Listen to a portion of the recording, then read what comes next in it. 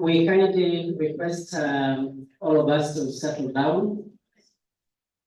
Our program begins shortly, as I mentioned earlier. So kindly, let's take our seats. I can see some people going outside.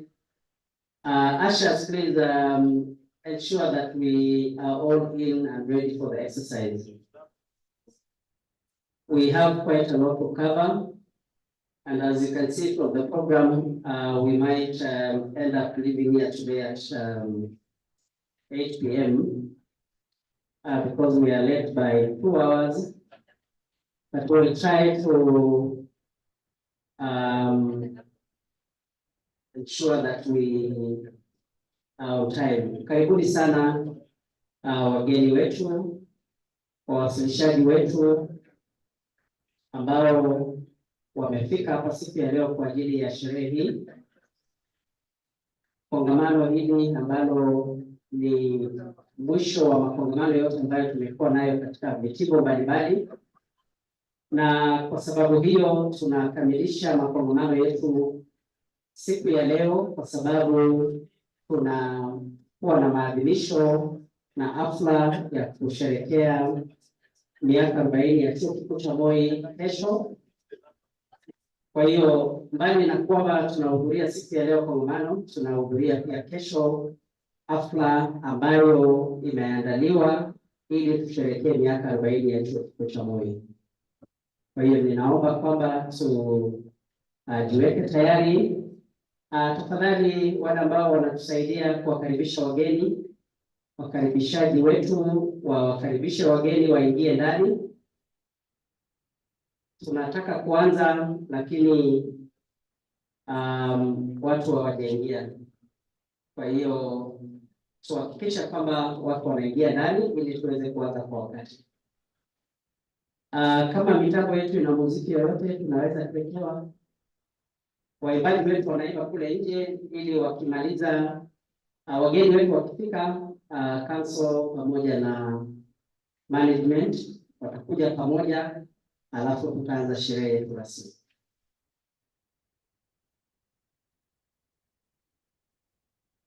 Haya, tuendelee kufurahia muziki.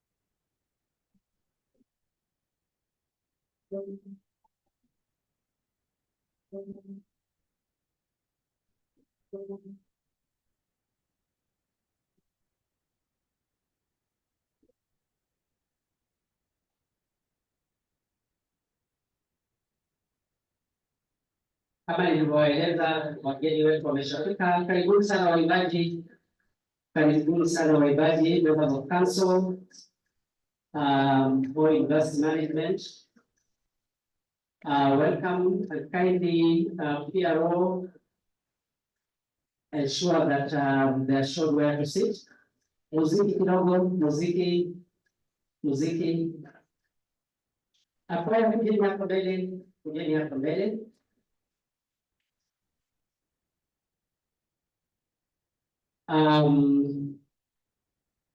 Wageni wetu waalikwa, Moi University management na baraza la chuo, mnakaribishwa sana. Tunaanza sherehe yetu rasmi, kongamano letu linaanza rasmi. Karibuni sana wanakwaya.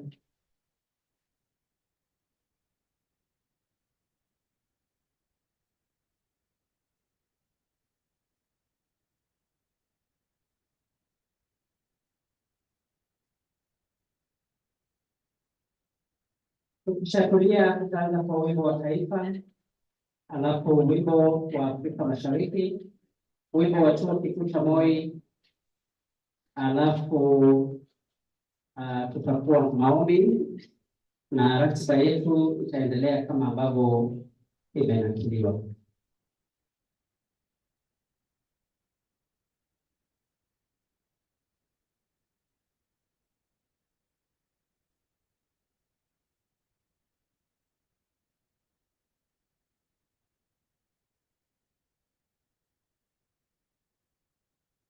Wageni wetu waonyeshwe mahali pa kuketi. Wageni wetu waonyeshwe mahali pa kuketi. Tunaweza kuendelea ugeni. Tunaweza kuimba wimbo wakati tunaongoja wageni wetu. Karibuni sana. Naona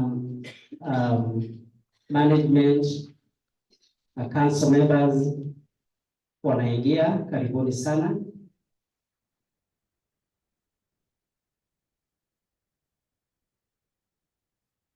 Karibuni sana.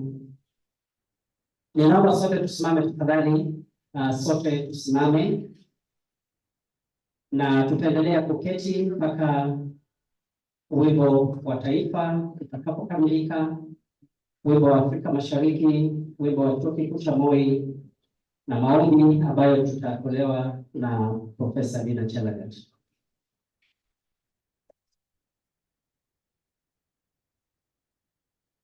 Karibu sana mwenyekiti wa council na council members, management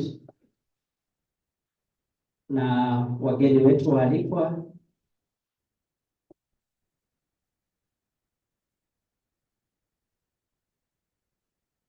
Karibuni sana. Wimbo wa taifa.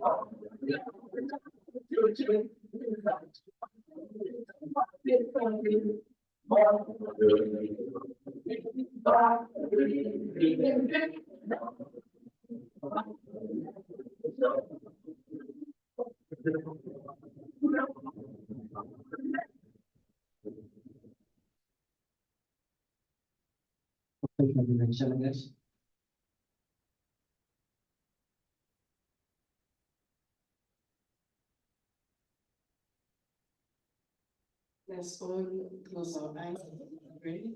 Father, in Jesus' name, we come before your presence this morning. We want to thank you.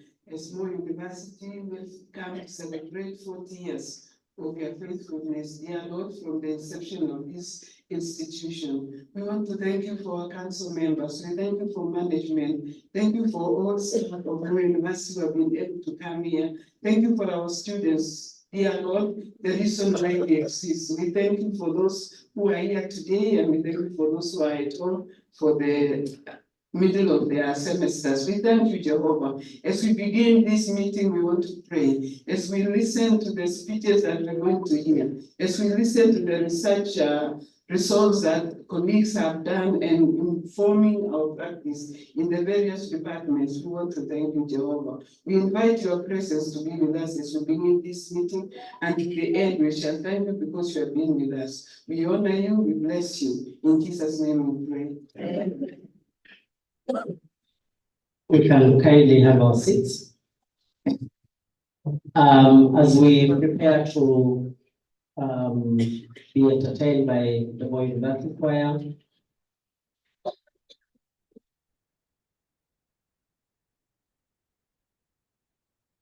the Chair of Council, Dr. Humphrey Diguna, the members of management, our invited guests to be here together with Professor Kiapi. We welcome all of you, our deans, directors, and all Moi University staff who are here today. Our presenters, those who will be presenting their papers, we want to welcome you to this conference. This is a grand conference for Moi University as we celebrate 40 years of inception of Moi University. So we welcome all of you. At this time now we have entertainment, and I hand over to Ongeri. You can see some other dancers already here with us, and we kindly show them where to stand or sit.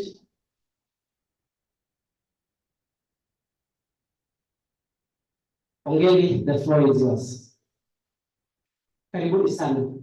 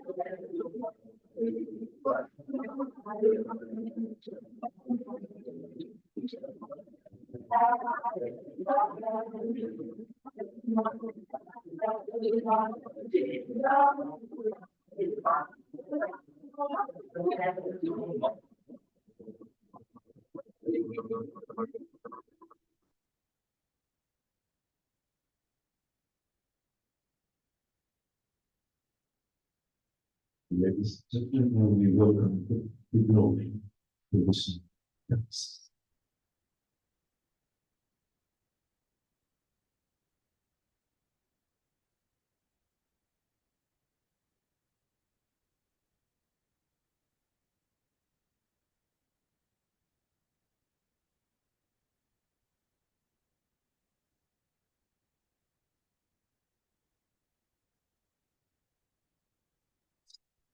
Tupige makofi jamani. Hayo ni makofi ya Moi University kwaya. Tupige makofi mazuri. Asante sana, asante sana.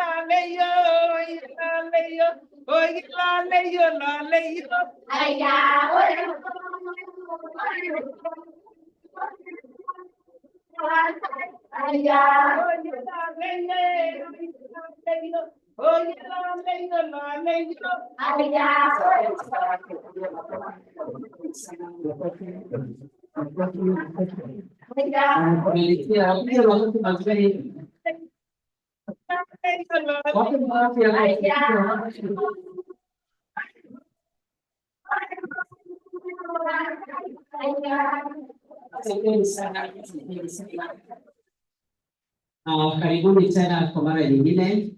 Ninamkaribisha mfawidhi mwenzangu aendelee na sehemu ya ratiba ambayo imesalia. Karibu sana Profesa Moi.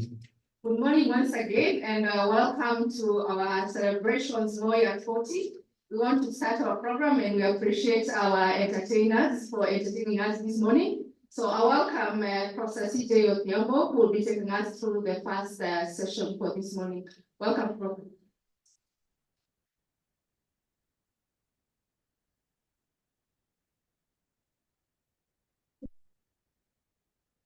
Chairman Council, the Council members, the Moi University management, our keynote speakers for this morning and the afternoon, Professor Kiapi and Brigadier Elizabeth Omolo, members of staff present, the team that has entertained us, good morning. Mine will be very brief. We'll just take us through the journey, a very short journey about we arrived at this particular day. We are celebrating the 40th anniversary of Moi University, so this is our birthday. And as a birthday, we must always celebrate and thank God for that. The preparation began much earlier, and we've had a number of activities that have taken place, what we are calling building blocks to the main celebration. All the schools have had activities, seminars, workshops, conferences, and also exhibitions by the schools like the School of Engineering. So we've had a very busy schedule until today. So today will mark the academic part of the celebration, and tomorrow will be the main celebration that will bring together all our friends who will come to share with us. Maybe people might be asking, but the Vice Chancellor will give more details on that. Why are we having this celebration? We are having this celebration because we want to visibilize our university. We want to leverage on this celebration so that we can bring together all our alumni and other friends of Moi University so that we can launch our endowment fund, which will enable us to support our students. So this celebration is not in vain. It is not just a social celebration, but it is much bigger than that. So I just want to take this opportunity to ask the members of my committee to stand up for recognition.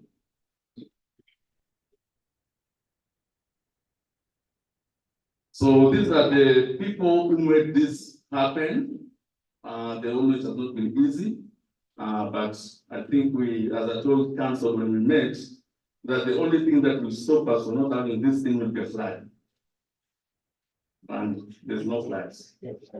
So you can see them.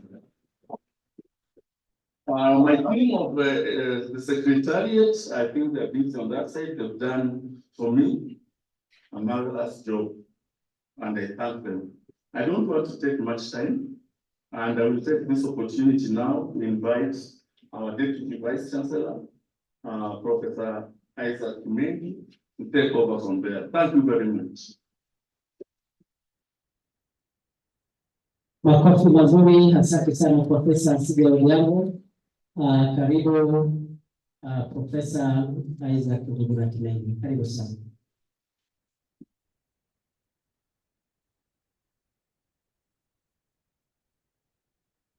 Thanks, Chair, Vice Chancellor, Council members, our distinguished keynote speakers, members of the community, colleagues, good morning. Today is a great day, and I'm really very happy because conference, before you arrive at a conference, you have done this. And the research is one of the key components in any university. Without the research, the university is dead. And we must always create knowledge. And this knowledge must be disseminated. It must be useful to mankind. It must percolate to our people.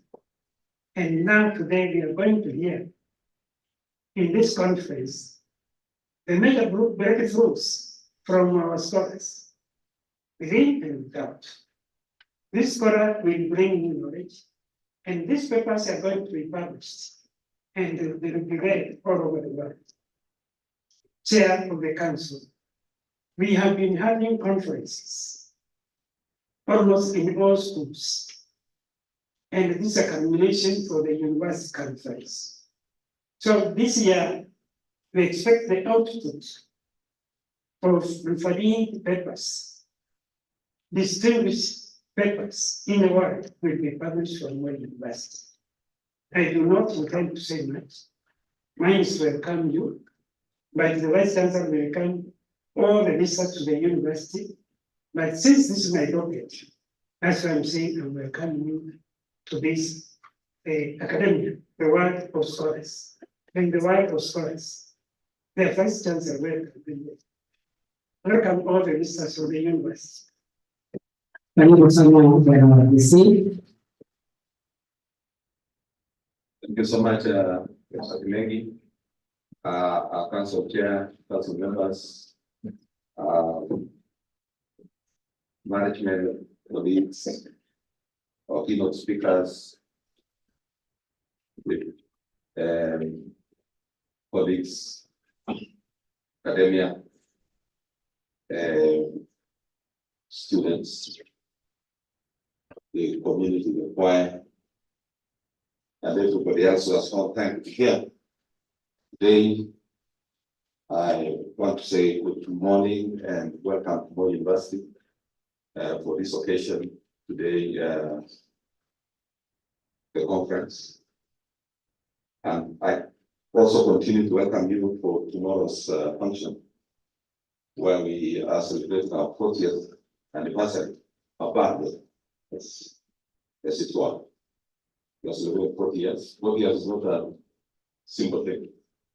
For those of us who are been there for a long time. One, they say life starts at 40. Although somebody else said life starts at 80. So thank you so much, both from the KRP and Dr. Diamolo, for finding time to be with us. And we are looking forward to listening to you. As said by the chair of the committee, thank you so much to the committee for organizing this. It's not very easy, to arrange for this occasion. It has taken us since September. Although when I was talking to the chair, he said we should actually have started 2 years before. But all the same, when there's commitment, there's passion for what we want to celebrate, it's still okay. So as chair, this is one of the blocks towards Moi 40. Since January, we have events. Each school has had a conference. We've had fun days with the community. We've had several events, and this is one of them. So I want to say today we want to listen to the academy. We want to listen to what we've been doing in terms of research, in terms of the papers that were the best in each school. 2 of them last school. And these papers will progress to publication. That's what Mr. Linda said. And one of the things that we are trying to do is to make sure that we are visible, nationally, internationally, regionally, and eventually we want to come up, ourselves as one of the best universities in the world. We are among the top, maybe top 5 in this country. Almost 80 universities that are there. We are also looking at a situation where we want to do the Endowment Fund and also Moi University Foundation. We are aiming at raising 4 billion in the long term, so that we support research, we support infrastructure. We also support scholarships and professorial positions and chairs, so that we play out among the top league universities in the world. So I want to welcome you. Tomorrow we have a lot of guests, led by the head of public service and chief of staff. We have our CS Majoku, we have our CS Duale, who is an alumnus, and several PSS and heads of corporations, and all alumni. We have about 140 alumni that are graduated from here.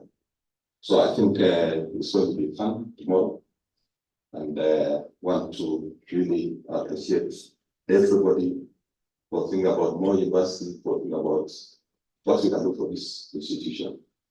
So, Chair, I want to not say much, but to welcome you also to lead us to welcome our guests and give us direction in the day that is coming ahead. So thank you so much, colleagues, and God bless you. So I want to share for council Dr. Alfred Mani Kibuna. We say Doctor, that's a very learned person. Chair the PhD in law, you said, and also at entrepreneurship. And when we are talking in the morning, he said he's an entrepreneur. So when people come, what do you expect of them in terms of entrepreneurship? So you tell us what to expect, Chair. So thank you, colleagues, and feel welcome, feel at home. And let's listen to our keynote speakers and the other presenters of the day. So thank you so much. Asante sana Bwana Visi, makofi mazuri ya Chair of Council. Asante sana, karibu. Okay, the council members, our keynote speakers, PRP, professors, and brigadier, I'm all very delighted to have the brigadier woman in the male-dominated sector. Our professors, management, the community around, the students, all protocols of love. Good morning. Good morning. Thank you. When I listen to Professor Kimeng saying that university, we are here because we are scholars, we are here at Moi University because we have our philosophers, we hear how they are going to philosophize. We have our Socrates here, our Aristotle here, our Galileo here. We are excited to hear what they have come up with. Because in my study, they'll all be there tomorrow, depending on how they are going to philosophize. But scholars are respected because this is their field. This is what they dream, work, and believe in, scholar work. And the world is where it is today because of scholars. When we come, let me say something about Moi University. Moi export. And as I listen to our Vice Chancellor and perhaps as I listen to the keynote speakers, Moi export. Why do you celebrate about it? And this is particularly Generation Z. Birthday is a big deal. We even remind you when Luca is born, Joe was born, me was born. Birthday is a big deal. But why do you celebrate your birthday? Why the big deal? Well, that's a question. Why Moi export? What is this you're calling Moi export? It's our birthday, our 40th birthday. First, when we come home, why do you celebrate Jesus Christ? I'm a Christian. Every 25th, there is been a holiday. You remember how Jesus was born, why he was born. And some of us can die because of Jesus. And we are not silly. We are only told. I can say I'm a Christian, but why celebrate Jesus?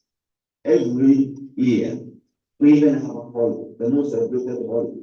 Not, of course, to demean our Muslim brothers. We also have their holiday. And depending on your faith and religion. But I believe in Christ. I drink in Christ. I eat Christ. I drink Christ. Look at that level of faith. But every year, every day, like we even prayed here. In Jesus' name we pray. Look at that. Look at that faith. Look at that mission. Look at that vision. It's a calling. So we are saying we are celebrating Moi University at 40. Some of us, all of us who believe in Moi University, we have been working with Moi University for the last 40 years. we have worked, dreamt the vision and mission of Moi University. And the council is here, and you are here because we believe in this great university. Some of us are who we are because of Moi University. When we talk about alumni, we are just talking about the people who have gone through this university. Like we are saying, we have 6 cabinet ministers, we have got 9 MPs, we have the rights of our keynote speakers here. We have some of them have run for president in this country. Yeah. And you feel it. Yeah? You have some of the great scholars in the corporate sector in this country. Safaricom will not be Safaricom without Moi University, because we are the first to come up with telecommunication engineering in this country. Very innovative courses. So this is something to celebrate in Moi University. We are proud to be here, and we are saying we are 40. Moi University is at 40. What about when we are 60 and 100? Yeah? We will transform this country. Because we are saying, watch this space. We are 40, and we are proud to be 40. What we are saying, university, this university was established when I was in second year in the University of Northern. That time there was only one public university. And this university was not a mistake. Moi University is not a historical mistake. It's the only university in this country that have been established after a very careful study, the Mackay Commission of 1984, that great scholar from Canada. Yeah? And it was set out from the hassles of the then public university when we were always on strike and so on. So we wanted an atmosphere where a university can be set up in a serene atmosphere, where academic scholarly work can be achieved. It's supposed to be a center of excellence, focusing on emerging issues like technology, innovation, and so on, coming up with courses that are resonating with the society, and this is why we feel like our doctors have been celebrated. Our doctors are celebrated in this country. I happen to have met some doctors in our hospital at one time, and when they realize, of course, wherever I go, I say I'm the chairman of the university, so it's a great university. They say, oh, you come from Moi University. We celebrate doctors from Moi University. They are very practical. And these are doctors talking to me. Okay? Yeah, at one time there was an article about Safaricom or something, was saying telecommunication engineers to apply. And they even say, if you come from this university, don't apply. Yeah? So I know what I'm talking about. I don't want to go disclosing what I'm talking about. If we are saying, we want to celebrate and tell the world we are not an historical accident. You know, like universities have come up as this historical accident. Some was colleges, others were what? Others were, you know. For us, like from the word go, there was a vision and there was a mission. We knew what we wanted, and even now we know what we wanted. Others try to create vision and mission after they are established. But what do we know? What's our mission? What's our vision? But from 1984, we had a vision, we had a mission, and we are going to evaluate that in our birthday at 40. Are we still on course? Are we still, how much have we achieved our mission? How much have we achieved our mission? This is a great university. Yeah? And there's a lot we have done in this country. Our guest speakers, we have established, help to mother and father 10 public universities. Professor Kiapi, you know that because you have gone up the hierarchy at one time you are PS. No other university have helped establish 10 public universities. I always make this joke with our vice chancellor that if those resources were channeled back to Moi University, truly I say unto you, you would have been half of this country. Unfortunately, some of those children have no respect for parents. They even think they are the ones who fathered and mothered themselves. So we have forgotten, and they have stolen some of our school of engineering. It went up the air in just one signature, new chapter. Anyway, we are proud we were able to help establish those public universities. We have contributed a lot towards higher education in this country. That's not a mistake. And we are still proud. We are the proud father and mother of those institutions. And we are saying, moving forward, we have charities. Individually, as a university, we have our own charities. At 40, we have our own charities. And you all know what the biggest challenge, and you're not alone in this, is the financial sustainability of this university. And not only this university, all public universities. And I'm not ashamed to say, because at times people talk about Moi, like we have a lot of problems. We don't have problems. There are some with a lot of problems. But in totality, we are saying the financial obligations that are unsettled in this country, in our public universities, total up to 75 billion. And that's a reality that Kenyans must know. Because to address that reality, we need some good thoughts. And we need to accept the reality that I always tell representatives from finance, from where I sit, the exchequer cannot support 40 public universities. You can take that one to the bank. I know you have no bank, but you can take that to the bank. But our exchequer cannot support 40 public universities. So as the chair of your council, I'm telling you, my council is very keen on diversifying our revenue generation so that in going into the future, we can be self-sustaining. And I challenge our professors at 40, Moi University, because the biggest disease we have in our public universities is this what we call financial dependency syndrome from next year. Every time I talk to you, we want to reduce capitation. It's even going to reduce that capitation going forward as an entrepreneur, as a scholar. If I will present a paper, I'll tell you that capitation is going to, that's the reality. So what are we going to do? We must diversify our revenue generation. And we have started with Moi University.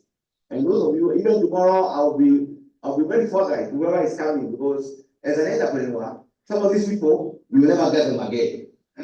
Yeah. So it's a strategic window. When they come here, that window when it opens, make sure by the time the shark is you. Yeah. So you have to tell them the truth. That we are doing this, give us a seed capital to do this. Because if we get some little money, in 4 years' time, this university will be very different. Because you have resources. Like now we want to do hash avocado. We want to do hash avocado. And those of you who are listening to me, even individually, start doing hash avocado. The goal. Go Google me. Go, try to do a bit of research. You said you are a researcher. I challenge you, go and do research on the hash avocado. You will be teaching for the sake of it, because you are generating income. I tell people who are telling us grow trees. Yes, plant trees. But for me, plant hash avocado because it's also a tree.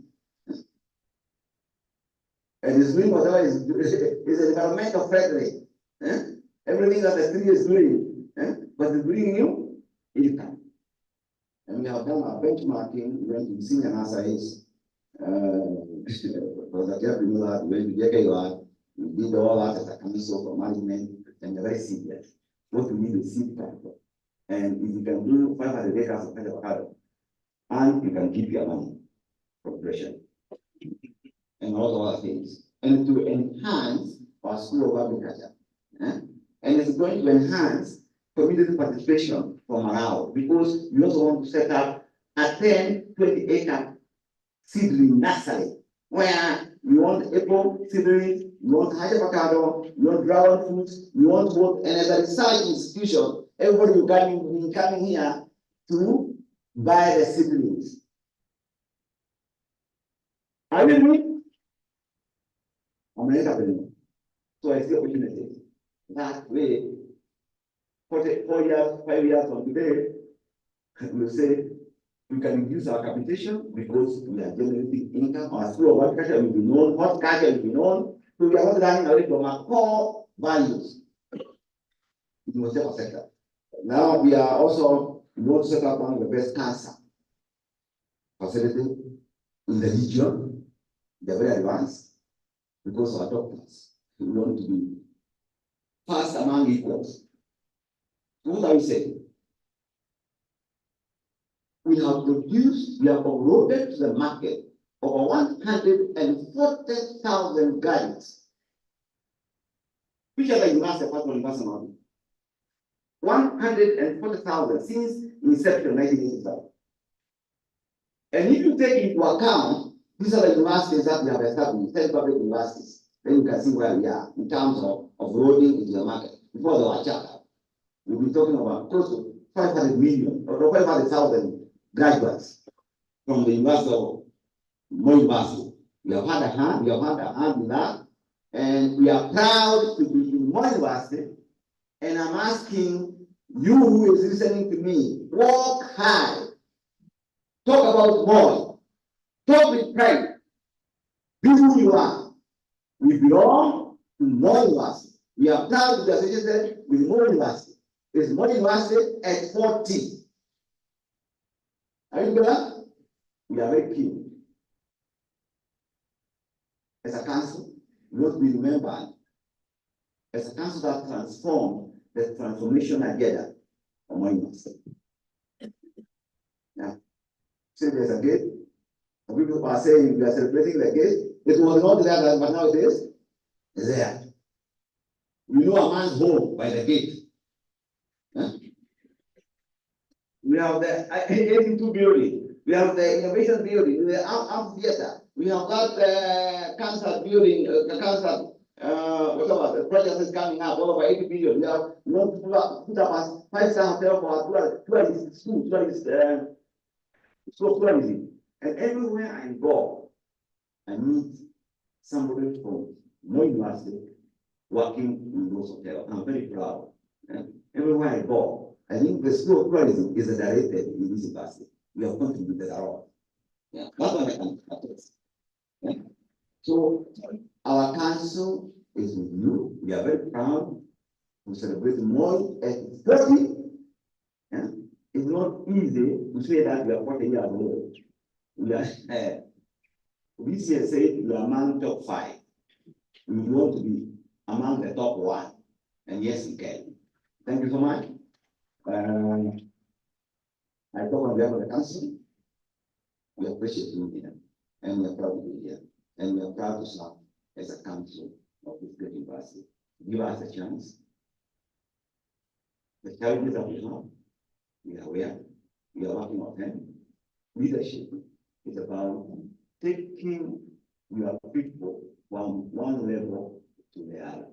Leadership is accepting challenges, but working on those challenges so that you create a following.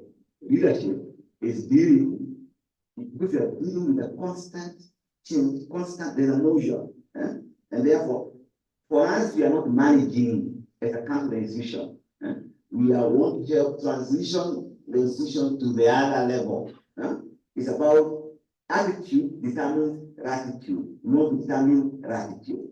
Asanteni sana kwa kunisikiliza na tuko pamoja. Asante sana Council Chair. Makofi mazuri tena. Asante. So, won't be taken forward for me to introduce my council. So, like introduce the committee, and my council server. This is your council, this is your cabinet. We have Susan Malaria. Susan was then vying for women at the cabinet. Yes, it's true.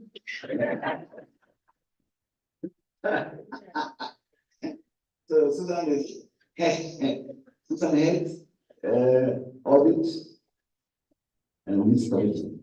Yes. Yes. Yeah. It's just an alumni from my class.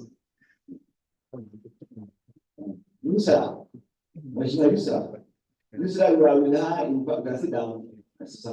Moi University was in Parliament 2013, 2017. At one time, she was the deputy mayor. The first women left was an issue. And she had, yes, it's true.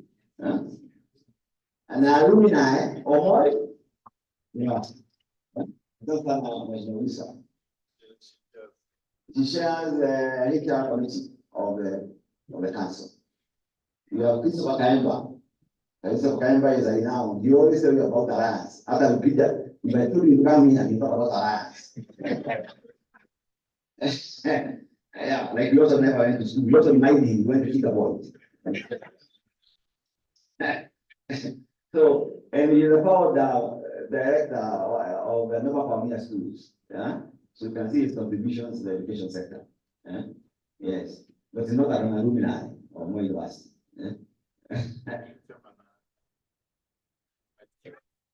Insurance, the academic committee. Okay. Yeah, Angela represent the PS threshold. These are the people who are here to oversight, make sure that they are not overspending. Do some peaceful, but keep on telling them, give us a chance, we shall generate enough resources so that you tell we don't need your money. It's possible. That's okay. She gives us a good guidance. We have Professor Clara, she's on teaches us in Swahili at the Senate. She has authored very books in Swahili. She's the one actually who translated standing orders in Parliament, Parliament to Kiswahili. So, because we have a very powerful council. We are Charles Obiero. Charles Obiero is also an author. He represents Minister of Education. He's reminding me, Dr. Clara, in spite of the fact that she is a professor in Kiswahili, she shares the finance committee of council. Charles Obiero represents the Minister of Education. And he's having, I think, his second term. So very useful. He's our chaplain at that. He's on might about Jesus in the council. I think now I'm in order. Yeah. Asante sana. Wapiga makofi tena. Karibu Professor Sigei. Thank you very much, Chair of Council. I can see you cleverly given your keynote address when you're here, and you're happy about that. Before I introduce our keynote speaker, I want to give a communication that we have exhibitions on the ground floor, what we are calling a marketplace, where you go and have some conversation with the different functionaries of the university on the things they do here. And then we will have breakout rooms after the keynotes. We have all B and C, this is all A, where we're starting. Then B and C are in the School of Information Sciences. You'll be guided accordingly. And now I want to introduce our keynote speaker.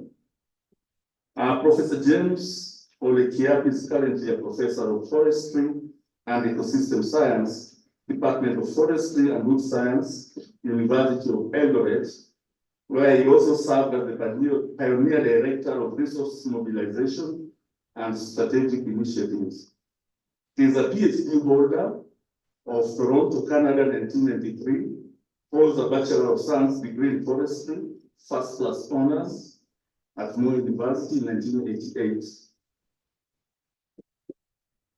Professor Olekiap started his early career progression at Moi University as a graduate assistant in 1988 and rose up the ranks position of associate professor before being deployed to national service. He has served as head of Department of Forestry, Moi University, and was instrumental in curriculum reforms and attracting funding to the department.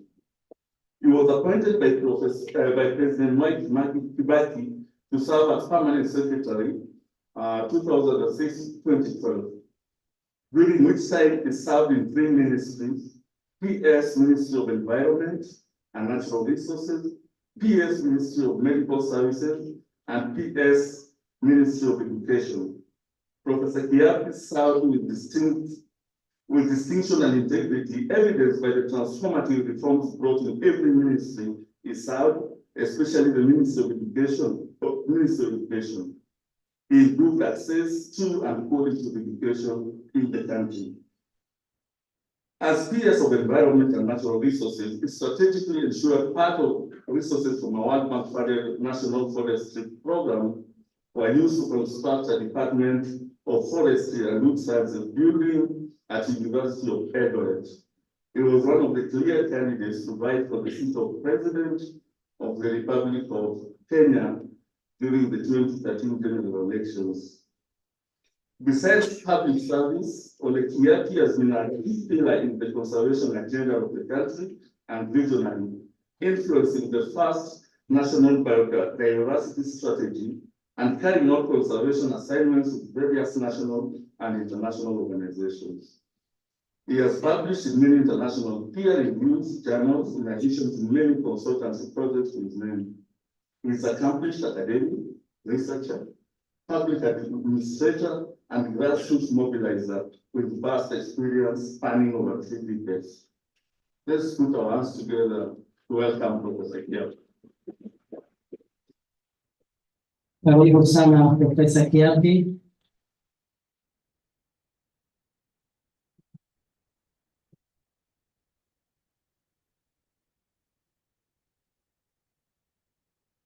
Umeongea kwelikweli. You know, when we were students, we used to say, we come from Moi and we are Moi.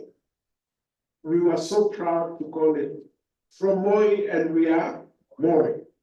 And we made a lot of noise. Chairman, I think the rain has beaten you quite a bit.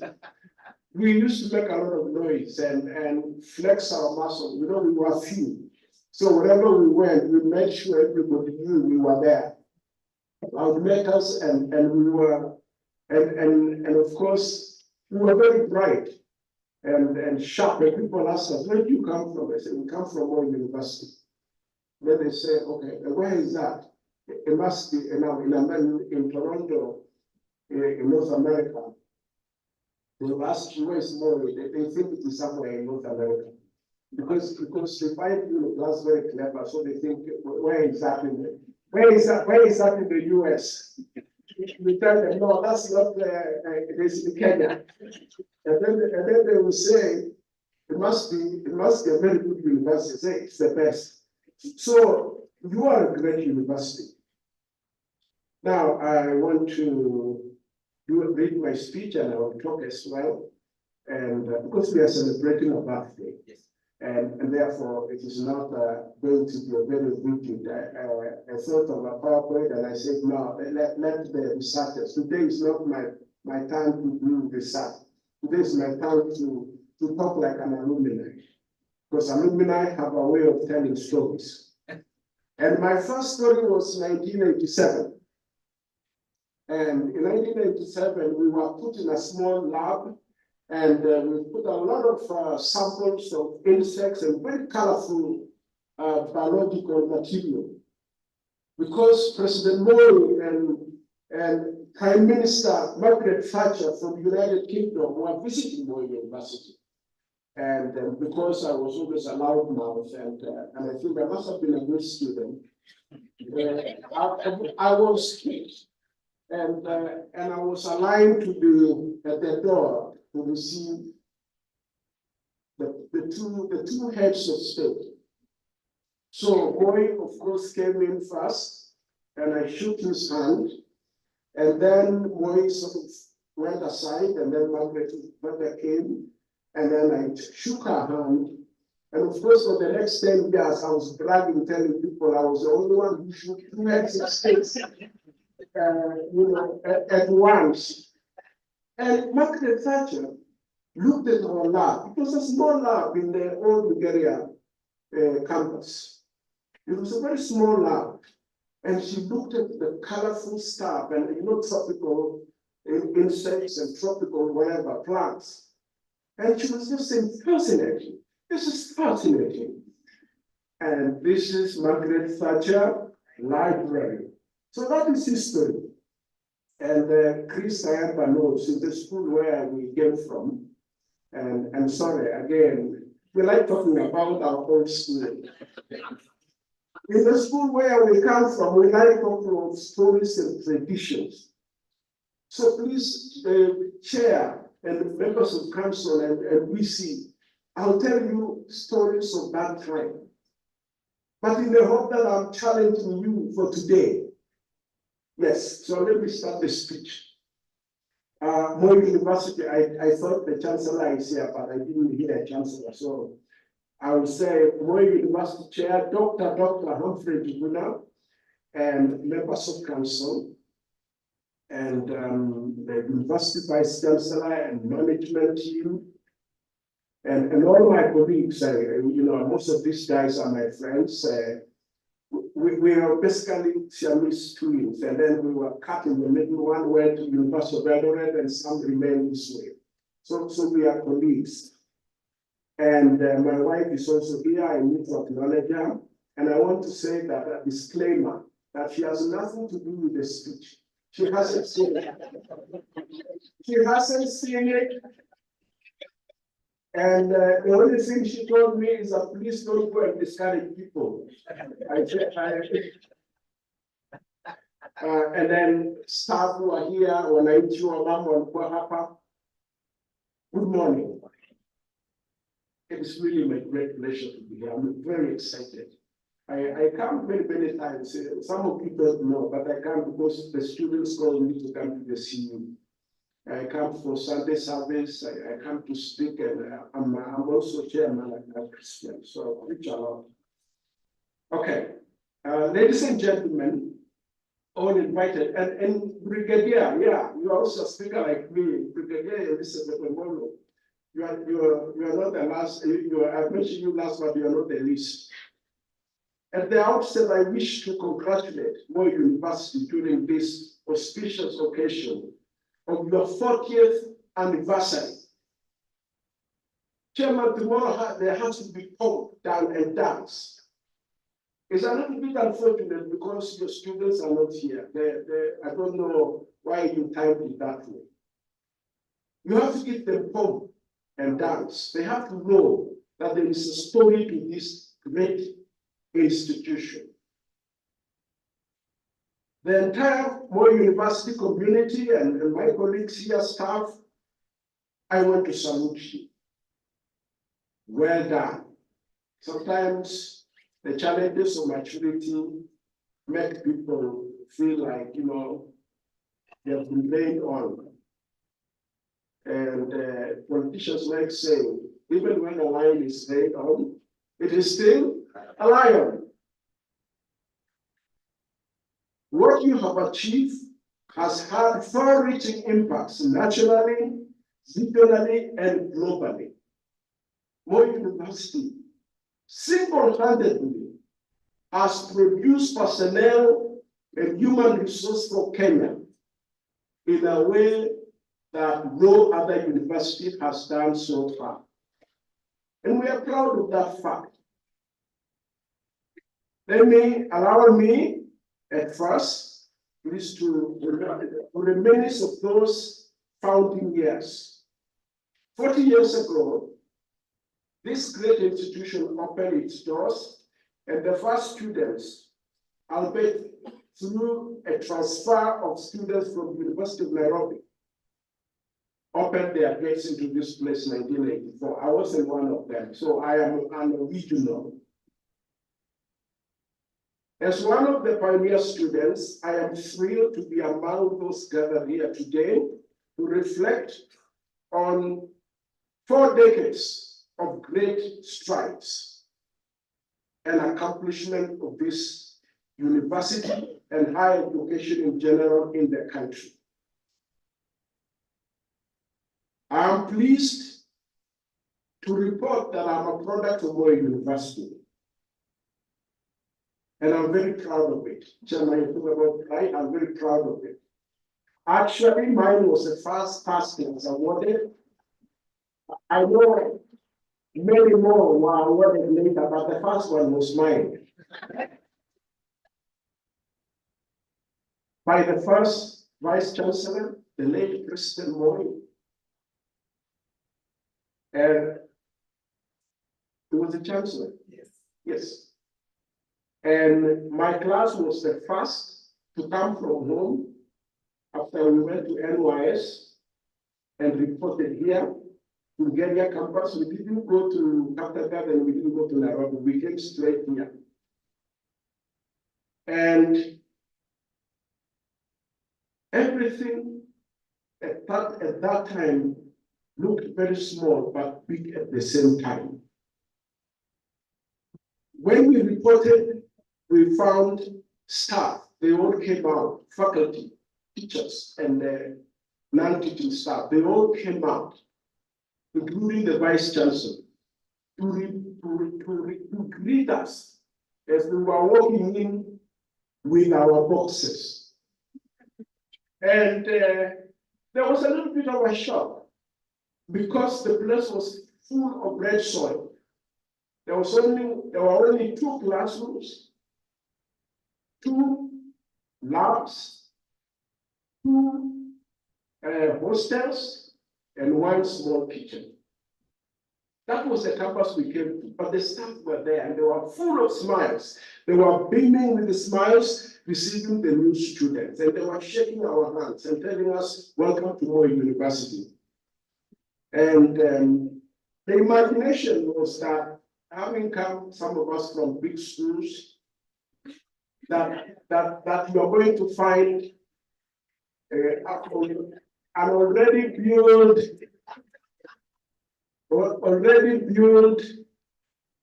many classrooms, but we found it that way. It was an unforgettable moment. And in retrospect, that was my best and most memorable day when I first stepped here. And I remember a gentleman called Dr. Kakao, and I remember the VC, Professor Douglas Obiambo, shaking our hands, and they were smiling as though to say, you have arrived.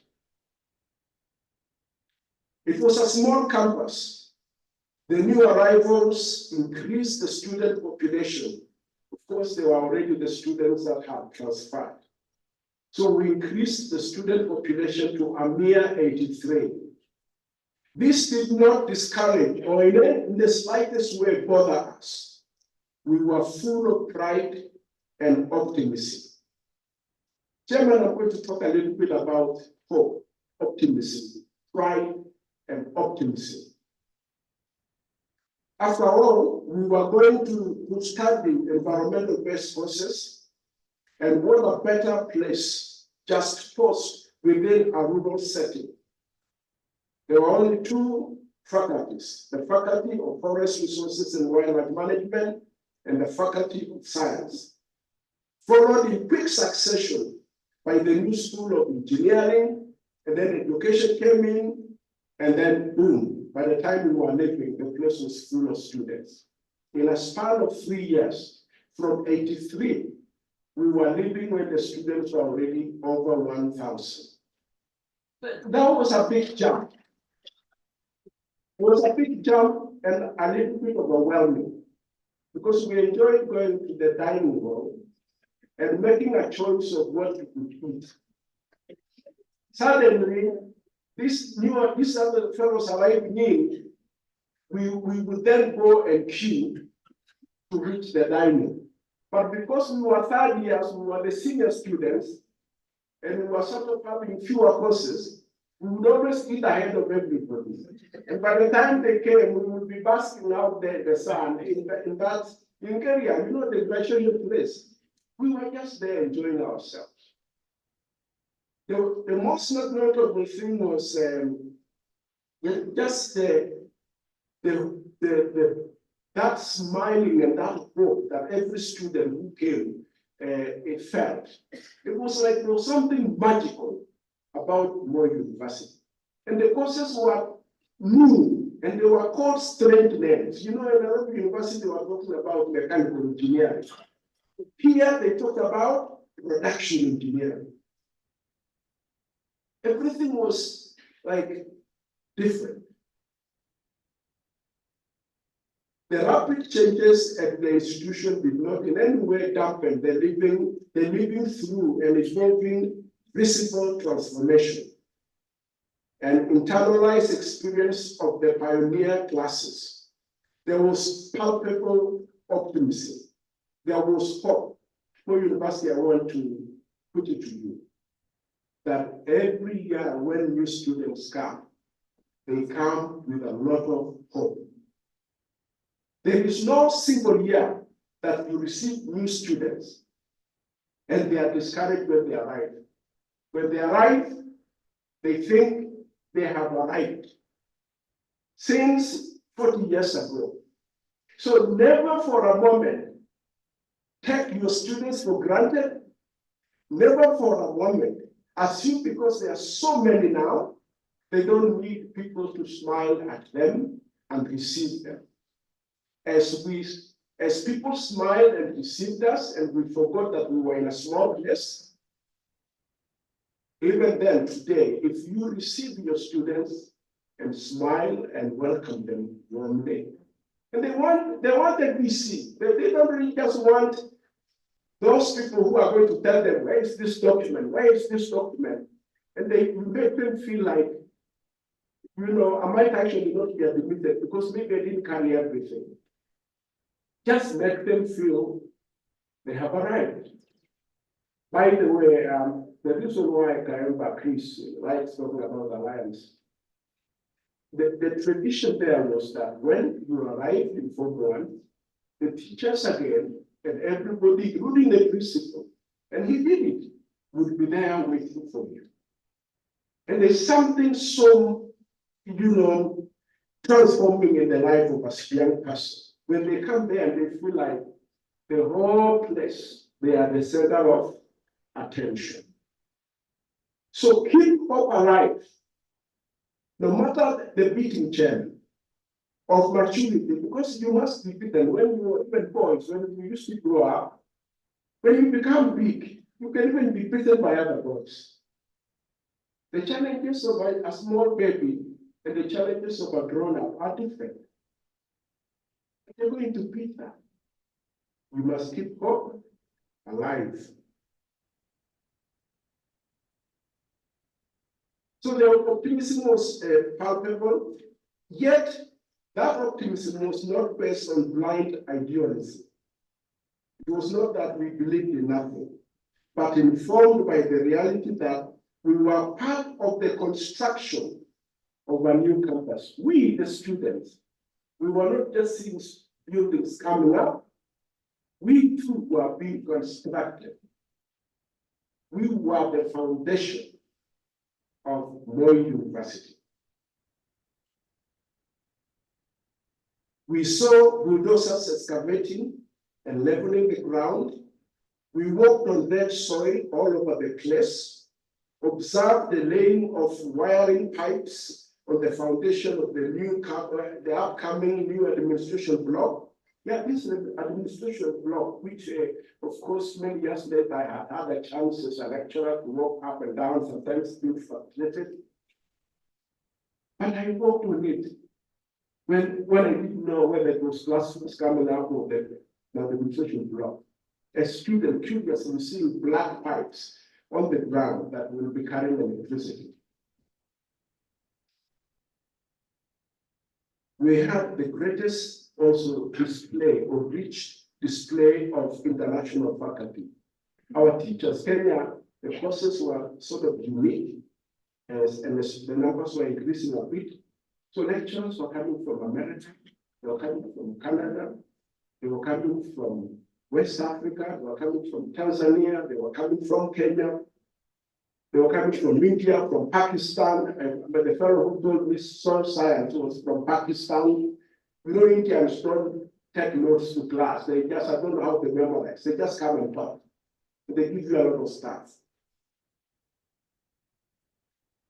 They illuminated our minds and opened the world to us. So we felt like in Moi, those years, we were already out there in the world. And it wasn't a problem with the students who left here, and it is even today. Students who live here to go out of the country, they excel.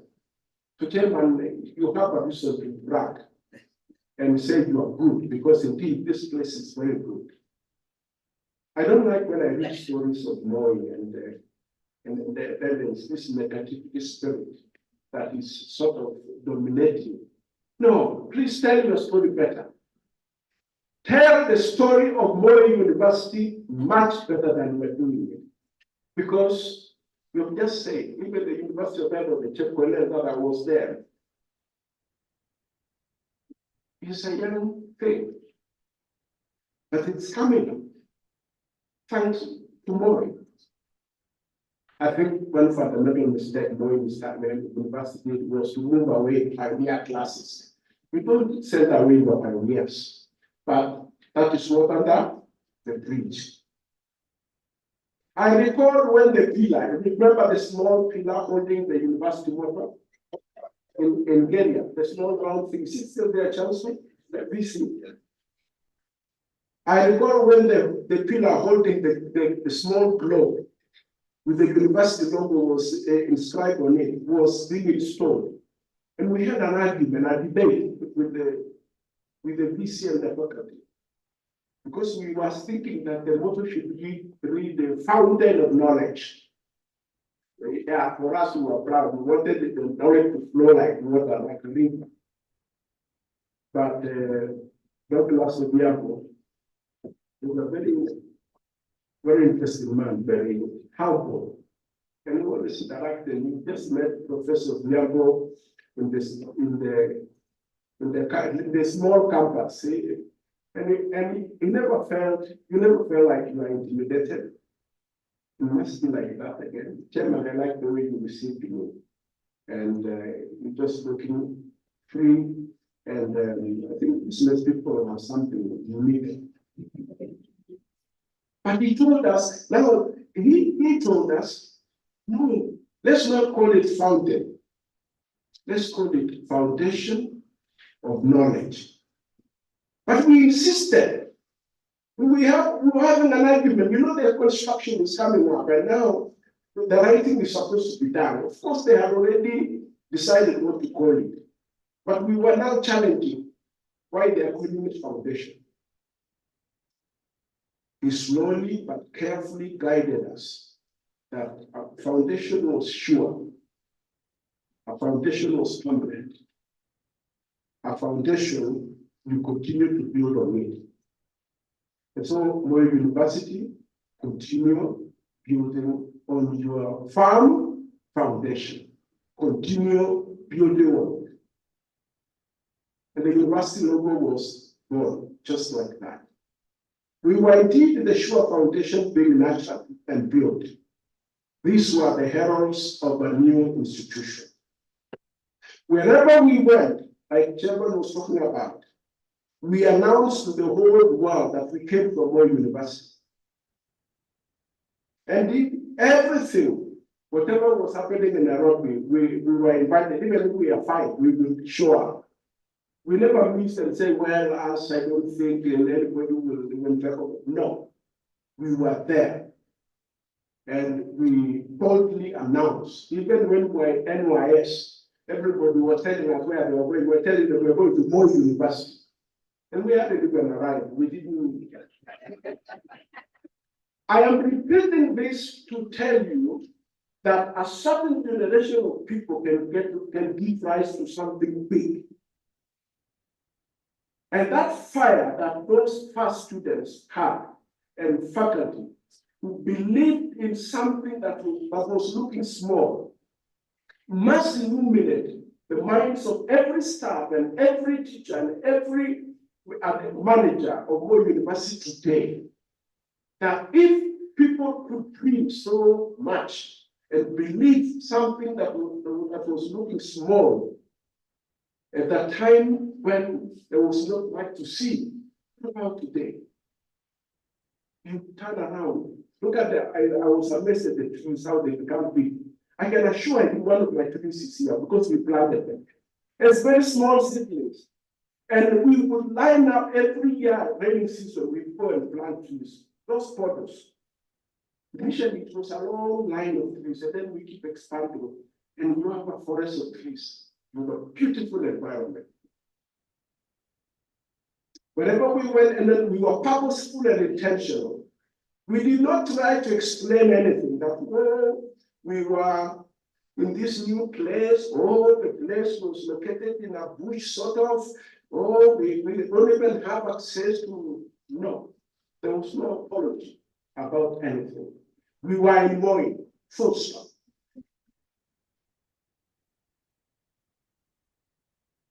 We were hopeful that we had a unique opportunity to pioneer academic life in a new setting.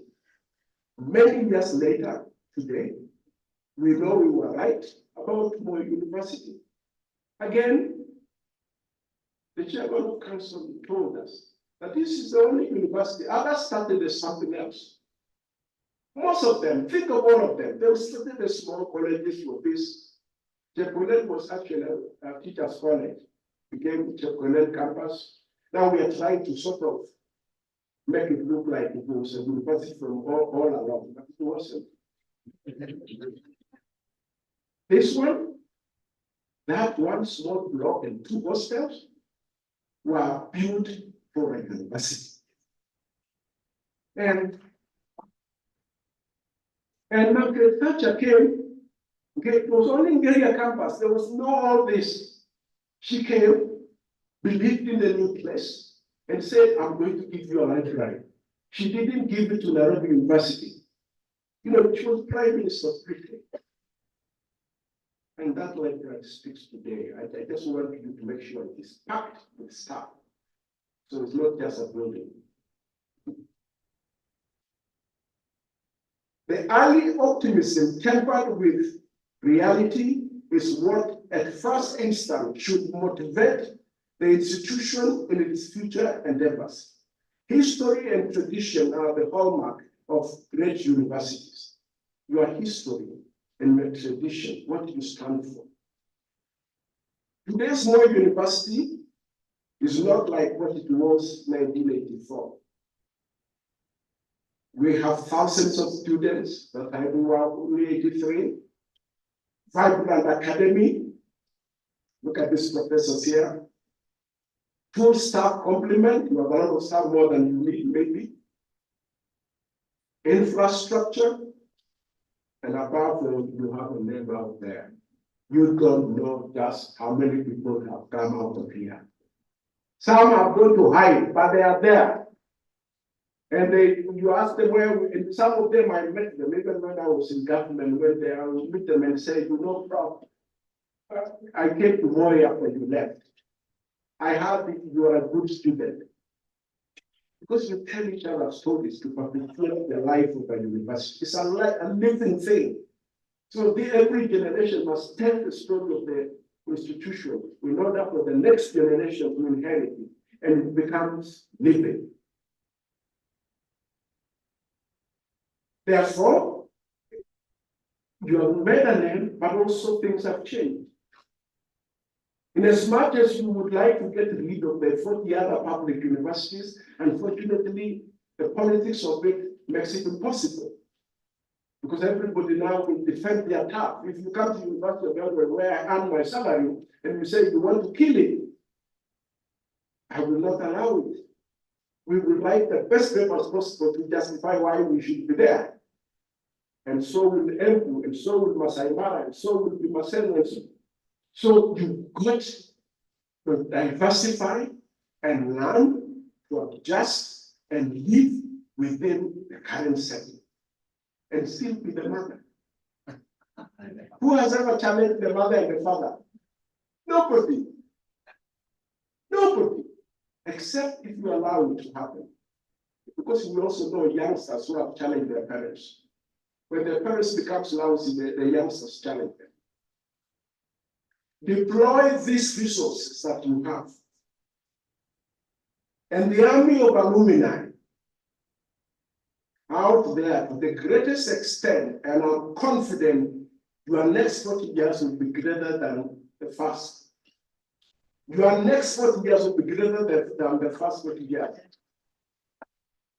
That's actually a prophecy.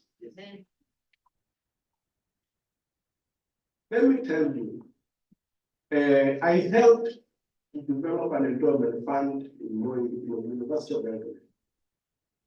At BC, we are developing an endowment fund. I can be a useful asset because it's actually a very legal construction. It is small, but it is legally entrenched, and we have made sure that it is constructed in such a way that council, if one day when they see that there's 100 million or 1 billion in their development fund, cannot just one day decide that, oh, why don't we use this billion? It won't happen. The legal construction is tough. I recommend that. And just look at this, look at the numbers. If you ask your alumni, how many are there?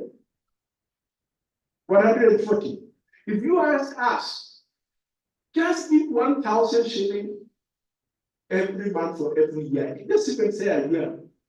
Every year, just put 1,000 shillings in this settlement fund account. That is 140 million that you need no account, but it will be coming.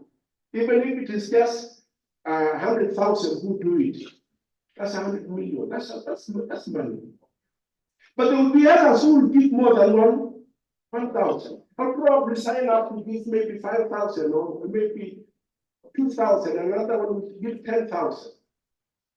So that is something, Chair, VC and Chair, I recommend that you do it like yesterday. So the first thing what I say is hope. Keep hope alive. The second thing, my speech is not very long. I'm speaking more than outside my speech, some of the things. The second, there was the mantra. We used to say, you know, there was a chief academic officer here who didn't seem to really say much of anything else, but there was something he told students all the time. Say, Moi University is a university with a difference. Remember that? Yes. You still do that? Yeah. So let me read something here. There was the mantra, and perhaps it was repeatedly used until it became tired and meaningless. A university with a difference. It was intended that Moi University would lead the country in science and technology and innovation. And to a large extent, you are leading.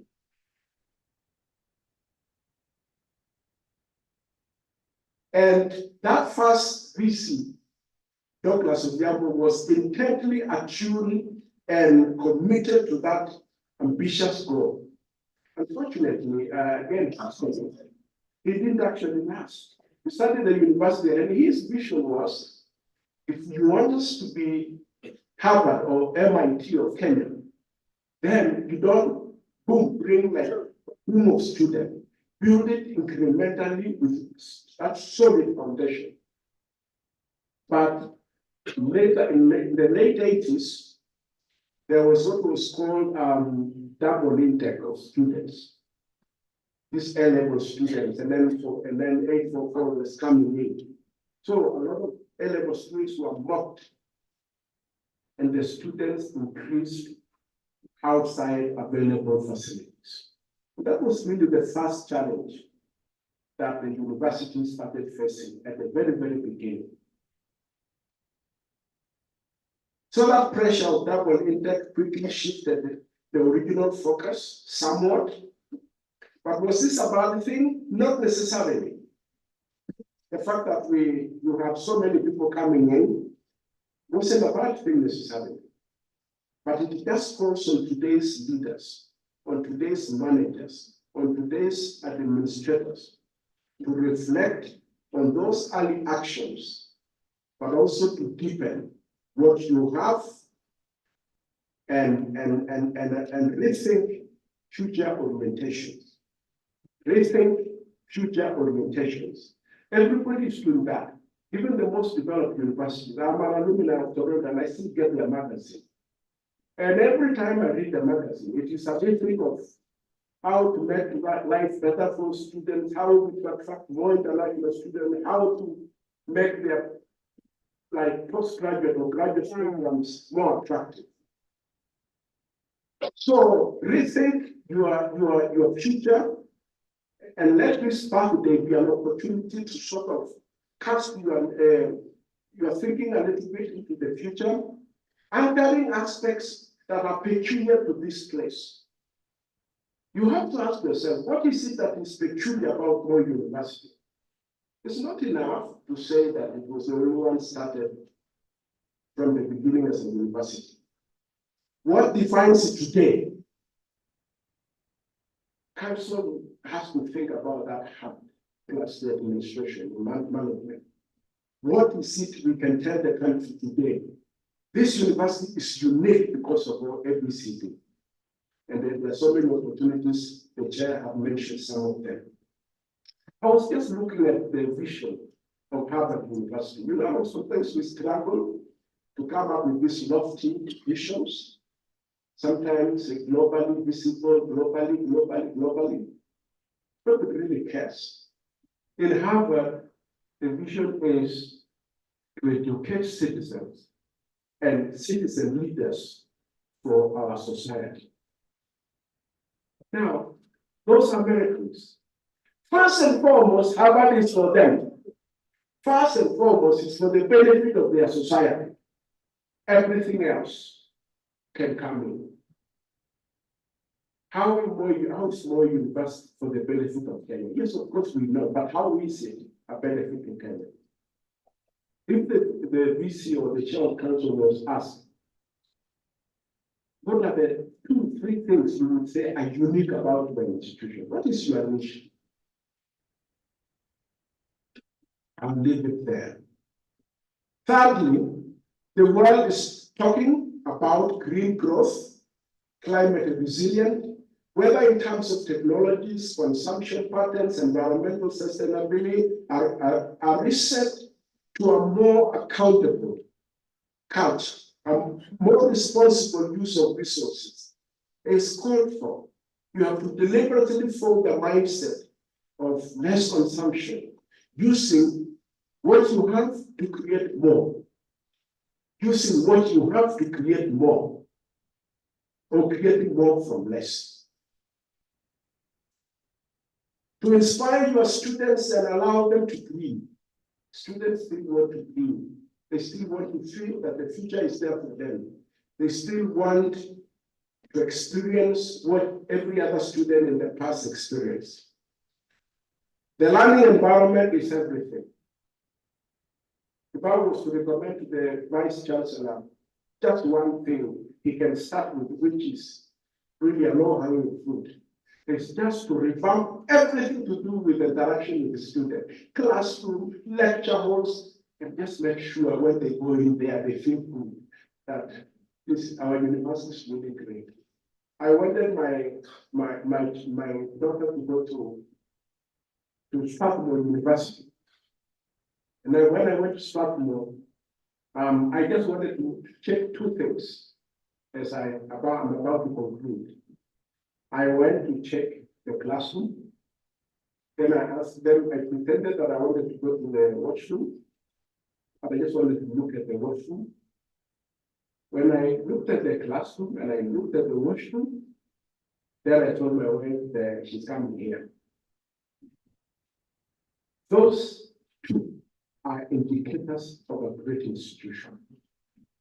Please pay attention to that. If we are going to project greatness in the next 10, 20, 30, 40 years, pay attention to the learning environment, from the class to the classroom, to the ambience, to the lecture theaters, to the lecture halls, to the washrooms. Wherever your students stay, let them come out with a good experience. Finally, let me wish every member of Moi University a wonderful reflection as you celebrate your 40th anniversary. The Golden Jubilee is just around the corner. In the next 10 years, 50 years, you will be celebrating the golden jubilee, and hopefully that time the head of state himself will be here. And God willing, some of us who are the alumni of this place will still be there, maybe invited to come and still give some reflection. But I believe that the next 10 years and more will be greater than what you already gone through. Appropriate every opportunity and assets at your disposal to consolidate, to reorient, to cement your place and power to great heights. Congratulations, Moi University, on your 40th anniversary, and all the best. May God bless you. And one verse in the Bible: hope does not disappoint. Hope does not disappoint. Read the book of Romans 5:5. And anytime you feel discouraged, anytime you feel beaten down, beaten up, whatever the challenge is, just remember to keep hope alive, keep your students, let them not even be part of the problem, let them imagine their own dreams, and keep hope alive because you will overcome. God bless you. Asante sana Profesa Kiapi kwa wasilisho nzuri. Thank you very much. Profesa CJ Obiango. Thank you very much, Professor Kiapi, for that very encouraging keynote address. As is the tradition, the keynote is not going to be interrogated.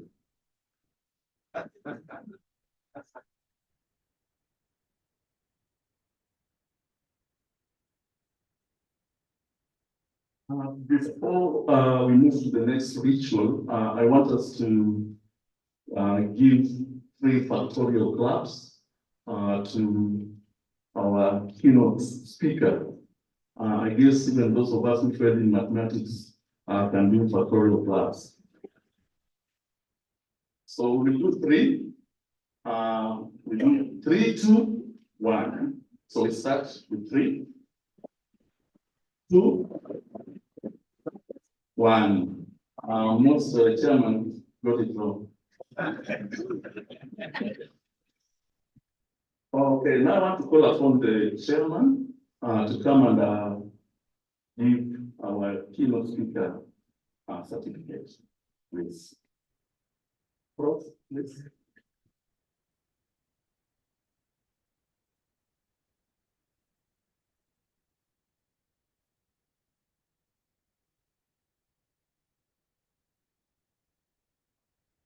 Participation, youth subfiler, Professor James Kiapi, presented a keynote address in a conference organized by Moi University during the celebration of Moi University at 40, held on 7 June 2024 at Moi University in campus. And we are all witnesses.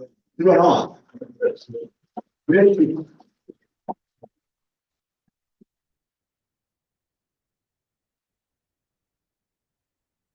Okay, the schedule, we are behind time, quite behind time, but we'll find ways of catching up with the time.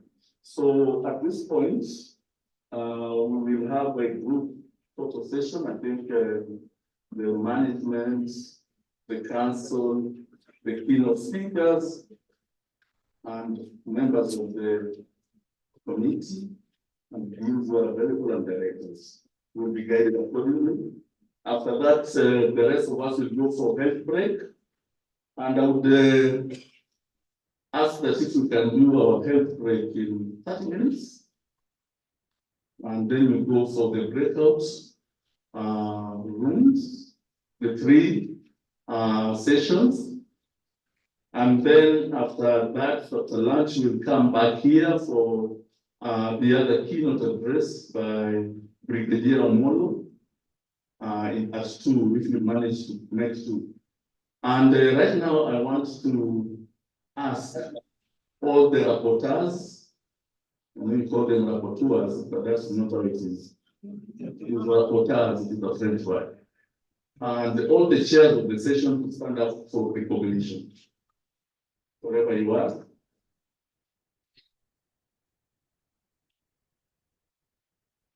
Thank you very much. These are the people who are going to guide us during the break-up sessions.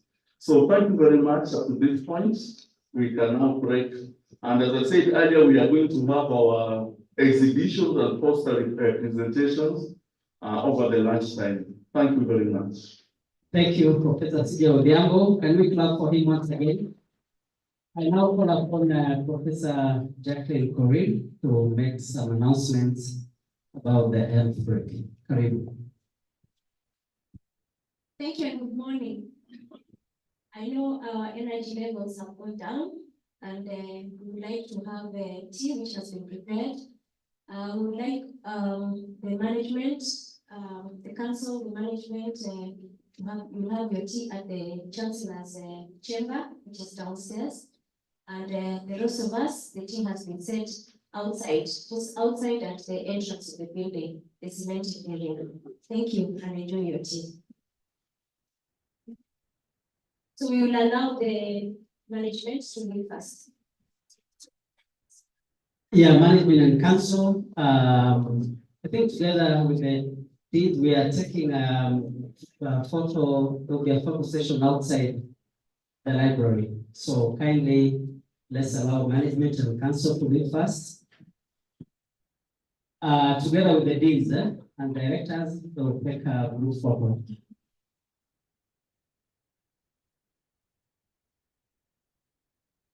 Deans and directors, please, you can follow.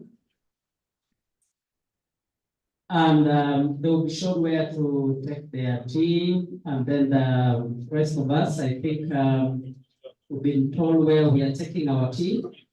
And let's do it very fast so that we are back on time for the next session. Otherwise, thank you very much. This was the first session, and we continue with other sessions once we come up. Thank you very much.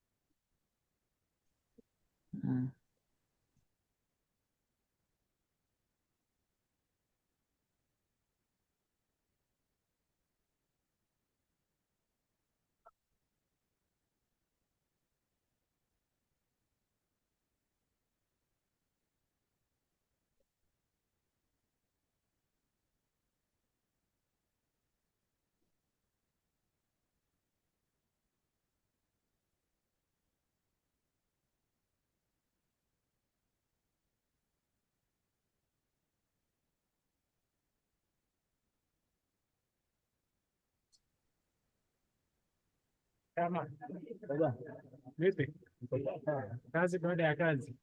Baada ya kazi mzee. Nilifikiana na ngapi na watu tutapasa. Bwana wao jana mkija kwa kuja sana. Tangu nimefanya na mbii kazi. Sawa.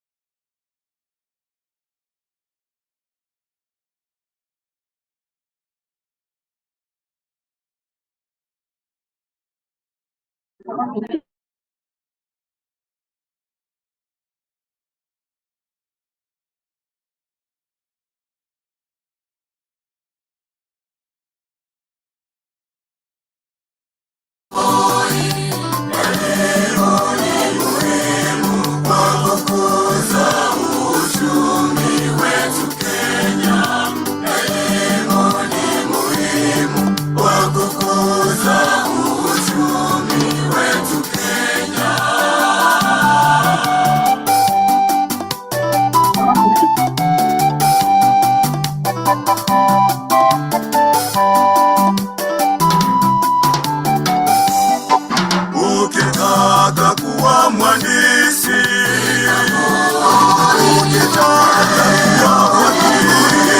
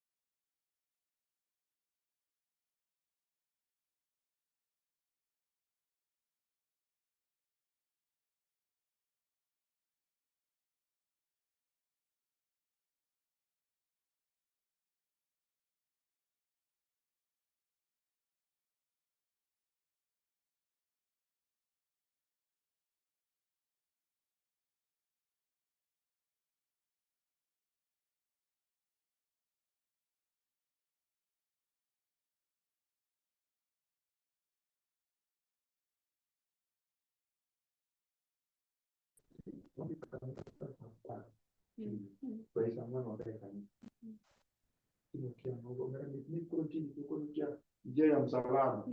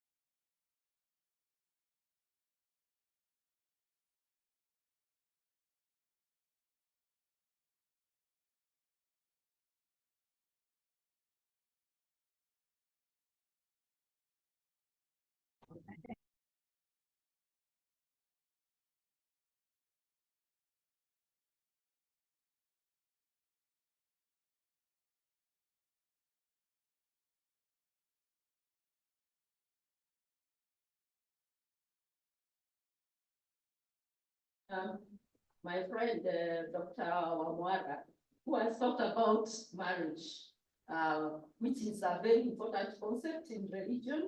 He's in law, but he's welcome to join us in the Department of Philosophy, Religion, and Theology. So we really appreciate your paper. So my paper is also about doing things differently from how they are today. He has talked about how our religion was somehow contaminated, or the colonialists now were not, did not take our religion seriously, and they attempted to replace our religion with theirs. So my paper is entitled Decolonizing Artificial Intelligence for the Arts, Humanities, and Social Sciences in Africa, an ethical and epistemological discourse. So, other than religion, what else was disturbed by the coming of the colonialists? It is the education. We used to have our own informal education, which was very, very important for our people. So when the colonialists came, they imposed their own education. And therefore, in this paper, we are trying to say that we need to decolonize that education. I don't know how, but we need to do that. So we are saying that history repeats itself. So when it comes to now, the new emerging issue of artificial intelligence, we find the African also being discriminated about. So with the colonialism, we find that our education was disturbed. Our informal education was replaced by the formal education systems, which imposed Eurocentric content. So with that, we see that there is another level of education where we have now introduced the artificial intelligence, which is now being used everywhere, especially by the young generation. And if you are not very careful, when it comes to exams, if we allow our students to go to the exam room with a phone, they will have all the answers when they put these tools of artificial intelligence. So the development and deployment of artificial intelligence is often biased. It has prejudices and power structures of the society. So even artificial intelligence is biased against our own ethics, against our own knowledge system. So at the advent of colonialism and its twin evangelism, that is the religion, formal education was introduced to the Africans, and the content and the categories used to deliver it were foreign, therefore Eurocentric. And these were successfully deployed to psychologically and economically colonize the Africans, whose own content and categories were debased and relegated to primitivity. So equally, the artificial intelligence tools that are being deployed today depend on large deposits of data to perform tasks that are otherwise thought to be the domain of the human intelligence. So artificial intelligence is somehow meant to replace our human intelligence, but I can tell you the human intelligence is still supreme. So these artificial intelligence tools mimic human intelligence on an epic level. Suffice to note that of the data that is being utilized today by the artificial intelligence, the African's contribution to it is barely 1%, according to this scholar Olufadewa and his colleagues, 2020. Arguably then, when artificial intelligence is deployed fully in the education sector in Africa, which is unavoidable, the learners will again be exposed to content and categories that alienate them from themselves. That is what we are calling digi-colonization. Yeah, so these artificial intelligence systems are likely to misrepresent or underrepresent what we are studying. So if we adopt this artificial intelligence without critically looking at them, then we are likely to marginalize all our African perspectives. Next slide. So there is necessity to have a critical discourse. We need to examine the potential consequences of artificial intelligence on our African education. So we need to explore the ethical implications of Western biases that are evident in artificial intelligence. We need to address epistemological, that is the knowledge systems, challenges for our own African systems. So we need to decolonize artificial intelligence for Africa. We need to actively incorporate African content perspectives. And that is our role as scholars, as researchers, and as communities to ensure that the content from the African scene are not marginalized. We need to ensure that artificial intelligence respects African cultures, histories, and knowledge. We need to use AI very, very responsibly. We need to mitigate epistemic violence and cultural marginalization, which is very evident with this AI. So we need to enhance learning, research, and knowledge preservation. So we need to use artificial intelligence responsibly as researchers and as scholars. So thank you so much. Thank you, Professor Wahome. Professor Wahome has made a presentation colonizing our content, our education. I think there will also be very nice questions to ask, but I still request you to note them down so that we can raise them at an appropriate time. We now move to the next presenter. I hope this is John Kitarus from School of Engineering. Joan Kitarus from School of Engineering, who is presenting on improved catalytic performance on cobalt doped zinc SMS, that is a brain for simple something, simultaneous, correlated with graphene, nanostructures under UV visible light towards efficient hydrogen production. Very, very scientific. I hope she can package for us before she makes our presentation. Joan, please, you're welcome.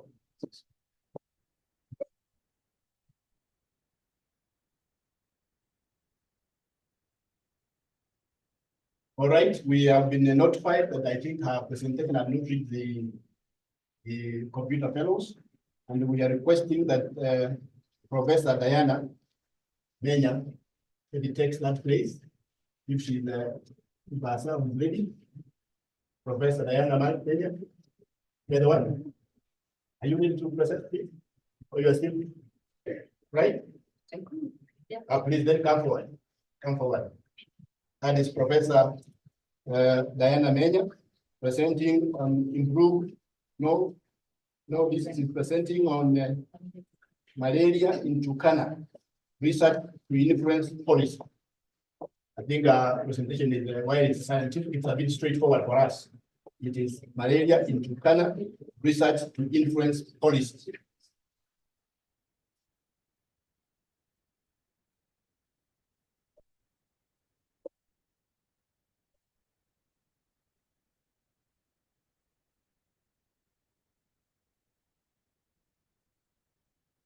Thank you, Chair.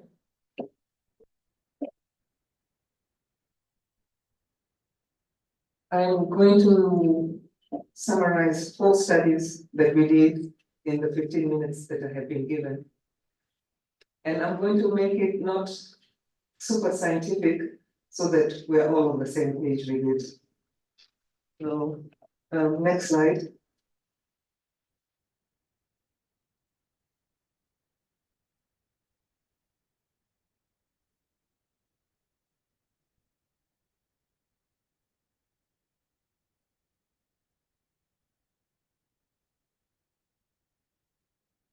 Okay, so historically, Turkana has not been thought to support stable malaria for several reasons. One of the reasons is that it is a semi-arid, very dry place, and the population is very sparse. And so if you look at the malaria map of 2015, it shows that Turkana, these areas don't have much malaria. The ones that are marked in red and this brown color, those are the ones that are said to have a lot of malaria. So these areas, we call them coast endemic areas, and these areas are called lake endemic areas, which you will be familiar with, like in Kisumu. So the prevalence rates for malaria in Turkana was said to be less than 5%, meaning that in every 100 people, only 5% have got malaria. Next. So as a result of that, that is the seasonal transmission of malaria in Turkana and the very low prevalence, meaning that it doesn't occur among many people, just 5%. Turkana has been overlooked when it comes to control efforts. If you look at this distribution of nets, again in the same year, 2015, Turkana did not get any nets and has never got any nets. And the reason this has happened is because it is thought not to have malaria. Everybody thought that there was no malaria in Turkana. But recent outbreaks in Turkana challenged this assumption. So then we ask, has malaria always been there and we have failed to detect it? Or does it just happen in outbreaks? So what is happening? So there's some questions that we had about malaria. We asked, is it endemic, meaning does it occur at all times like it does in coast and in Kisumu? Or does it occur in upsurges? Is it imported by travelers? Maybe, like what used to think when we have malaria in Eldoret, we see it has come from Kisumu. Or is it brought by nomadic migration because there's a family, a way that families move from where they are to look for pasture. So do they pick up malaria from there and bring it back to the villages? And also, are there areas that malaria mosquitoes, that is the vectors, can breed? And also the larvae, the larval stage of mosquitoes, are they present? Because if this, the fourth bullet, if these two situations are present, you can say that Turkana has got malaria. Next. So we set out to do some projects, several projects. What we wanted to do is that we wanted to characterize malaria in Turkana County. So our first question is, what is the prevalence of malaria in Turkana County? Is it due to importation or is it due to local transmission? Does nomadic migration impact malaria transmission in Turkana? And irrigation canals, these that are peculiar to Turkana, do they contribute to transmission? So our first study was what was the prevalence of malaria in Turkana, and the study was conducted in Turkana County, all in Turkana County, in these health facilities which are urban and these rural health facilities. Next. So what we did in the first study, when a patient came to the health facility with symptoms of malaria, what we did is that we tested them to confirm that they have malaria. If they have malaria, we treated them and we asked them to participate in our study. If they agreed to do so, we had a community health worker follow this patient home under very difficult circumstances if you consider the Turkana terrain. And so they went home with the patient, and while they were there, everybody who consented to participate in the study was screened for malaria using rapid diagnostic testing and also another technique called PCR. Now, keep in mind, just back a bit, keep in mind that these people at home are minding their own business. They seem to be well because the person who was not well already came to the health facility and was tested and treated. These ones are staying at home, minding their own business, and we went and tested them. Next. So what we found out is that there were over 30% of the household members throughout the study area, throughout the entire year, we conducted the study. This picture here is interfering with my man. Does it have to be there? It's interfering with my ground. Yeah, thank you. So we conducted the study from 2018 up to 2019, a full year, and this is the kind of malaria that we were getting. It is higher by PCR than by RDT. And there's some areas here, there's one particular health facility called Nadoto, a rural health facility that had the highest prevalence of malaria. Now, what are we saying? That 30 out of 100 people that we tested had malaria. And what are we told the prevalence of malaria is in Turkana? We are told that it is 5%, only 5% of the people have it. But we discovered up to even 40% if you do it by PCR, because PCR is able to detect malaria that is not detected by the rapid diagnostic testing. So it's more sensitive test for malaria. And even if you're asymptomatic, you don't have symptoms, you still be picked up by PCR. Next. So what we did also is that we decided to come up with a way to predict which households are most likely to have additional malaria cases. The reason we did this is that that kind of study that we did, which is called reactive case detection, is very expensive. And so we decided to get some risk factors and put them in a model and see if these models can help us to predict which other household members are going to have malaria. And so what we found out was that larger households, especially those with children, had increased odds of having another case. Next. Bed net crowding was also reduces protection against malaria, meaning that you have one bed net and many people sleep under it. Next. Cases that are detected by RDT are more likely to be symptomatic, and they come to the hospital and we test them and they're positive. If they're asymptomatic, we don't detect them. And then whether they traveled or not did not increase the odds of having malaria. Next. So next we asked ourselves, maybe the malaria that we're seeing in Turkana was brought by people, that it doesn't occur there.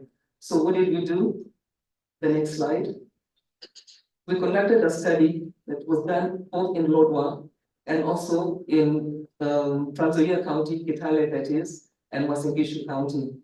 And also, go back a bit, and also at the same time, the study was done in the same urban health facilities and also the same rural facilities. And in here, again, we had an index case that was followed home to find the other cases over there. So you can see there are many people involved in this study. There are these travelers here. Next slide. So we stationed ourselves at Eldoret Airport and also at the bus stage in Kitale, and we administered a questionnaire to people who agreed to participate in our study. We tested them, and if they were positive, we treated them, and then we collected what is called a dry blood spot, and this is what we're going to do PCR with. And in Lodwar, if you go back a bit, in Lodwar, we conducted a similar study like we did before, where we followed a patient home. And then in the lab, we screened the dry blood spot for PFAS, if I'm using PCR. So what did we find? We found out that malaria is indeed imported to Turkana by travelers. It is indeed imported. However, it is a very small amount of malaria that is imported into Turkana. There are these things that we measure, which are called haplotypes, and that is just a collection of genes. So we wanted to find out the type of malaria that is present in Turkana. Is it the same type of malaria that people are bringing in? And we found out that only a small percentage of it is the same. The rest of it is actually malaria that is occurring in Turkana itself. So we decided, from these results, the takeaway is that these travelers coming into Turkana does not sustain malaria transmission in Turkana. Next. Then our next question was, does nomadic migration impact transmission in Turkana? So here what we did is that, as I said before, residents, they leave the area where they are seeking for pastures. And when they come back, they have malaria and they transmit it to the people who they left behind. Next. So what we did is that we conducted a study along some villages here that are along the Kerio Valley. And what we did is that we put GPS loggers on the patients so that we can track them and find out where they have gone. And at baseline, we did dry blood spot collection. And then when they came back from their nomadic migration several months later, we also tested them. And then all this was again processed by PCR in our lab, our malaria lab that we've established in Webuye. So this is an example of how the people were roaming around. This is the main river over here, and people were roaming around like this. We're able to find out where they were hanging around by just looking at the Google Maps and so on. Next. So what did we find out? The main finding was that those who remained behind, those who traveled, had 3 times more malaria than those who remained behind. So you can see that these are the people who traveled, these are the people who remained behind. And so indeed, when people do travel, they do bring malaria back, they pick it up from wherever they are migrating and bring it back and infect their household members. Okay, so our next study was about whether irrigation canals contribute to malaria transmission in Turkana. So what did we do here? In Turkana, next, we have what I call, first of all, you will recall that we talked about Nagogo, a health facility in the rural areas that had much more malaria than the rest of the health facilities. Next. So that is where these irrigation canals are. And this is where the most settled populations in Turkana live. And they get water from the seasonal rivers, and they build these canals that go through their land. And then they have these structures here, the gates. So they open the gate to let the water into their land. And then when they have got enough water or somebody else needs the water, they close it and it goes to somebody else's land. Now this water doesn't move all that fast. So what we did next is that we did larval surveillance. We looked for larvae, mosquito larvae in all these canals. And we found that throughout the year, there were actually breeding sites. So as the water slows down, then you create breeding sites, and then malaria can breed there, and that was causing a lot of malaria in this particular health facility. Next. Next, we go back to our original questions that we asked. Is it endemic or does it occur in upsurges? Our studies showed that malaria is endemic in Turkana. It occurs all the time, 24/7, 365 days a year. It is there from January up to December all the time. And that is the definition of endemicity. So it is very similar to the lake region and also the post-endemic areas. Is it imported by travelers into Turkana? No, it is not. It's got another mechanism of transmission. So travelers into Turkana are not the ones who are bringing malaria into Turkana. And is it brought by nomadic migration? Yes, this does contribute. When the pastoralists go migrating and they come back, they do bring the infection and they infect their household members. And finally, do we have breeding sites and the mosquito larvae present?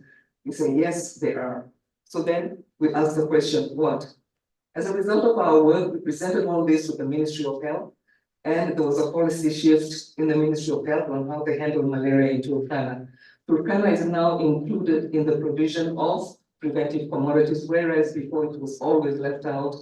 There is medicine distribution occurring in Turkana. Now, as we speak, all the micro planning has happened. So this June 2024, Turkana is going to be getting mosquito nets for the very first time ever in the history of Kenya.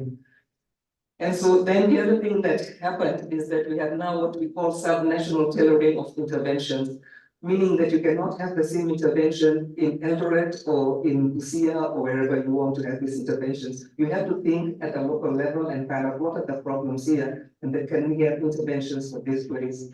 As a result of that, FMC, which is seasonal malaria chemoprophylaxis, is being tried in Turkana for the very first time. We applied for funding to fund this particular part of the study where our job is to evaluate it. So FMC is a situation where you give the people medicines, full treatment doses of medicines to prevent them from getting malaria, and it clears the existing infections. Before that, it was only allowed to be used in the Sahelian countries here north of us. Until 2022, the WHO opened it up for us to also use. So the first time, starting this month, in fact, next week is being launched. I'm going to be there.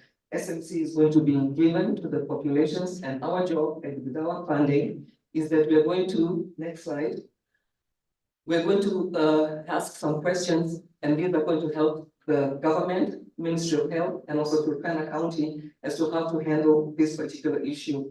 So we're going to quantify the target population that was reached by SMC, and we're going to determine the impact of SMC. Did it work? Did it actually protect people from getting malaria during these seasons of high transmission? And then we're also going to identify facilitators and barriers to adopt SMC. With all this information that we get from this current funding that we have, we'll be able to inform the government on how this particular intervention can be rolled out to the rest of Kenya that has climate and populations similar to that of Turkana. Thank you very much for your attention. Thank you, Professor Diana. I think that has been very clear in terms of how our engagement as scholars can influence policy. I think she has very clear what they did and how it has started impacting on those communities by way of a policy. Thank you very much for that wonderful presentation. I now wonder whether Joan Chitarus, whom we skipped, is he now ready? And Joan Chitarus from School of Engineering.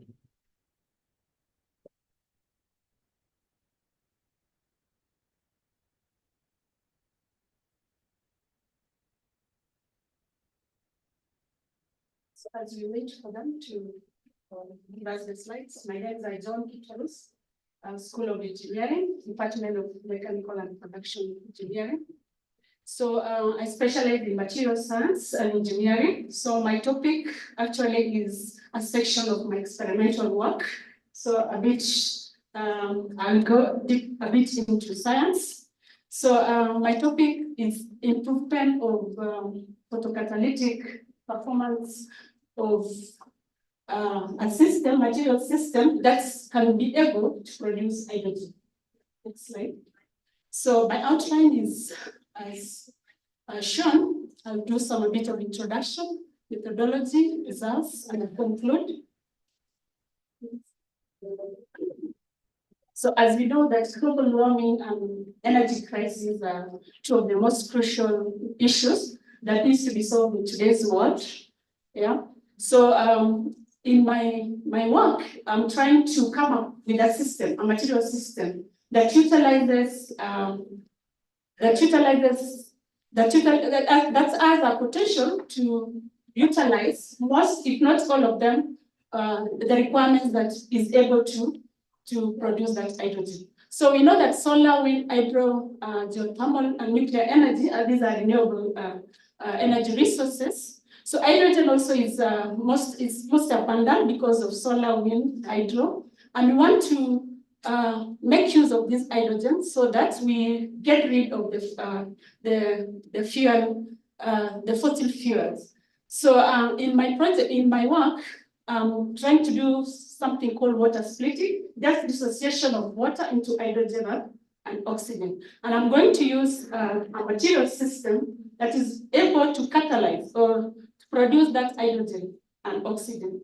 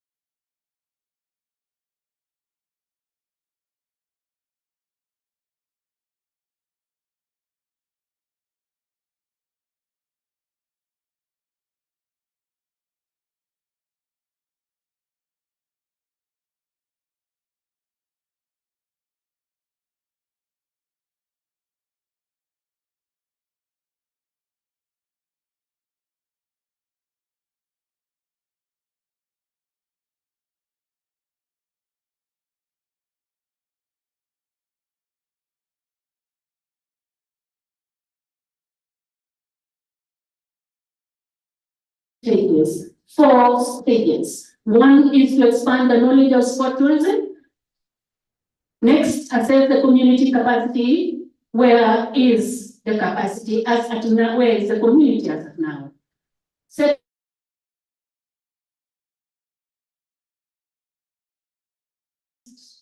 what is our objective? What is our end goal? And building a strategic approach, meaning how will we get there?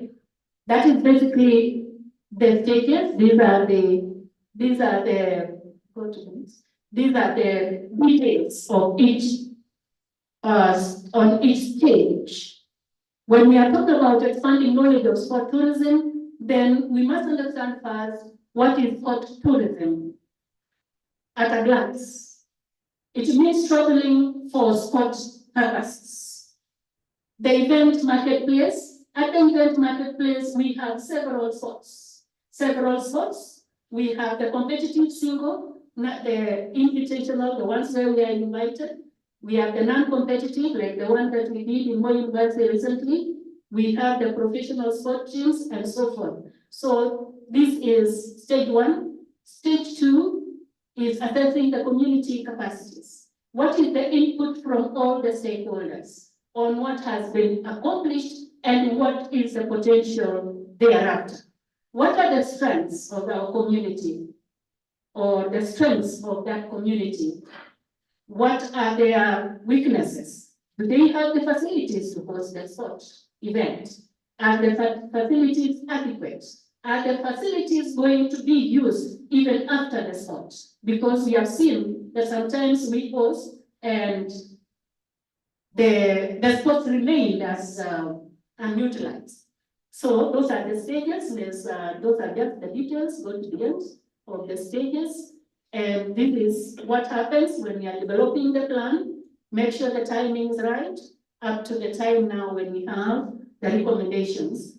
Due to time, I'll not go into each one of that. These ones were now the strategic, specific objectives, specific to the locality, specific to the sport. The next is, after that has been done, like if it were done at the Western County, there has to be a lead organization. Maybe it is even Moi University. Sample marketing plan was given there, and every activity, every framework, and every kind of, like we have seen, it has its own issues, it has its own challenges, it has its own hidden costs, which are given, accommodation limitations, competition. The issue of volunteering is not automatic. And these were the SDGs that informed carrying out that kind of event. And the funding sources were also as presented.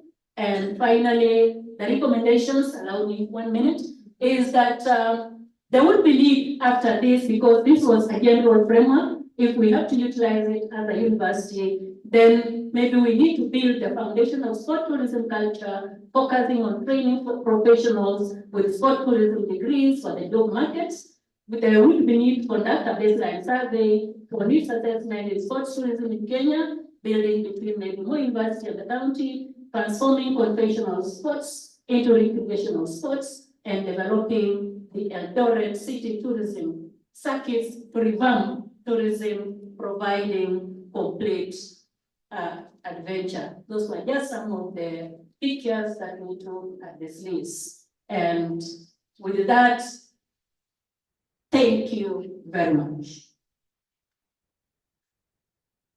Thank you.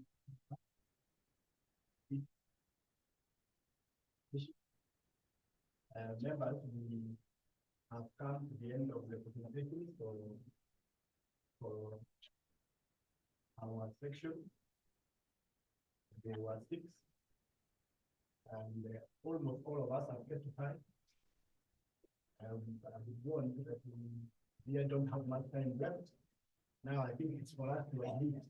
I think we want to spend the next 15 minutes on the issues touching on the various presentations, after which then we will break for other activities.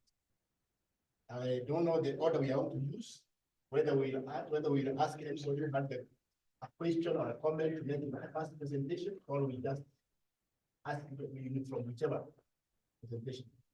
We go by the order, or you ask a question that targets? Just ask a question. I just ask a question, and so whoever is concerned will be able to respond. Please now, members, we are free to comment, raise concerns, give a recommendation on what has been presented. Yes, please, you stand up and introduce yourself and then ask your question. My name is Dr. Chamaria from School of Science and Sciences, Department of Philosophy and Engineering. I have a question to the presenter on knowledge. And so the question to help us understand whether knowledge is in the Bible or not. One man, one wife. I have maybe I'll be supported to understand the interpretation to give to this passage about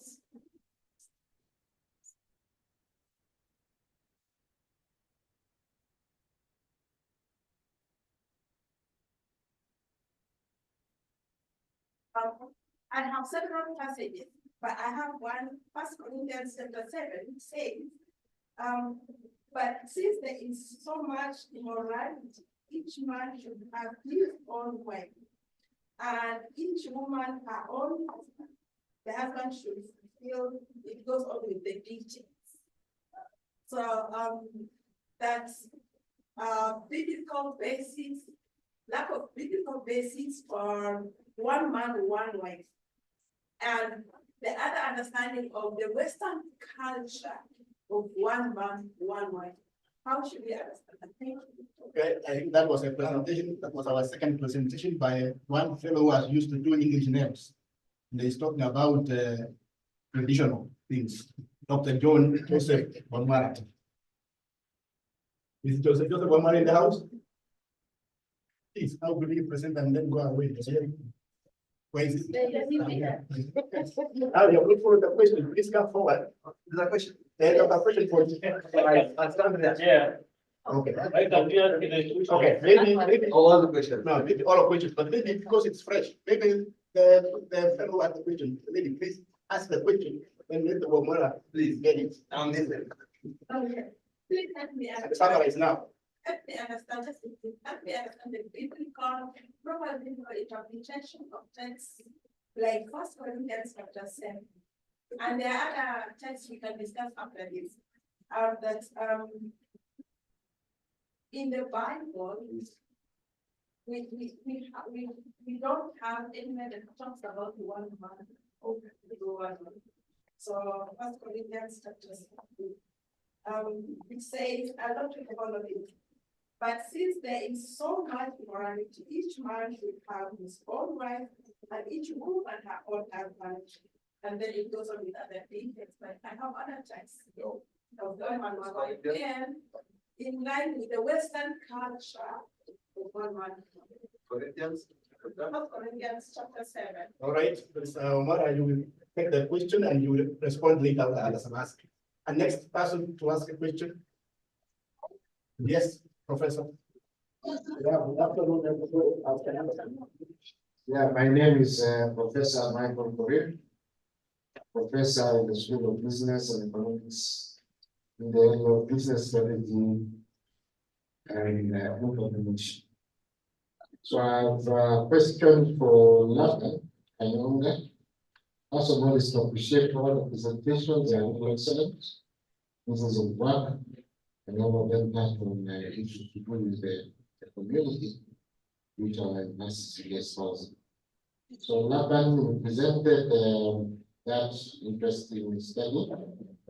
The modeling was mediation, and I wanted to understand how you did it. Which software did you use, or which modeling approach for mediation?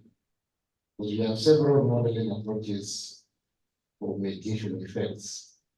We have graphical, process, AMOS, and so forth. And then to my good friend, John Omara, very interesting topic, attracting a lot of attention, and of course, it will also continue attracting debate. Setting up a scenario. We have had some numbers behind the scenes where people marry.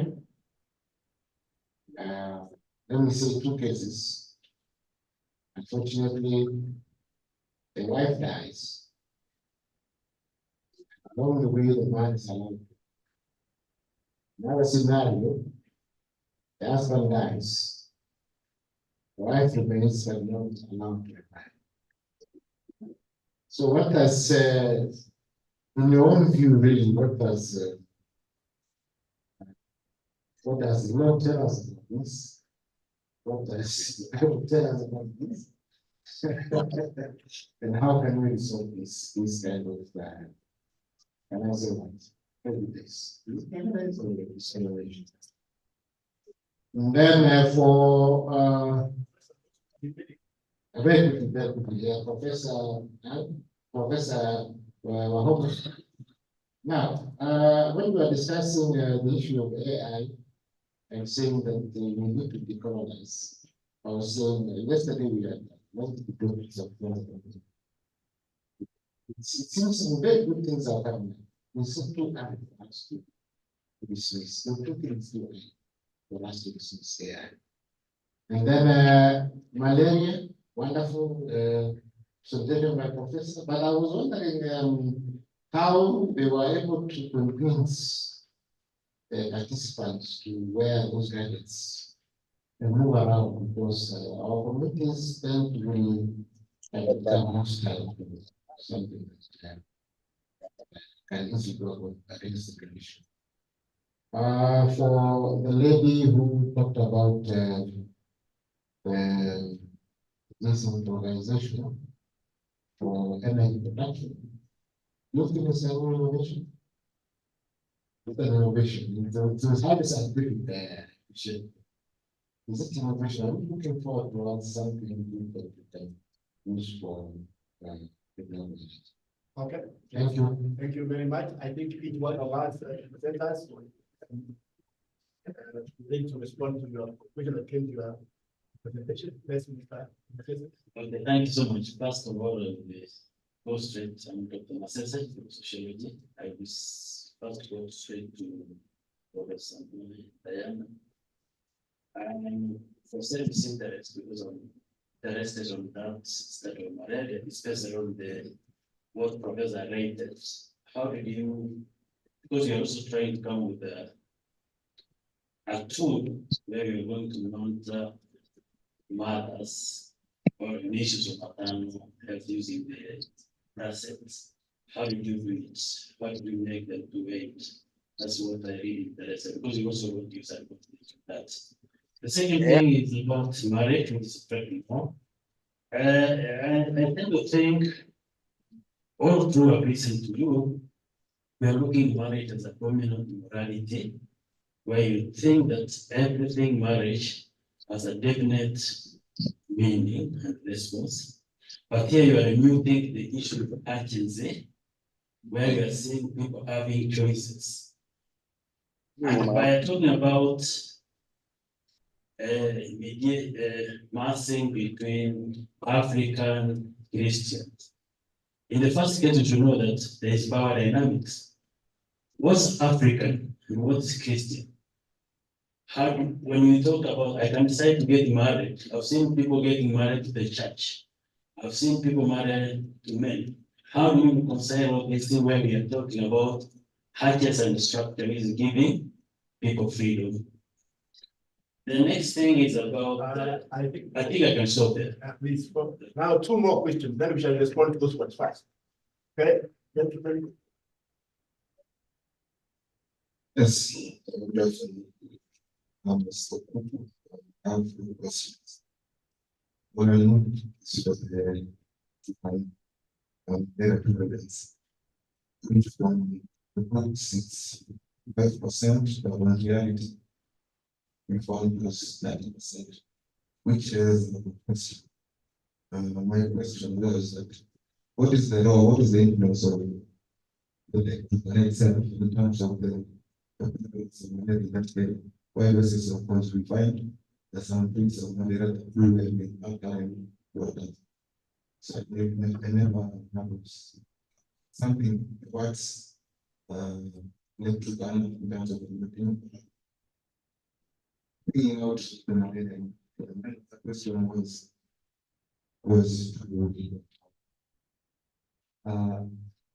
marriage to the important aspect of your society. And there are those basic structures that forms our identity as Africans, Westerners. We find intermarriages between the Africans and the Westerners. And you realize that when it comes to marriage, we perform two kinds of marriages that they perform two kinds of ceremonies that cements the marriage. So you find one, the African, and then the Western. And then in marriage conversation, you put more of a small approach where you are saying that those that cannot be do away with, there are some that can be done away with, so that they can be harmonized. But what of those that cannot be done away with? Thank you. I think we stop there. First session. There's one by Professor. Yes, please. Sorry, Chair. Sorry, I have a question on the presentation on malaria. We are told that the malaria affected the mosquitoes breeding on the irrigation canals.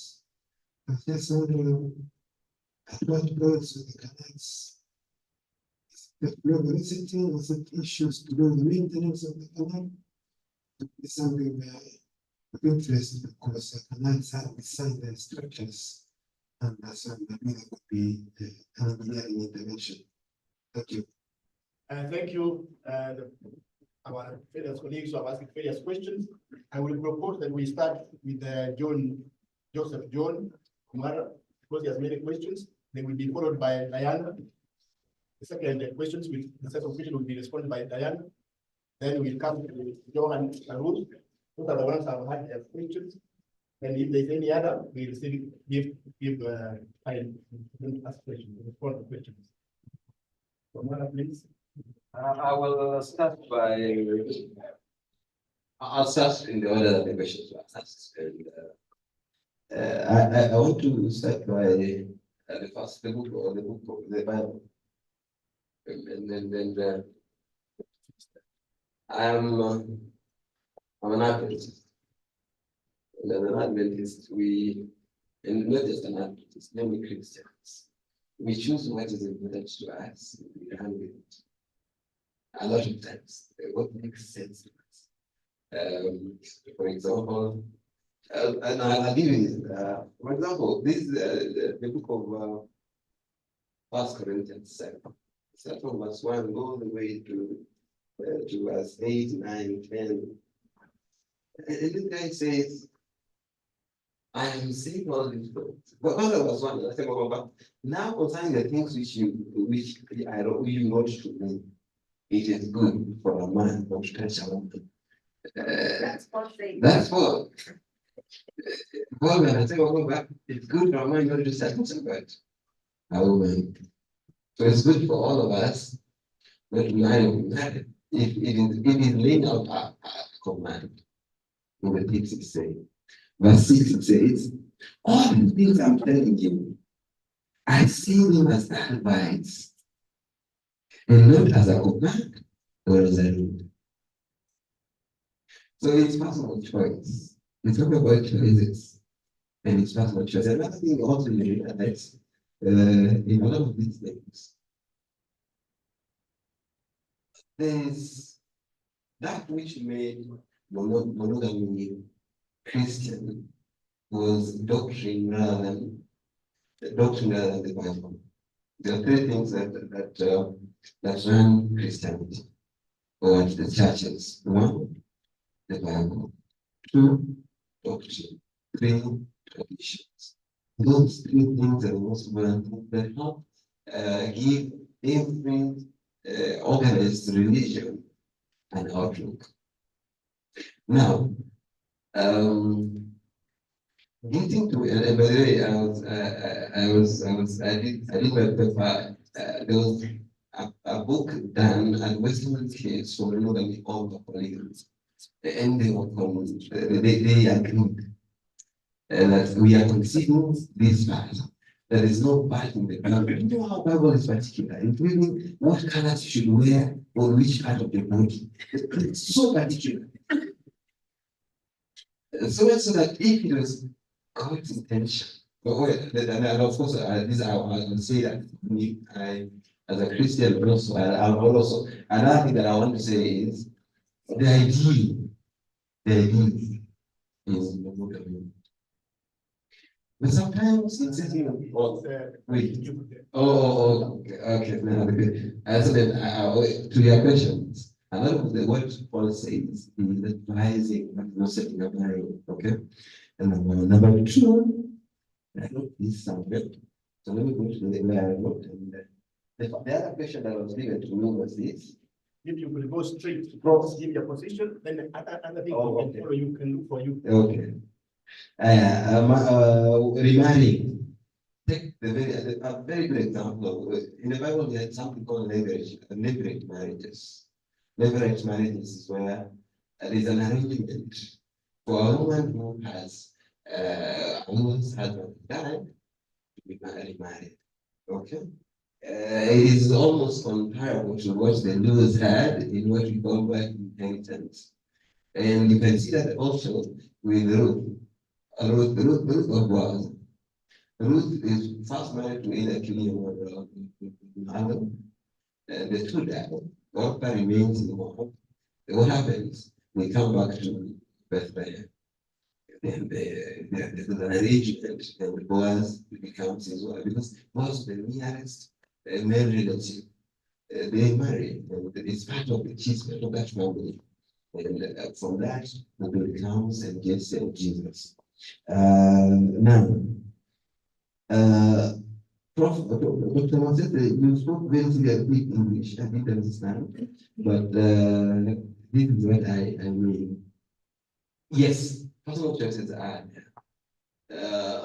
Yes, I also think that we cannot divorce ourselves from the morality of the society, the social norms that make us. So, and that's why we have a civilized society. Okay, that's why we have a civilized society. And then the last thing I say regarding the what do we do with practical Vatican? I'm just saying, this is me saying that if you look at the Bible clearly, it's serious. There's so much African tradition in the Bible than Western tradition. There's nothing that is irreconcilable if we were to see that in faith. Thank you. Thank you. May I ask Professor Menia, just from the issue that were raised, just give straightforward responses, then others can follow you later. Then we shall finish with John. Thank you, Chair. I'm usually not a person of very many words, so I'll get to the point.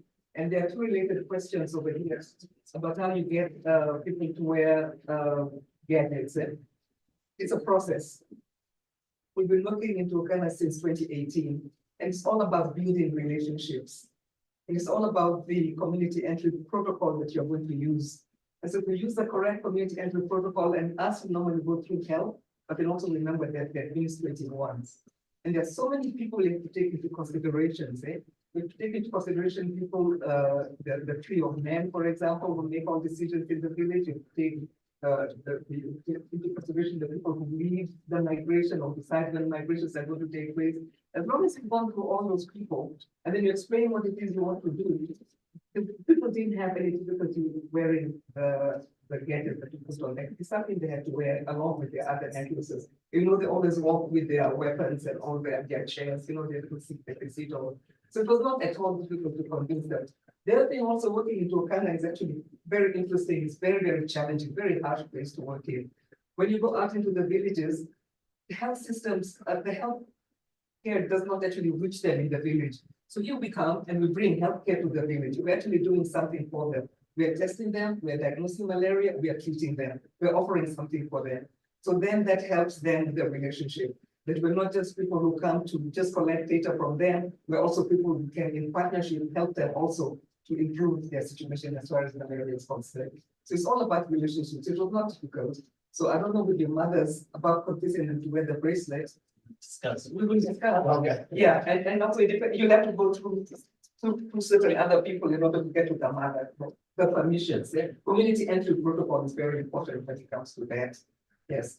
So the next question was about the canals. That's a very good question, Professor Kidi. I really wish you would come and work there in Turkana and work in Nadoto where the canals are. It's very interesting, even just to come and see how it works. What happens is that is the velocity of the water, like you say. If the water is going through speedily, then you don't have collected pools of water where the mosquito can breed. Also, you said the issue of maintenance. That also plays a factor. Because when they're not maintained well, then you find pools collecting. And also animal foods are there also. And the mosquitoes just require a small amount of water to breed in there. So that will also help. A group of us, you saw, maybe you didn't see because the slide went up quickly. The main collaborators are working with this Duke University. And they even brought their engineering students who studied this canal system. We were there with all of us with our gumboots trying to measure the velocity of the water and seeing if increasing what happens. So I think there is really, the School of Engineering should actually go to Turkana. Because it's not just a health issue, because you can see that here we have a health problem, but the solution is not only from the medics, it's also from other people, of course the social scientists and everybody else. But engineering for this particular issue of the canals, the engineers have got a role to play. So maybe I think we should talk about you coming over to Nagoto and looking at the canals, get your funding, and then we will help you with community entry. We've been there for such a long time, so we seem to know us over there. We've been there since 2018. Thank you. And the role of Lake Turkana, mosquitoes breathe in fresh water. And so what happens in Turkana is very peculiar. When it rains a lot and there's flooding, then you don't find mosquitoes, they don't breathe because they're being washed away. But then when you have pools of stagnant rainwater is where they are going to breathe. And also when there's not a lot of water, when people want to dig for water, they dig in the sand. They dig in the sand and fetch their water from there. And those pools of water that collect over there, those are the breeding sites for malaria. Thank you, thank you, thank you. I see many questions. Okay, we can talk about please. Thank you for your question. I'll just get started. I'll answer it by saying this. Currently, what we have, how to produce hydrogen at the moment, we are using what we call the steam reforming of natural gases, and you'll find that there's a lot of carbon emissions, and we want to get rid of this carbon emissions. So this is a new innovation because it gets introducing very simple elements, and you get hydrogen. So it is a new innovation. Please, I have one question for you, but I can see my friend inside is coming for me because of time. So kindly, there was a question for Professor Wahome, and there was a question also for Robert. But because of I think we are required to finish. I kindly request that you allow us to finish at this point.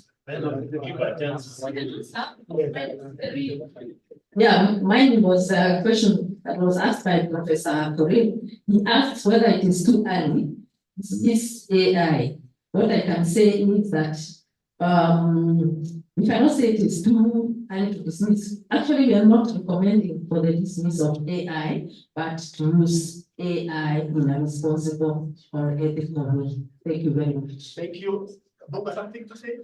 I have now stood. Mine is very short. Yeah. Please give me.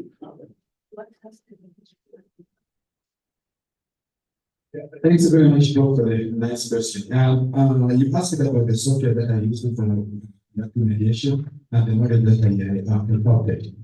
Basically, I use the PACE processing marker software, and I opted for the modifier that allows for the remediation. Thanks. Since you members, you can see Secretary has come for request that we finish. Sorry for cutting short, we are running out of time. So I think we are done. Yeah. Yeah, you can release them for lunch. Okay. Yeah, serve downstairs. Okay. So they can follow me, we can go together. Members, thank you very much for your presence. Thank you very much for those of us who are going to visit and raise our questions. Thank you. We now break for lunch and be ready for the conversations.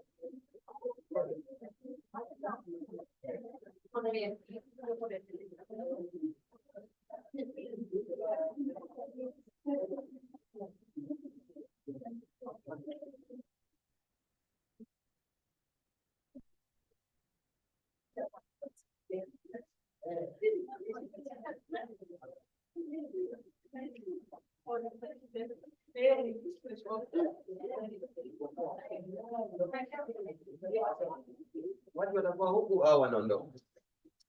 Watu wanakuwa huku au wanaondoka? Tunaacha vitu.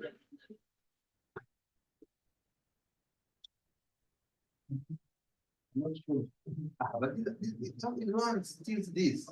You know what?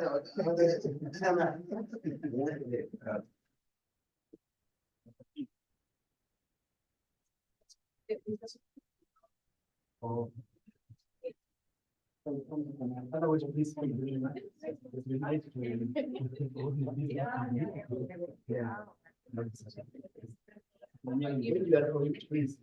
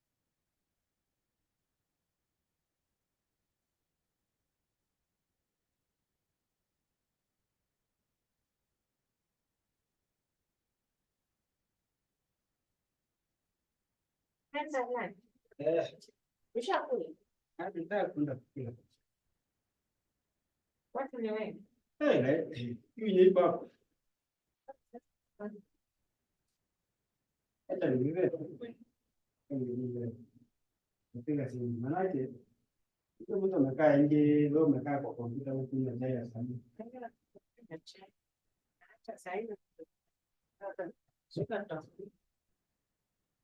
Nitaambia director leo. We are being forgotten. Yani ndio ule kusimama na mtu inachukua dala tu kwa nyasi. Hii ndio life nakwambia.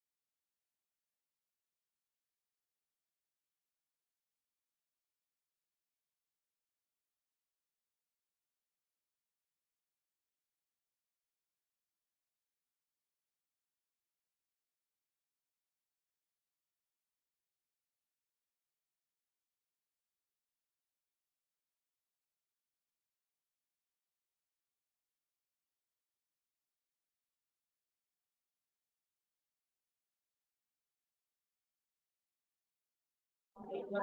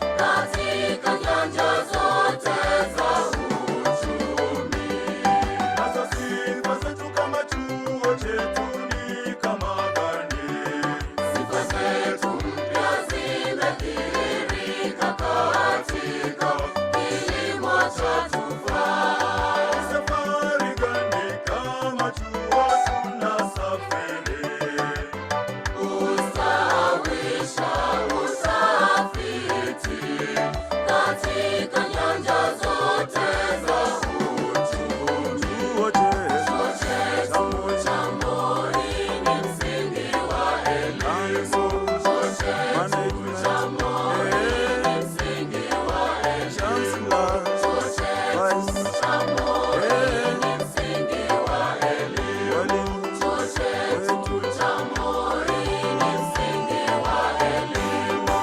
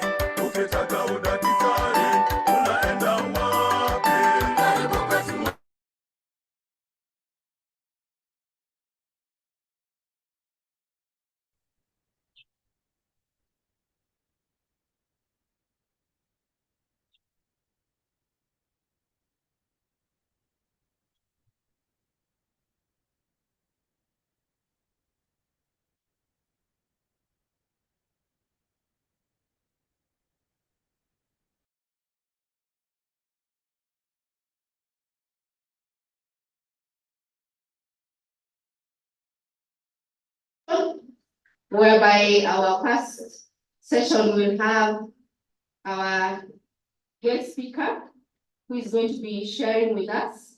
She is our alumni, and I'll briefly go through her bio. So this is the Brigadier Elizabeth Omoro, and she joined the Kenya Defense Forces on October 1997. And before that, she was a secondary school teacher in Nyamira County. She was appointed the Director of Examination, National Defense University, Kenya on 23rd July 2021. She holds a Bachelor of Education Arts degree from Moi University, Masters in Business Administration, Strategic Management from the University of Nairobi, and Masters of Arts in International Security and Strategy from King's College London, UK. She's also a graduate of the Royal College of Defense Studies in the UK.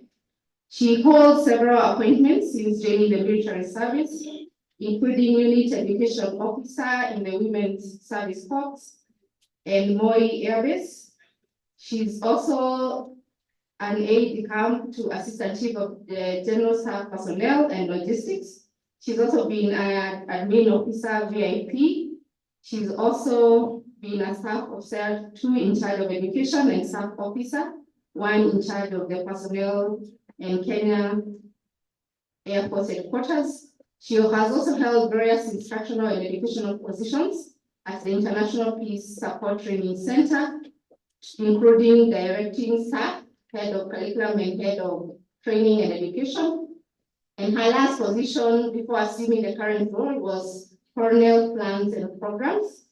Brigadier Omoro has also served in United Nations Peacekeeping Mission in DRC between 2003 and 2004, and she's also been an election observer and cessation of hostilities mission in Mozambique between the year 2014 and 2015.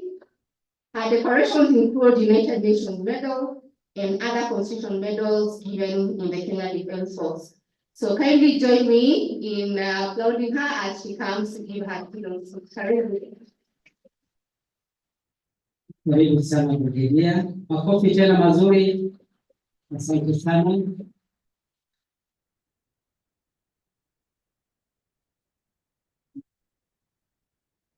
Thank you very much. And I'm privileged to be here at Moi University as they celebrate their 40th anniversary. And I can say I'm celebrating my 30 years after leaving Moi University.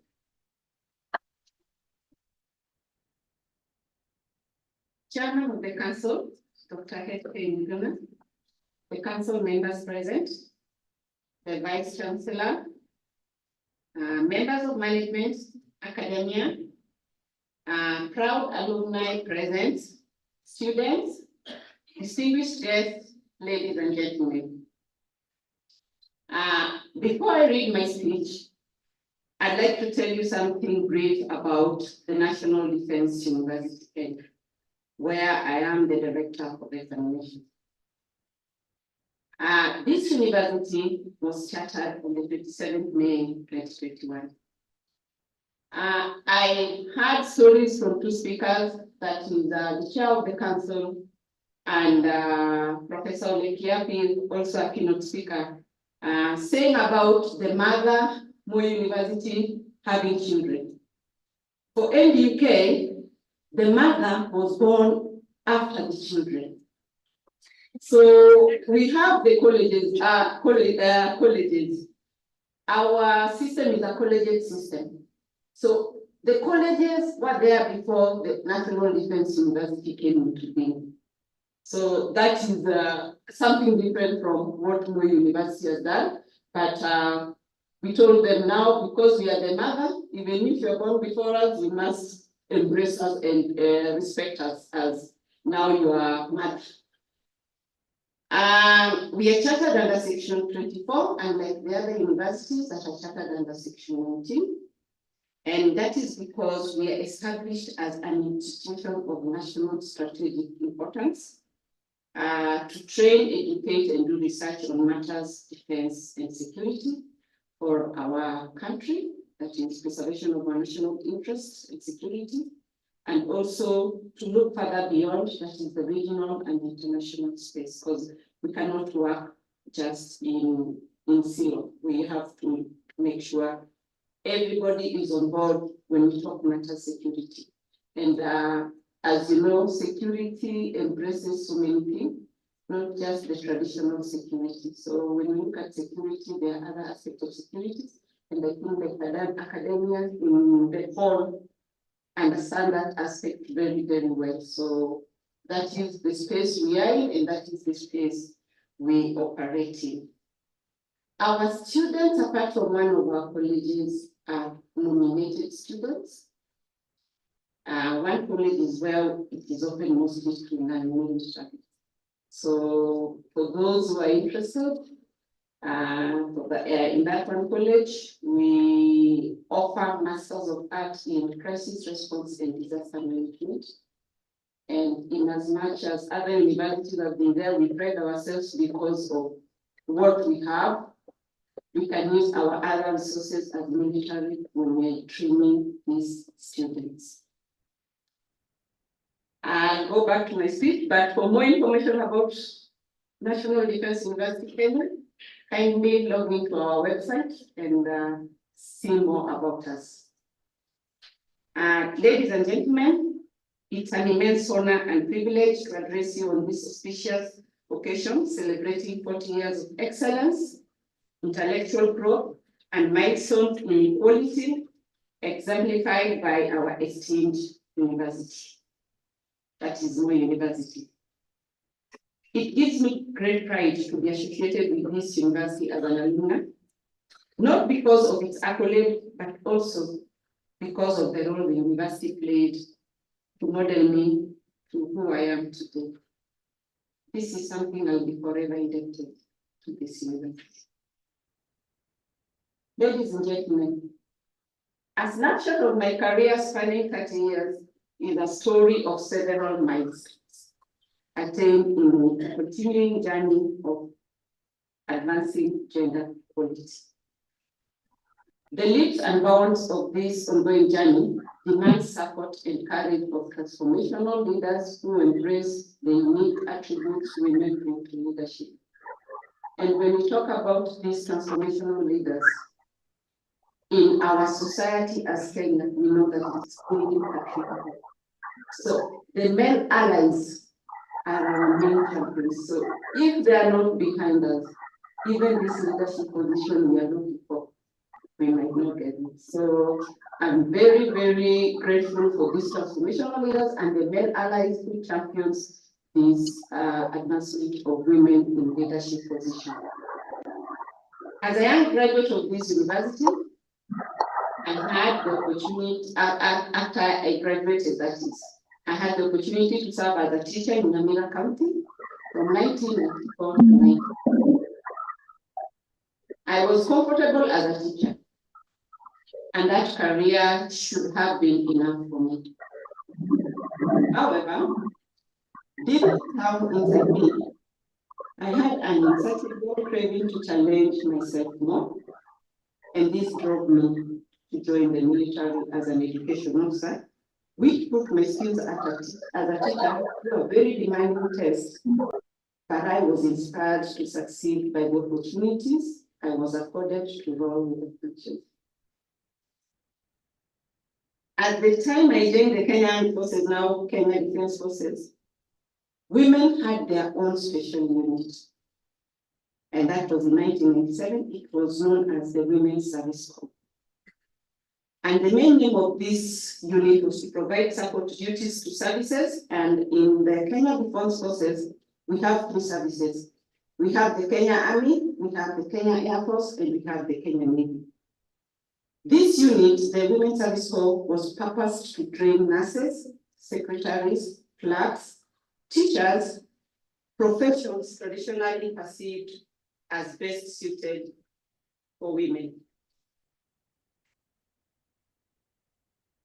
At the time, prior to the disbandment of Women's Service Corps and the integration of women to mainstream three services of the Kenya Defense Forces, other opportunities to serve as pilots, engineers, navigators, or commanders of combat units were not accorded to women. Now, if you think that was bad enough, wait a minute. Military women were not allowed to marry or bear children. Yes, we were not allowed to marry or bear children. Yet I signed up into the military, knowing very well what the rules were. It took the bold decision of General Dawood to convince the service commanders, to convince the commander-in-chief, then the late President Daniel Arap Moi, to disband the Women's Service Corps, and that was in 2002.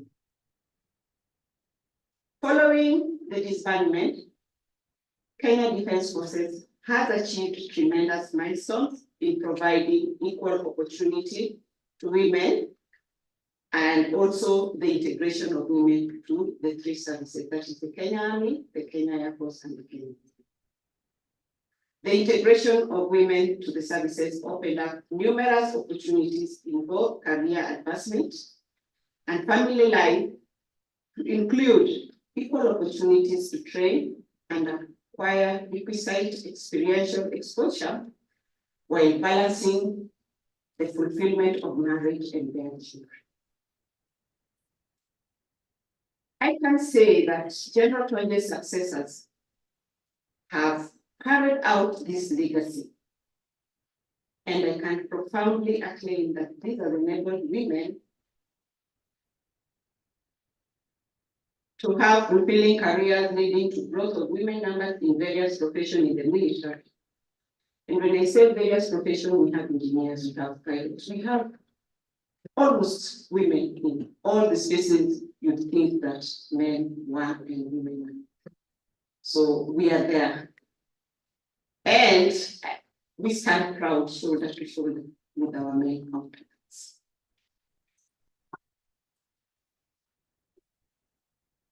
These changes accorded me equal opportunity to attend courses for my professional growth at the Kenya Air Force, where I was integrated and also start academy. I became the first woman to be appointed at the camp, a position hitherto dominated by male officers.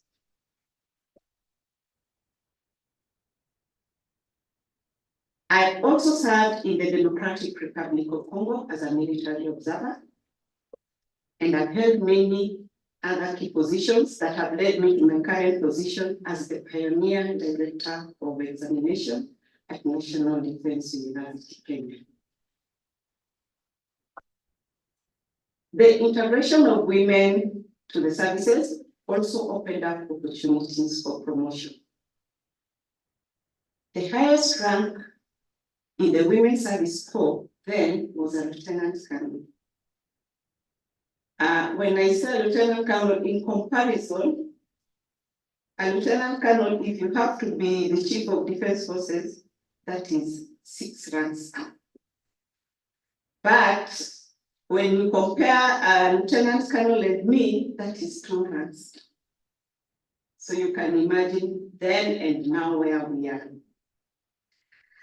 This would have not been achieved without the goodwill of top commanders, led by our President, His Excellency, the Commander-in-Chief. Indeed, today, not only do we have a woman general, but a service commander in the name of Major General Fatima Ahmed, who was recently appointed by the President as the Kenya Air Force Commander.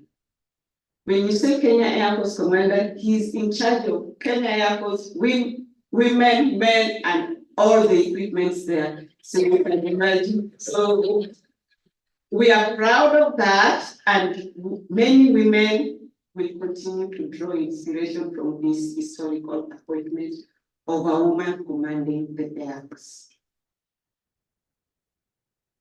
Ladies and gentlemen, Reflecting on my journey from the corridors of Moi University to the corridors of National Defense University, Kenya, I'm reminded of the numerous challenges and barriers that women must overcome in fields perceived to be male-dominated.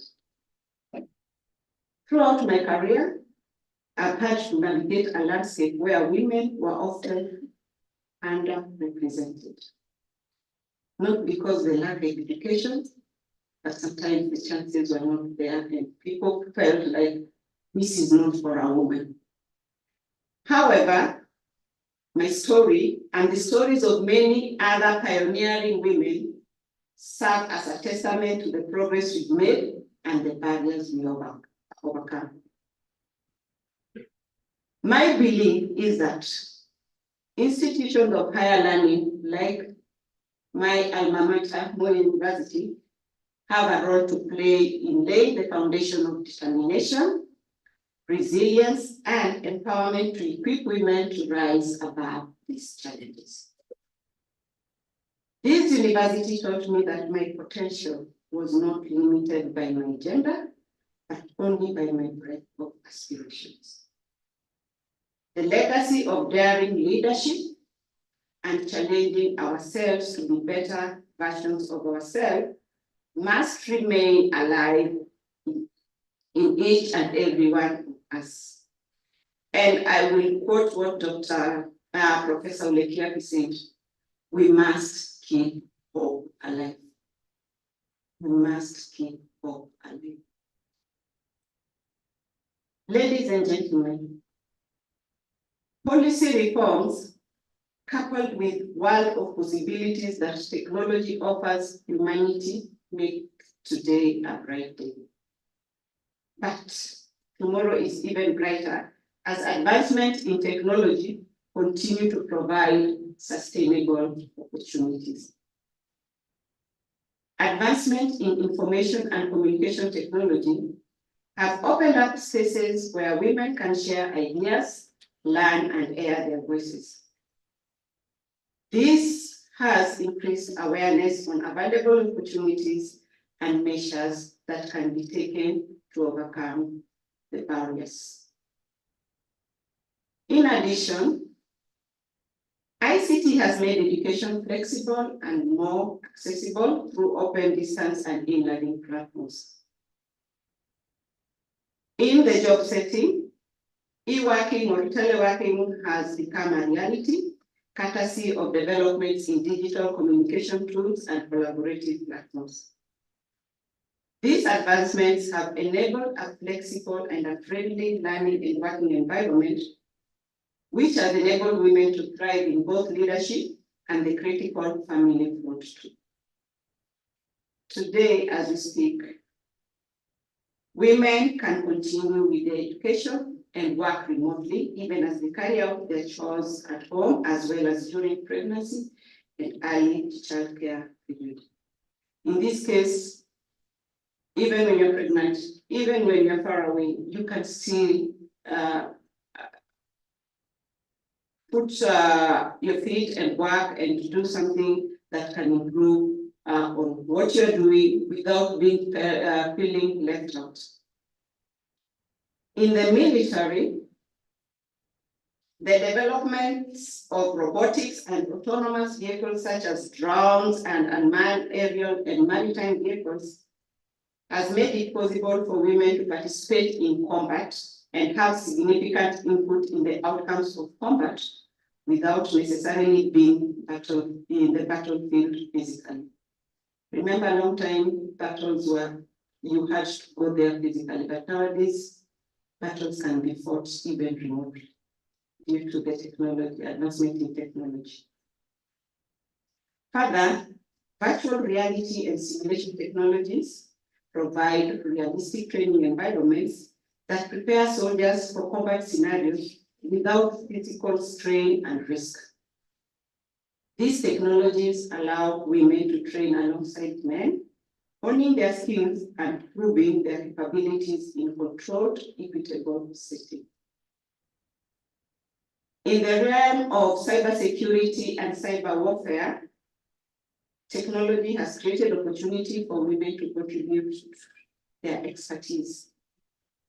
Cyber operations rely on skills in coding, data analysis, strategic thinking, and areas where women and strategic thinking.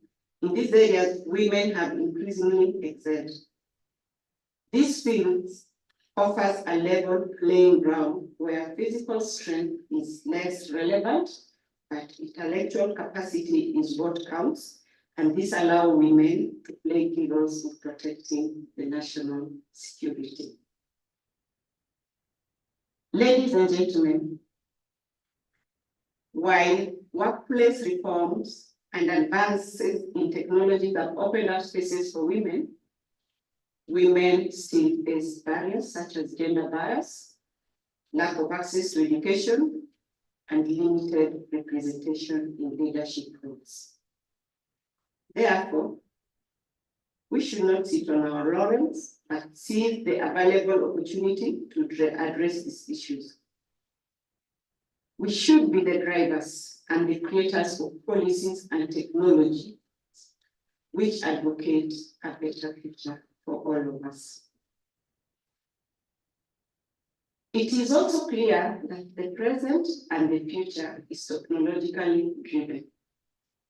Therefore, women must be encouraged to excel in technical process so that they can be at par with or even better than men at workplace.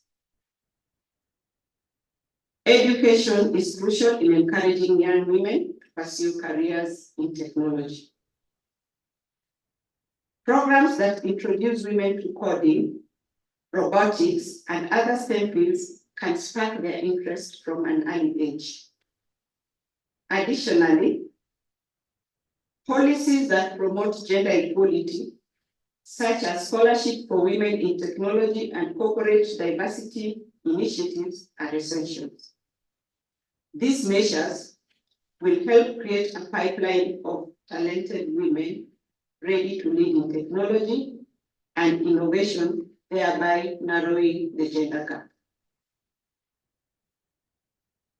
This may seem a tall order, but it can be achieved by each one of us doing our little bit. Let us be like the hummingbird in the forest fire story told by the Nobel Peace Prize laureate, the late Professor Wangari Maathai, who boldly dared to safeguard conservation, a legacy that lives to date. She founded the Green Belt movement in Kenya, combining environmental conservation with women empowerment. Today, female innovators are creating eco-friendly technologies, advancing sustainable agricultural practices, and developing renewable energy solutions. Their work not only addresses environmental challenges, but also promotes social and economic stability, sustainability. Therefore, your little impact can have a huge impact. Little input can have a huge impact. As I conclude, my advice to the student is, and I'm very sure we don't have so many students, but the lecturers who are in the room can take it to the students when they meet next. Pursue your goals in earnest. Learn from those that have succeeded. Take it to the next level and be sure to pass on the baton to those coming behind you. In that case, I mean, when you leave, create a legacy. Don't just leave and you forget that you came and you didn't do anything. I can say after 30 years, I was here and today I am here, and I think maybe at the end of my speech, you might get encouraged, and I believe that is what my intention is, so that the legacy also of Moi University stays alive.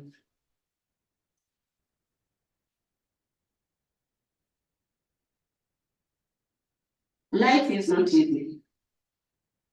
still addressing the students and everybody else's needs.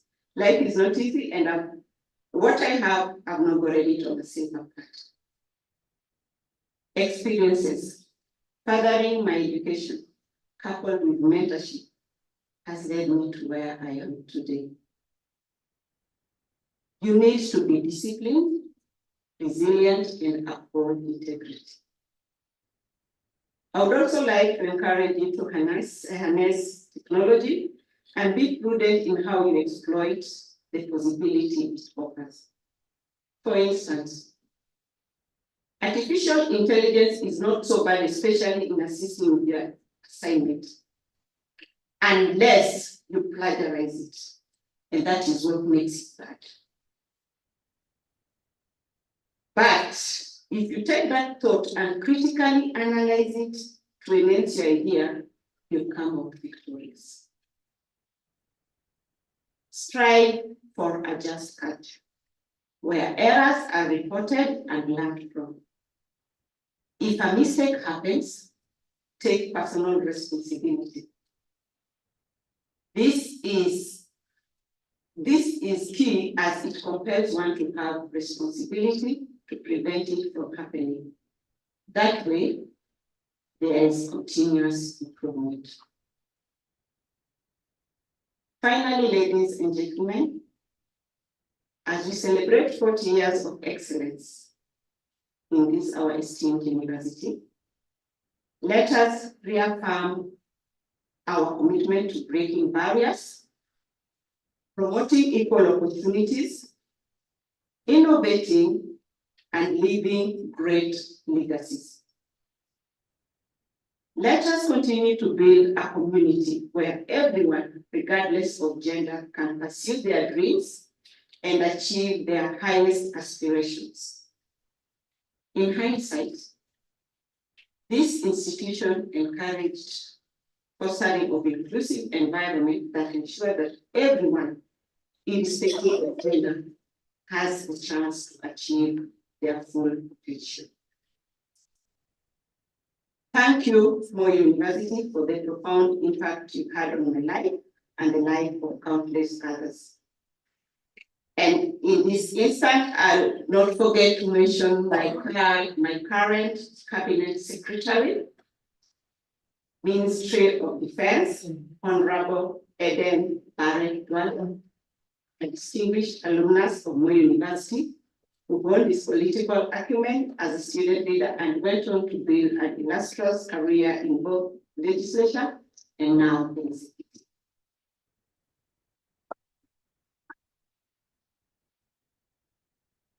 Thank you, Moi University, for your unwavering commitment to quality, excellence, and for allowing me to be part of this remarkable celebration.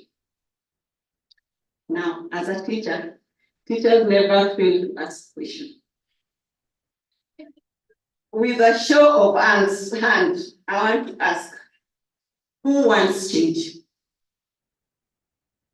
The show of hands, who wants change?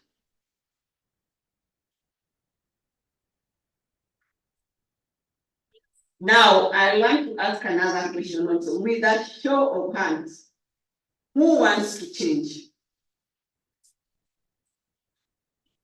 Who wants to change?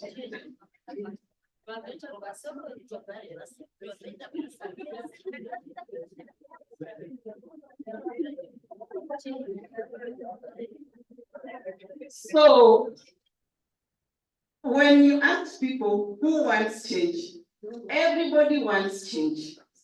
But when you ask them who wants to change, then that is where we get people like, do I want, do I not, what is in it for me, what is in it? But that is my assignment as you live here. Thank you very much. And for Moi University, here is many more years of breaking barriers, achieving greatness, and fostering environment where everyone can thrive. Thank you very much. I thank you all for your kind attention. Thank you so much, Vivian. Tomorrow, Tumpatie tena makofi jamani. Thank you very much once again for the wonderful speech. At this point, I'll welcome the Chair of Council to hand certificates to our presenter.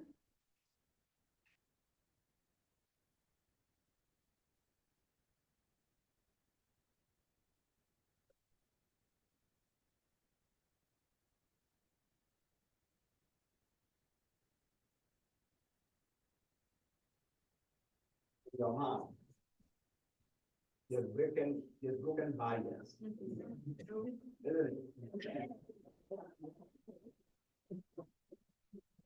You're going to run out of boy child is threatened. Anyway, you've encouraged so many people. You've actually learned through masters. And more so, you have broken barriers in areas where you thought they are meant for men. And the excellent house should be the commandments. Yes, yes. You can. We are proud of her. Are we proud of her? Yes. Are we proud of her?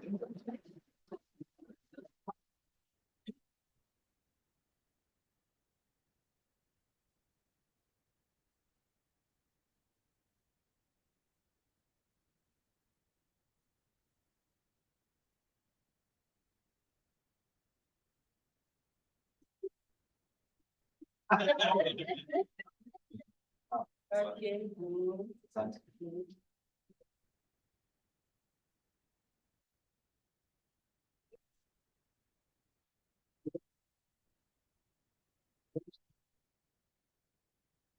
Thank you. At this point, I'll make some few announcements. So we are breaking into the 3 breakout rooms once again for 2 more sessions, and then we'll come back here for the closing ceremony. So our chairs for the various breakout rooms, we have Dr. Wamuala, who will remain here with the team. Then we have Dr. Edwin Tala, Hall B. Then we have Dr. Lillian Akadet in Hall C. So we will take 45 minutes and then we'll come back here for the closing ceremony. So thank you, everyone. Let's go to our breakout rooms and then we'll convene here. Okay, let's be back by 4 p.m. for the closing ceremony, please. So we strictly for 5 minutes. We should be back by 4 so that we close. The chairs will assist us in that.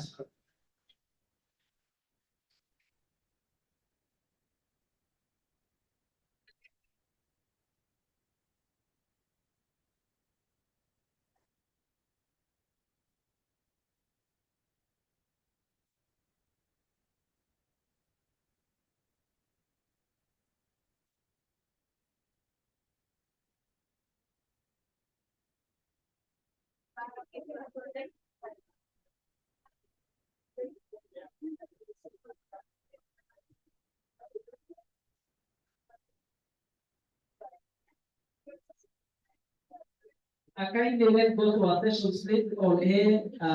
Those who are in A, we should remain here.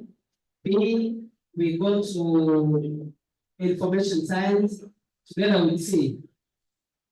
And kindly let's keep time at exactly 4, we should be closing.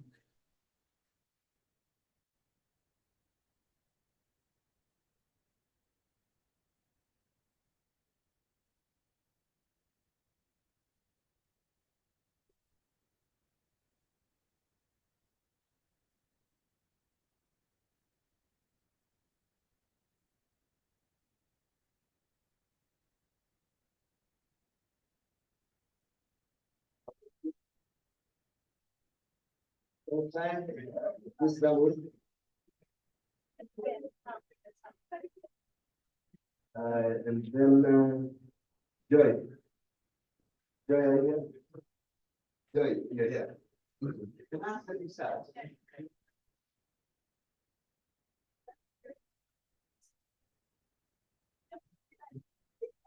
Joy, would you go to that family? Dr. Mutai is Yes.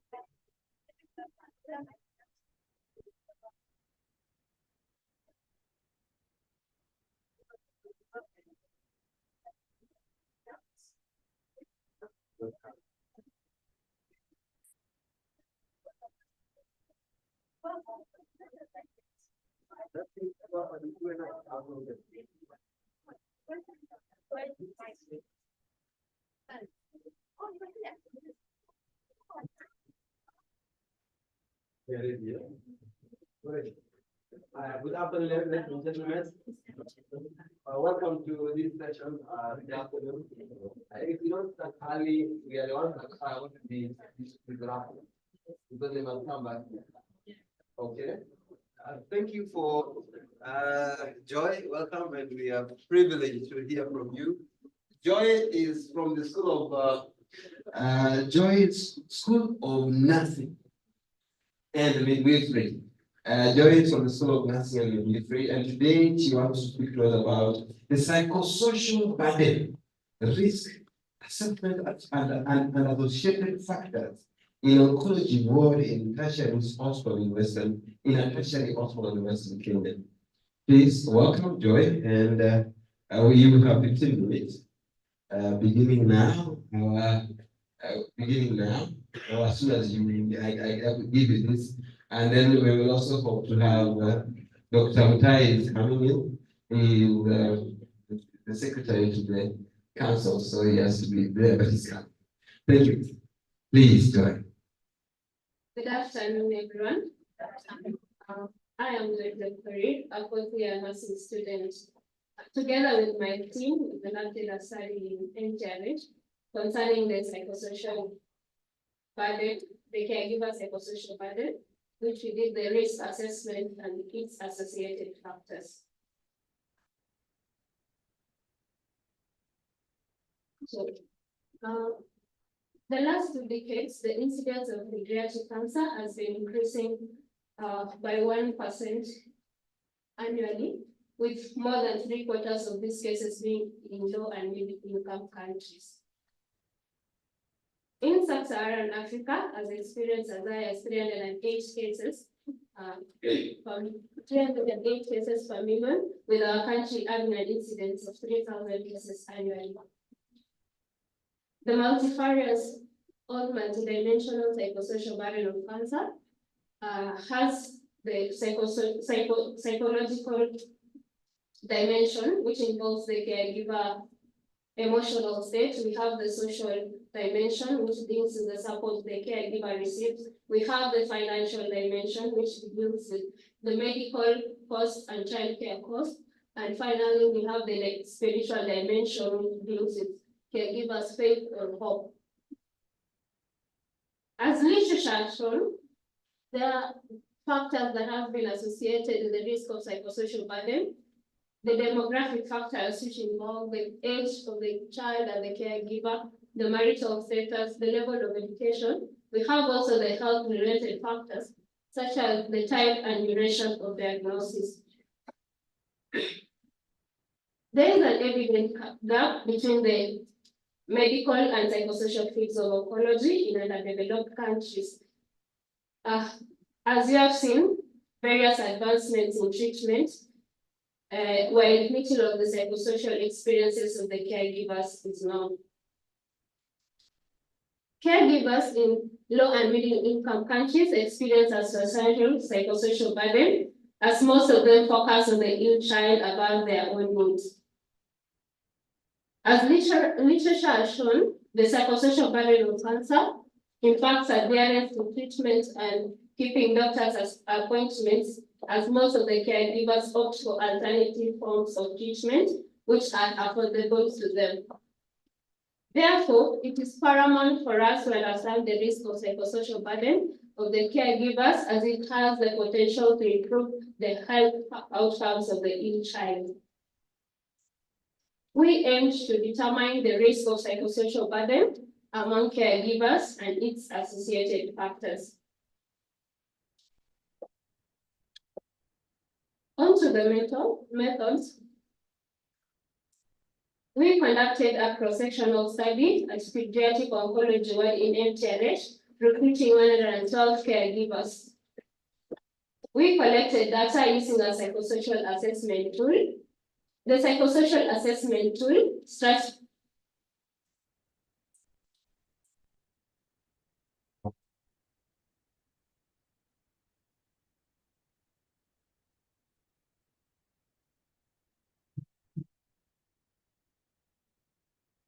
Okay.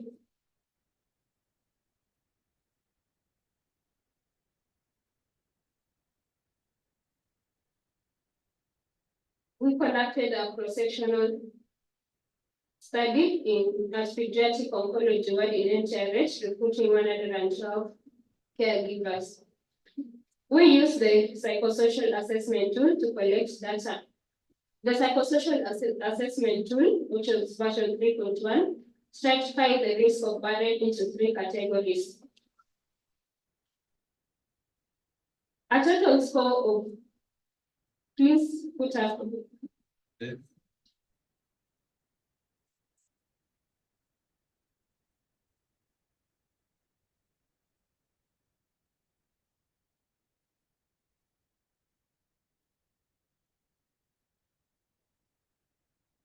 No, we have stopped there.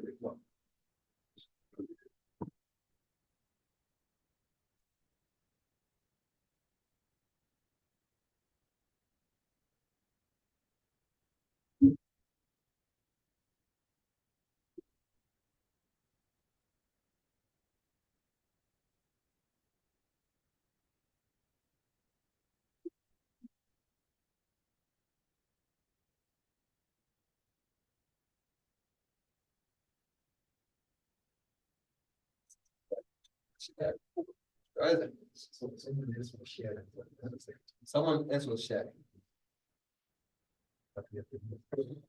Oh, someone took over our. Oh.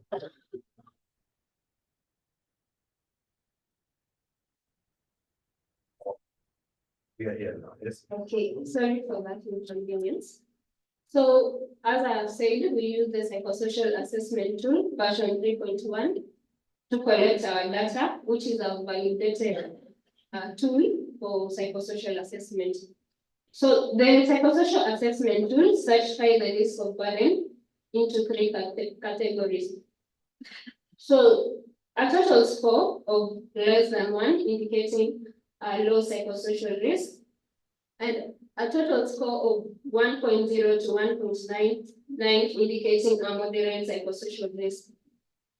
A total score of equals or greater than 2.0, indicating a high psychosocial risk.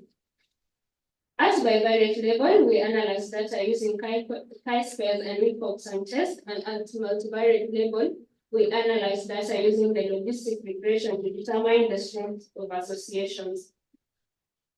A p-value of less than 0.05 or equal to 0.05, indicating significance in this study.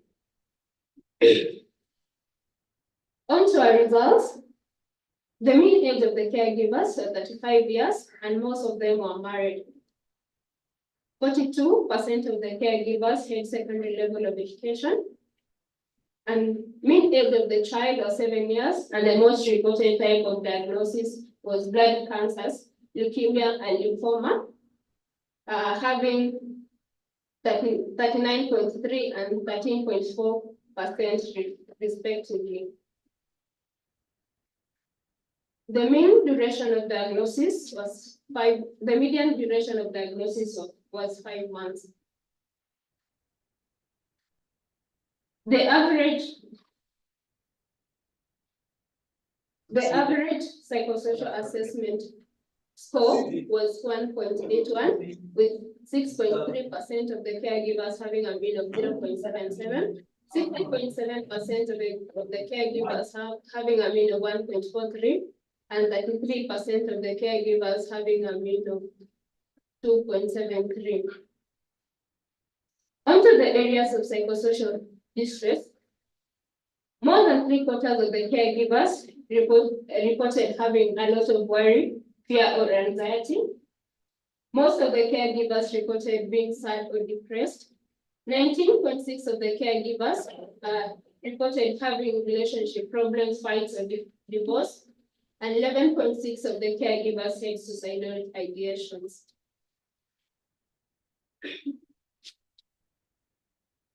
Caregivers, there was a significant difference between the caregivers who had support in childcare, emotionally, financially, with everyday tasks and help with information from those who do not have support in these areas.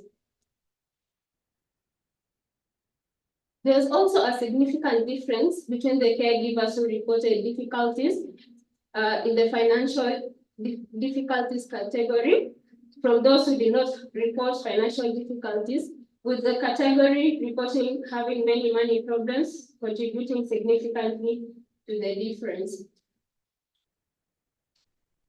From our study, there was no association between the risk of psychosocial burden and the demographic and health-related characteristics.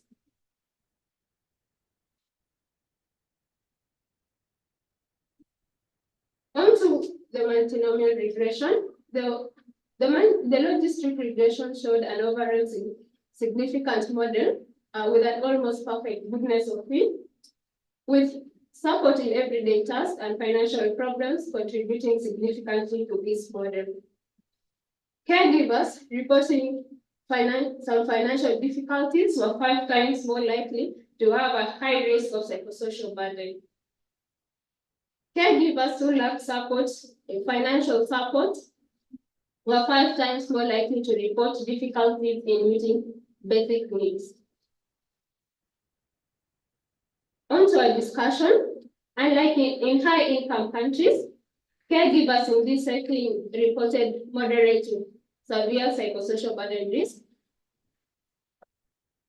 Despite reasons behind this disparity requiring further investigation, it is possible that caregivers in high-income countries receive robust psychosocial support, such as paid sick leave and comprehensive health coverage, therefore mitigating the psychosocial distress.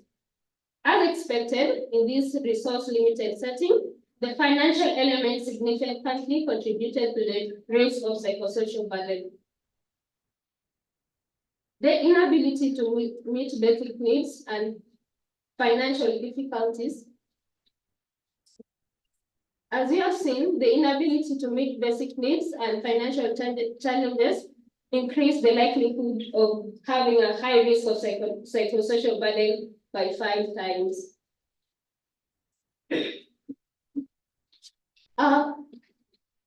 The demographic factors or the health-related factors were not associated with the risk of psychosocial burden.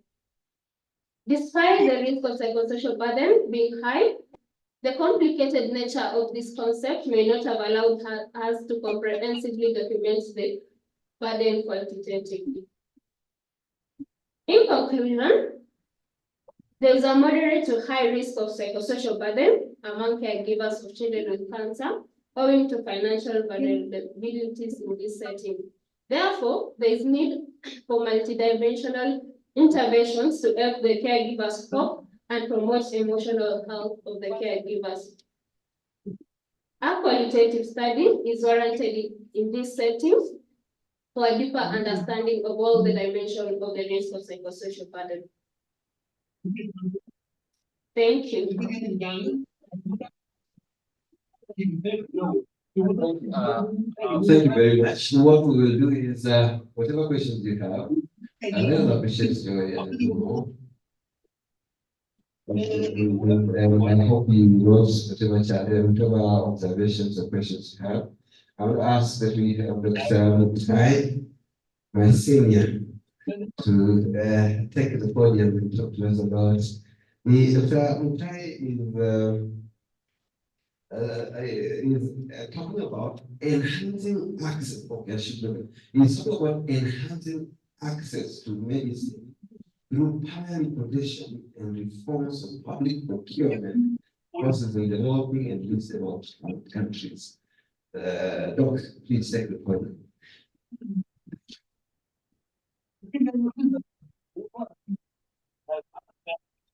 Good afternoon, everyone. Again, let me start by making sincere apologies for not being here when the session started, just because of some exigency of duties that I had also. The topic for our discussion today emanates from research that I undertook during my further studies on really how to improve access to medicine, particularly in developing and least developed countries, through the process of parallel importation. The gist, that is the outline of what I'll be talking about, which affects all of us in different ways. Commonly, whenever we have an ailment, be it common cold, be it malaria, sometimes there is a preference for self-medication or going to the nearest health center where your drugs are prescribed for you.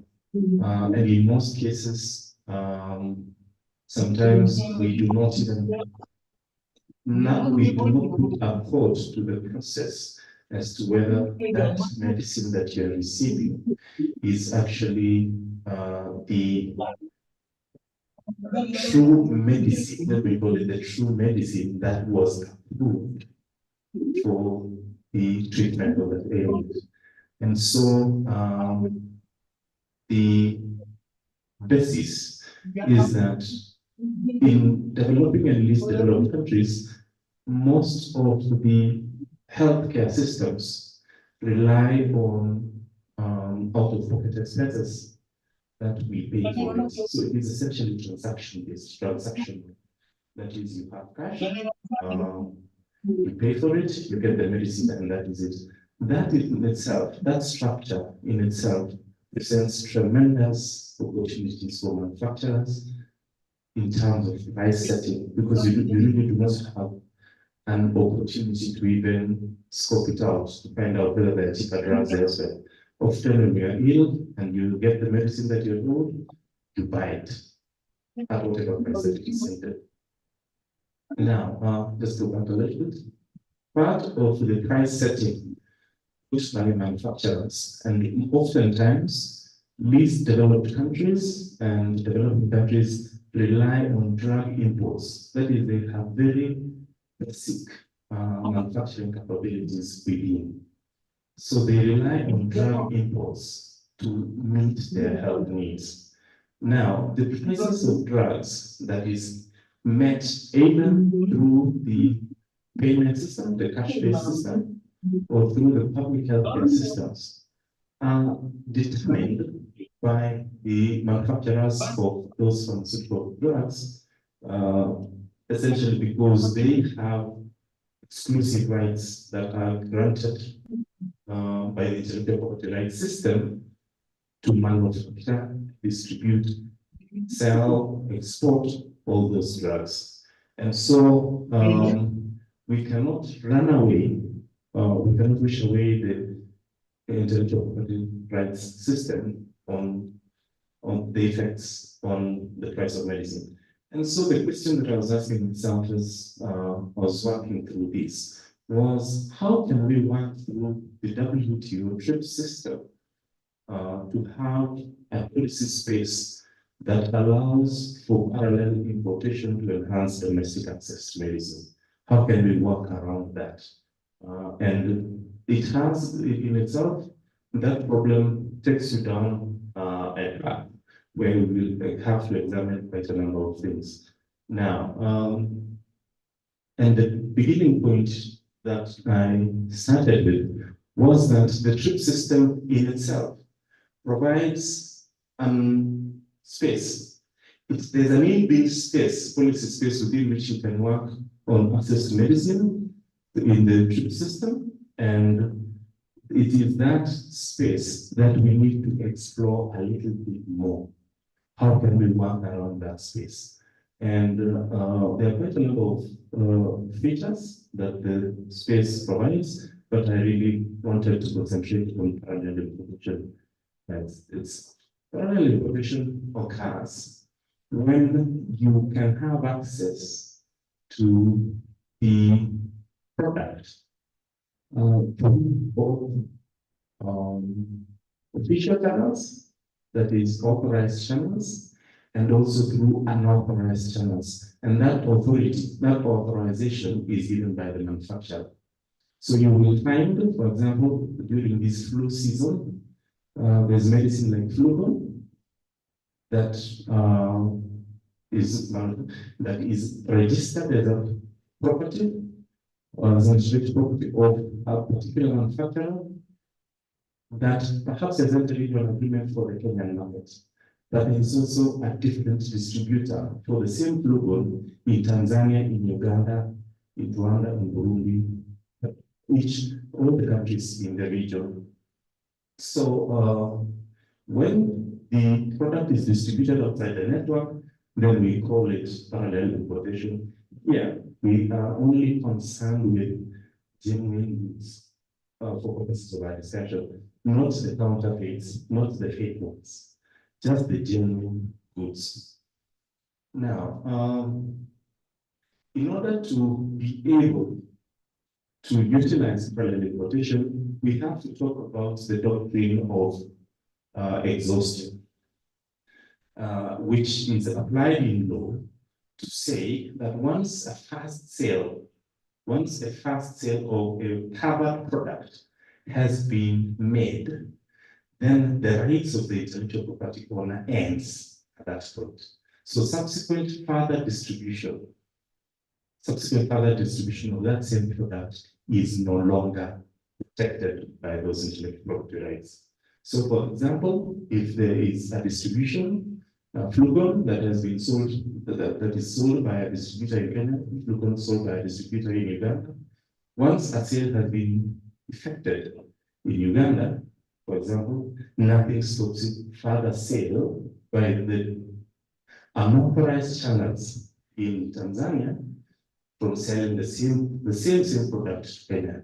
And that depends on the doctrine of exhaustion. And there are three categories of exhaustion that is recognized in law. One is national, which means that once a sale has been effected within the country, then further sale outside the country, then the rights are exhausted nationally, that is within the country only. So that foreign sales, that is sales in other jurisdictions, are not are covered. Regional sale, we can think of the East African community. You can have a regional exhaustion system where a fast sale only exhausts the rights regionally. And international, which is really on the more liberal end, is that once a fast sale has been effected, then the same product can be sold across the world. For purposes of our discussion of this research, we go to the doctrine of exhaustion is covered, or rather, not covered by the TRIPS agreement because of the way it is formulated in Article 6, which provides that for purposes of dispute settlement under this agreement, then nothing addresses the question of exhaustion. So the agreement itself says, don't come to us if you're asking about exhaustion. Figure it out on your own. And so you can talk about Article 6 as being permissive, which is only subject to the provisions of non-discrimination and national treatment. And if you have any dispute about whether a country has adopted the right channel, the right system or not, that is not a system that can be settled. That's not a kind of dispute that can be settled through the WTO system. So the basics then is that the member states of WTO are at liberty to choose whichever exhaustion regime that suits their needs. Now, That in effect means we ought to adopt an exhaustion system that gives us the widest possible latitude, for access to medicine.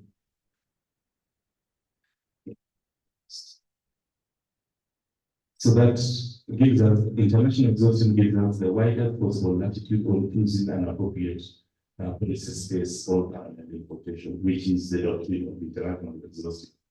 Once we have international exhaustion as a national policy, then subsequent sales, even and purchases for distribution within the country becomes permissible. So you then have more avenues within which you can have access to the drugs. Now, but when you look at the procurement system within, again, importation has its own, has to have a channel of distribution, how do you acquire the products? Most of us, we rely on public healthcare systems, particularly in the developing world. However, as I think I discussed earlier, there are inadequate financing models, weak health insurance schemes. I call them weak because insurance relies on demographics. The more young people you have to contribute, then the better the coverage. But you can only contribute if you are economically productive.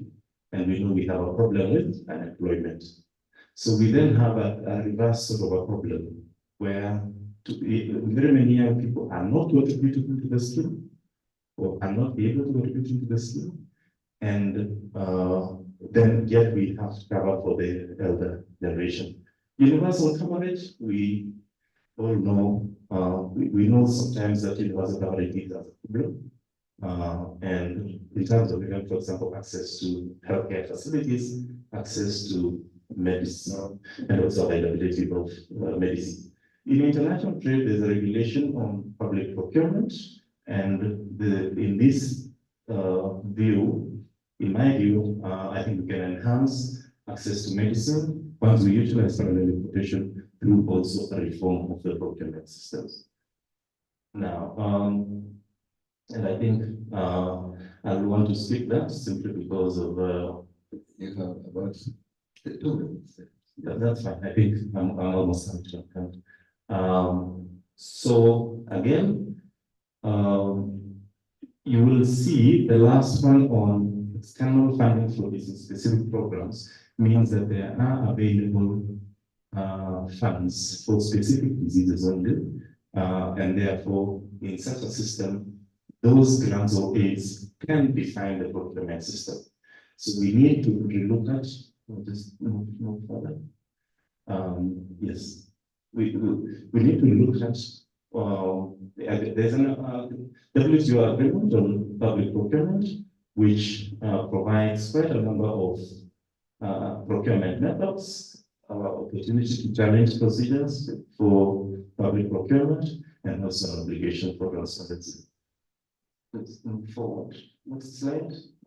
Again, there was an update in the 2012 AGP, for example, to allow for electronic use of electronic procurement methods and additional market commitments and enhanced transparency. And therefore, the best way proposals that I have is that we need, because transparency in procurement is a major challenge, particularly in the healthcare system of developing countries, we need to look at how we can utilize the WTO agreement for public procurement. So I think I would stop there simply by saying that parallel importation can expand the domestic policy space and then reformulate existing public procurement procedures. Thank you very much. Thank you very much. I think you will just be here even if we ask questions. And I'll start by asking you a question that I open it up to. I know the challenges of did you address pricing, especially when they accept the argument to allow prior importation? Could you look at the possibility of pricing and how that accessibility alternative avenues, yes. Do you go into the pricing so that there is accessibility, especially for developing and least developed countries? That's my question to Dr. Wilson to decide. Now I'm opening it up for unfortunately psychosocial. I understood. I understand now my question. So anyway, now former chair, please. The study has talked about pricing of medicines. It's as if if they go through one procurement scheme, it's as if the prices then should be the same in all countries. But apparently this is not the case. You can go and we are looking for a drug in Barcelona, you find it's 500 shillings per tablet. Then you go to another place, somebody's talking about 750 of the same company. And yet these medicines should have been brought by any of these regimes. So now we see as if the issue of difference in pricing is not necessarily because of the regime they have used to procure the drug. There is something the way as the pharmacists do to change the prices. That's why I asked whether Joy was surprised also. Any questions to Joy or to Joy? So I'd like to thank the two presenters for very good presentations. I have a comment for Dr. Mutai. Yeah, I liked the presentation because it is an interdisciplinary resource, because it covers medicine, it covers law, it covers medical ethics, it covers political science and all that. So this is the kind of discourse that would encourage. But I would like to ask a question. Who is going to start or to implement these reforms that we are talking about, the reforms on procurement? Who is going to do it? It's a good thing, but who is going to implement that? For Joy, I would like to comment. You are looking at the psychosocial aspects concerning the caretakers.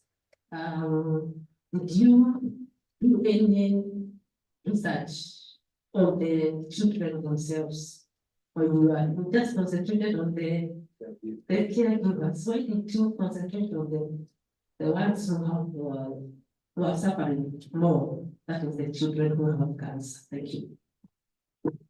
And any other questions? Paul, you the one that was.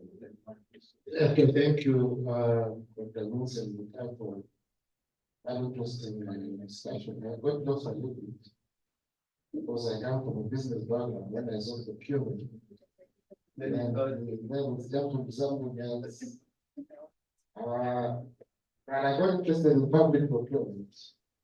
And I wanted to hear how you are addressing the Kenyan public procurement and disposal acts. But we went international. So how can we relate it to especially of now medicine? Yeah, but now in Kenya we are so the KEMSA is the one who has a monopoly of bringing those drugs and distributing. Then I also thought of some of these drugs that we go and buy over the counter. When we look at where they come, they mainly come from India. So this issue of exhaustion and so forth, is it affecting now? Then it is being affected by a single client. I know we have this foreign company. Does it affect the way it is being distributed and so forth? So I really wanted to understand that. And then for the team, wonderful work at that level and undergraduate audience. Oh my God, let's clap for this one. We all the way up to that kind of regression. Some of my master students sometimes tell me it's really high for me. And the confidence of presentation and very clear. But now I one of the psychosocial issues and sometimes it's not to back by some theoretical academic at the moment. No picture of the even those financial components sometimes. Yes, I was. Yes. Would you consider any theoretical of it? Here is behind it. Yeah, psychosocial that. Yeah, thank you. Thank you very much. We would be started. The other part is more that you said it. Please, John. One last question, yes? To who? Opportunity for the online. I really want to appreciate you for that good presentation. I even thought it was success in that. I'm shocked that it is undergraduates. That was well done. And keep it up. It means you are a very good student, potential masters and PhD student of Moi University. So please don't leave it at that. Continue so that I know you will come up with something good. But you talked about the stress on the caregivers. I was just wondering whether you grouped these children according to the severity of the cancer. Because I know there could be a caregiver who is with a child who is recovering. There is hope. And then there is another one who has been told it's just a matter of time if the child is going to be done. So how did you group this? Because I know the severity will be different depending on the severity of the illness. Thank you very much. Joy, please. You have opportunity for the online. You look very good at this.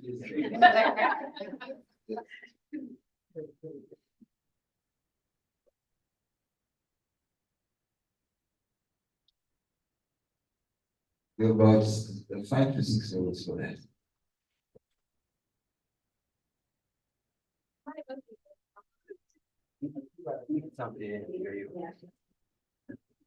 So concerning the question about focus on the caregivers, not the child, as we were doing our clinical placements in the oncology world, the main focus were on the children and the caregivers were neglected. And you could see the stress the caregivers were having when taking care of the ill child, yet there is no one addressing their stress. So we wanted to see how the caregivers cope with the diagnosis, with the treatments. You find a caregiver has stayed in the hospital for more than even 6 months just for treatment, and yet she or he has family at home. So we wanted to have that scope of the burden the caregiver has. And you see in the literature, in review of literature, we found that most of the research has focused on the financial aspects that brings about the stress, yet the psychosocial experiences have been neglected. So that was our motivation to do the psychosocial burden of the caregiver. So on the global aspects, on the theoretical part, we found that from the high-income countries, there is assessing, for example, in our setting here, when a caregiver is admitted, the only psychological counseling he or she will have is just for the treatment, and that is it. And yet, there is no assessment, the continuous assessment of the burden, so the caregiver is left for that. And as we were doing our literature, we found that in the high-income countries, you find that there's that continuous assessment of the caregivers, the mitigation is there for the burden. And as the tool that we have used is a tool that is implemented by the high-income countries to assess the caregiver. So this is just the beginning of our study. We hope that we will have a qualitative study, and we also hope that in future we can have a tool so that we can assess the burden of the caregiver. On the severity of the illness, obviously it's an hospital setting. There's different levels of severity of an illness. So for the ill children, we excluded them because of the level of stress the caregivers had. You find that the child is very ill. So when you start to interrogate the caregiver, they break down. So for that case, you just put the caregiver first, and then for the mitigation to be done, you inform the in-charge nurse so that the caregiver can be assisted. There were those that cooperated to do the study, while others did not cooperate because of the levels of their understanding of cancer. You know, in our setting, most people, when they see cancer, they just see cancer is death. That is a proclamation of death in their home, and it brought a lot of we have a lot of issues of family breaking up, disputes about childcare. So it was difficulty. We had difficulty in that determining the severity, because as for us, we looked at the psychosocial distress, and we find that despite the child being ill, there's also other factors that contributed to the stress. But I can say we did not check on the severity of illness as a measurable tool for us. But we also looked at we excluded for those caregivers who their children were severely ill. Okay, thank you. Doc, please take us up.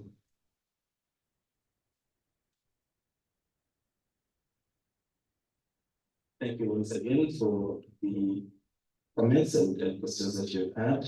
I think one of the reverberating themes has been the question on pricing, whether pricing has been addressed.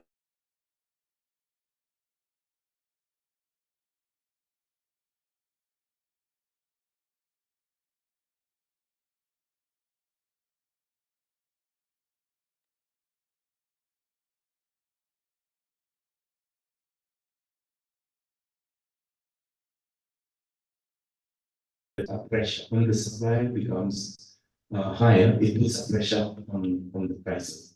Pricing for medicine, even within a nation, there's price discrimination. There's a price for medicine, for example, at Nairobi Hospital, and a price for that same medicine at a healthcare facility in Korogosho. And so the essence of the discussion that I was having was the possibility of expanding the access, and then thus that is how I looked at it. The question on public procurement, I think we have to understand the healthcare system again of developing countries, which is surveys both by the public healthcare sector and the private healthcare sector. For the private healthcare sector, there is very little that you can do because of the percentage of the population that it serves. So the more you do reforms in the public sector, the more the private healthcare facilities will also take cue.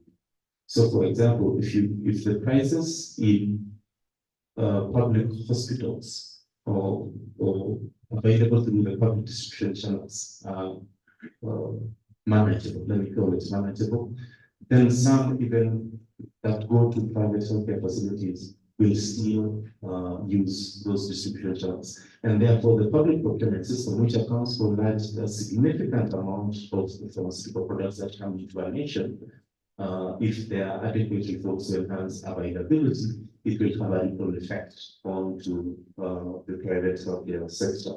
And the Public Procurement and Disposal Act, and I think I needed to talk a little bit more about the agreement, government procurement in WTO. It is a plurilateral agreement, meaning that you only sign up if you want to be bound by it, but you don't have to be bound by it. Kenya has chosen the path for reforming its public procurement system without signing on to the AGP. That means it is having literally the best of both worlds, and that is where you can see one single consolidated entity that procures everything for the entire public sector. And that with it comes with tremendous opportunities for abuse. And so how we procure the medicine is very, very critical for the health and safety of the population. There was a question, there was also a comment about most of the why are we talking about this when most of the medicine that we have is from foreign countries, India, Pakistan, and the like. It's because they themselves have adopted the international exhaustion regime. So they are able to sell their products to Kenya. India is under tremendous pressure to adopt a national exhaustion principle, which will mean, again, limited opportunities for export to countries like this nation. Thank you very much. I appreciate the talk. Thank you very much. We look forward to your book. With that, I have the privilege to say thank you very much for listening in, and thank you very much our rapporteurs. Let us appreciate our rapporteurs. And let us appreciate all of you. And with that, I call this meeting. Let us appreciate the staff. And we have to bring this meeting, this conference to a close. Thank you.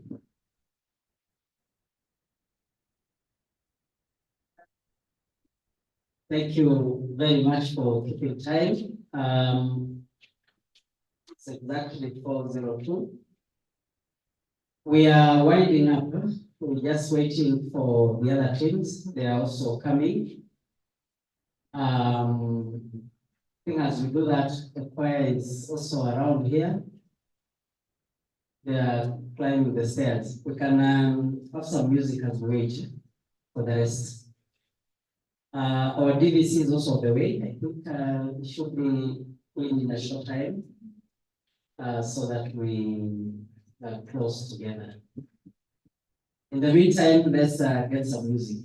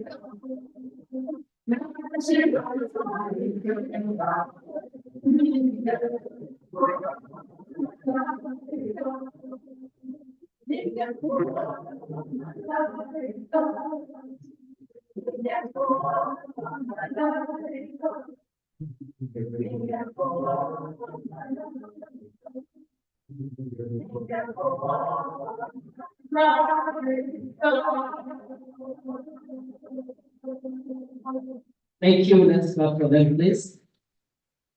We'll allow them to take their seats for about 10 minutes or so. Then we'll call you back for the national anthem. As promised earlier, we are ending our program. The conference is coming to an end, and we want to appreciate all of you for turning up and presenting your papers, and every other person who has done one thing or the other. At this juncture, I would like to call Professor C.J. Odhiambo to come and invite the BBC, who will make the closing remarks. And then Professor Ambrose Kiprop will do the vote of thanks. So Professor C.J. Odhiambo, please.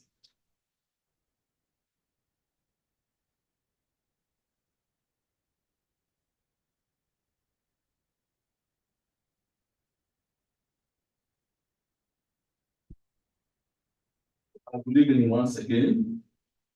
Yeah, we want this last part of the ritual to be extremely brief. So we will not make any remarks. I will invite our chief guest, who is our Deputy Vice Chancellor, to Professor Kiriamiti, to come and give his remarks. And then No, first we'll give certificates, not for everyone, but symbolically. Then the rest of us will pick the certificates from the secretariat. That is mainly the presenters. The rapporteurs and the chairs will have their certificates later, together with the committee. So if we have these certificates ready, then Professor Kori, you can come and do the certificate award ceremony, and thereafter then the DVC will give his remarks, and then was it close it before the vote of thanks? Yeah, whichever works.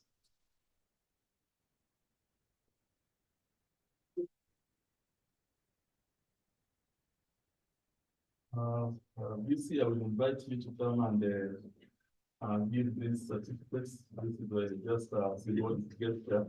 Can we have can I have Dr. Victoria Kuto? Dr. Victoria Kuto.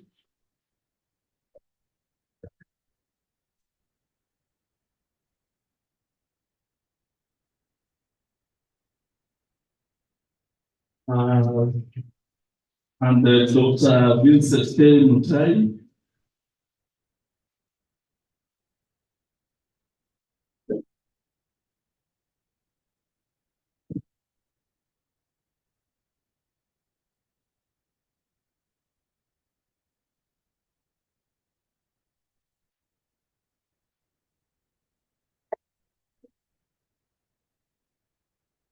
Thank you.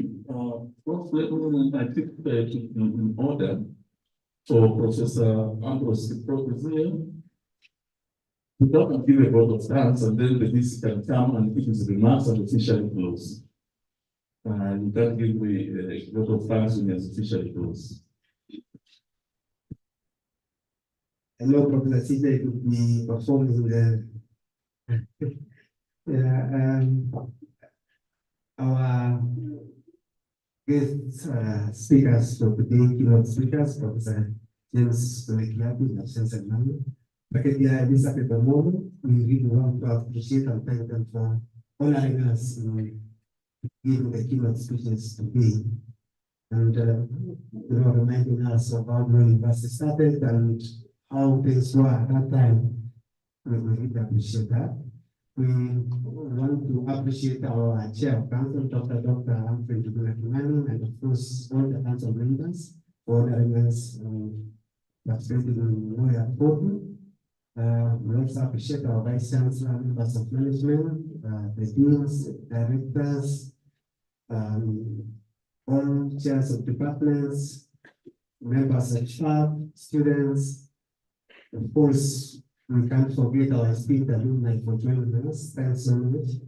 We also appreciate the presenters of today's presentations, the chair of session, the rapporteurs.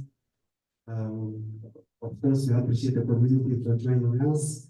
The service providers, we appreciate for the wonderful services, the great news that we have given us, the choir, and for the wonderful performance. Of course, I know we really love to hear it for a longer time, but I'm told today is also a great opportunity for that, and to appreciate all of us for being present today. And for all of us, I would want to request just a brief from the brief factorial of the city, just to say we get the time from the student sciences. I'll add that we do the 5 factorial for all of us. I've seen the director of quality assurance agree with that. So the 5 factorial we do 1, 2, 3, 4, 5, and then we reduce to 4, 3, and 1. I don't know if for someone and so that nobody goes wrong with this. So please, so we start 1.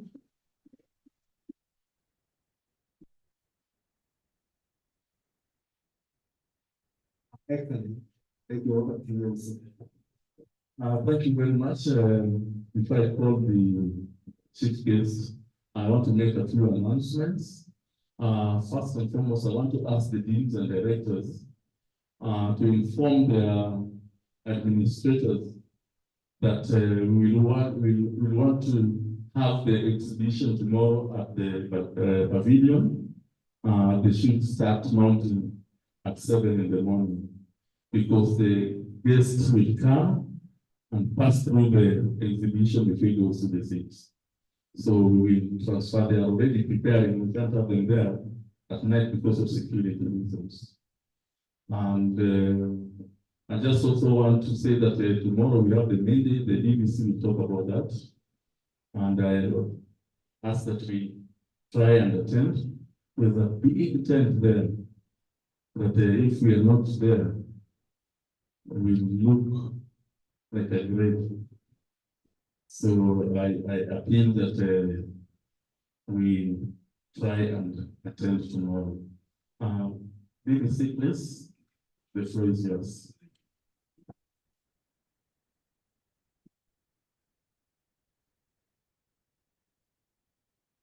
Thank you very much, Professor Cynthia, for this time.